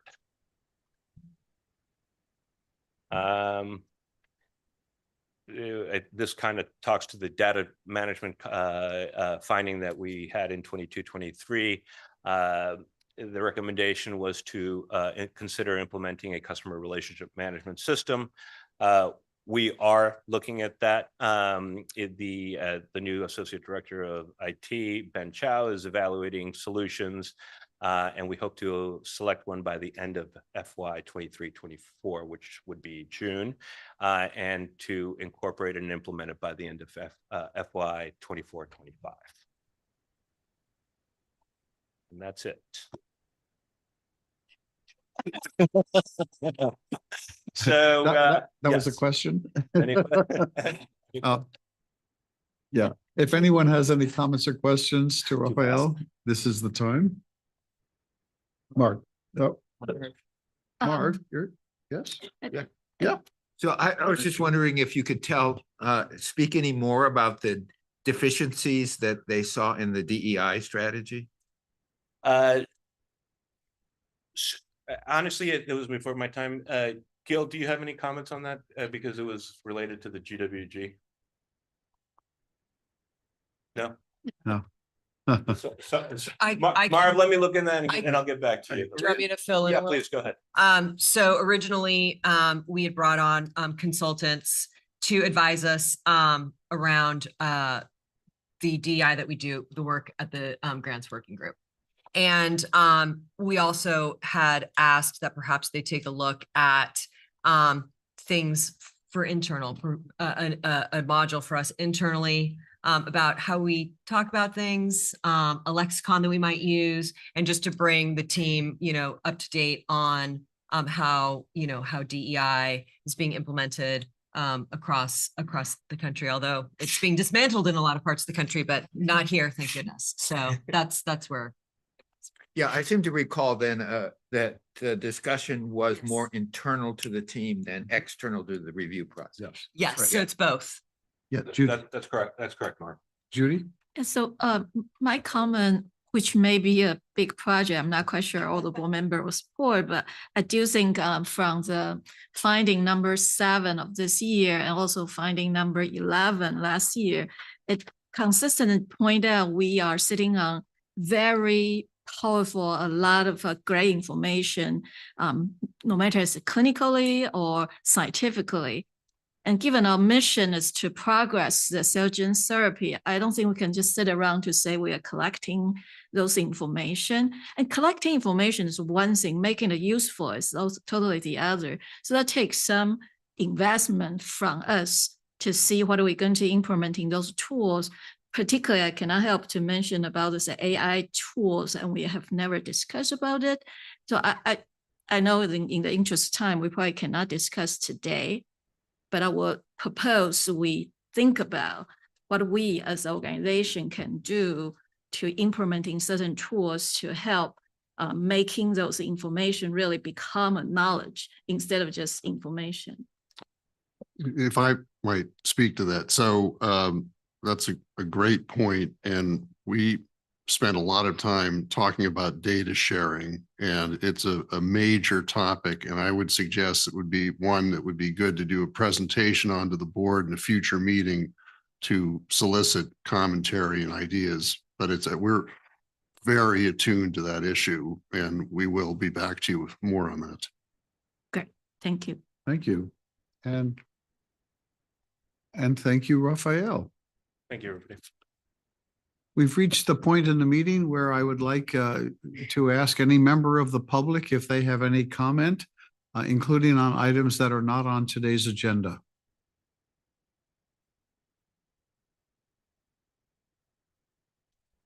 Yes, Mr. President. Can one last point on the performance audit? Raphael sort of passed it over without much fanfare, but the fact that we had not a single compliance finding with all the amount of grants that we're dealing with and the massive challenges of grants management, et cetera, that's a huge deal. So I want to make sure the board heard that and is very appreciative that our crackerjack GMS team is doing a wonderful job. So. Yeah, amen. Well, with that, I want to thank the board members who traveled here from near and far for attending today's meeting and giving your attention. The next meeting of this board will be at 9 o'clock in the morning on Thursday, June 27th, in this very hotel, in this very room. The meeting is adjourned.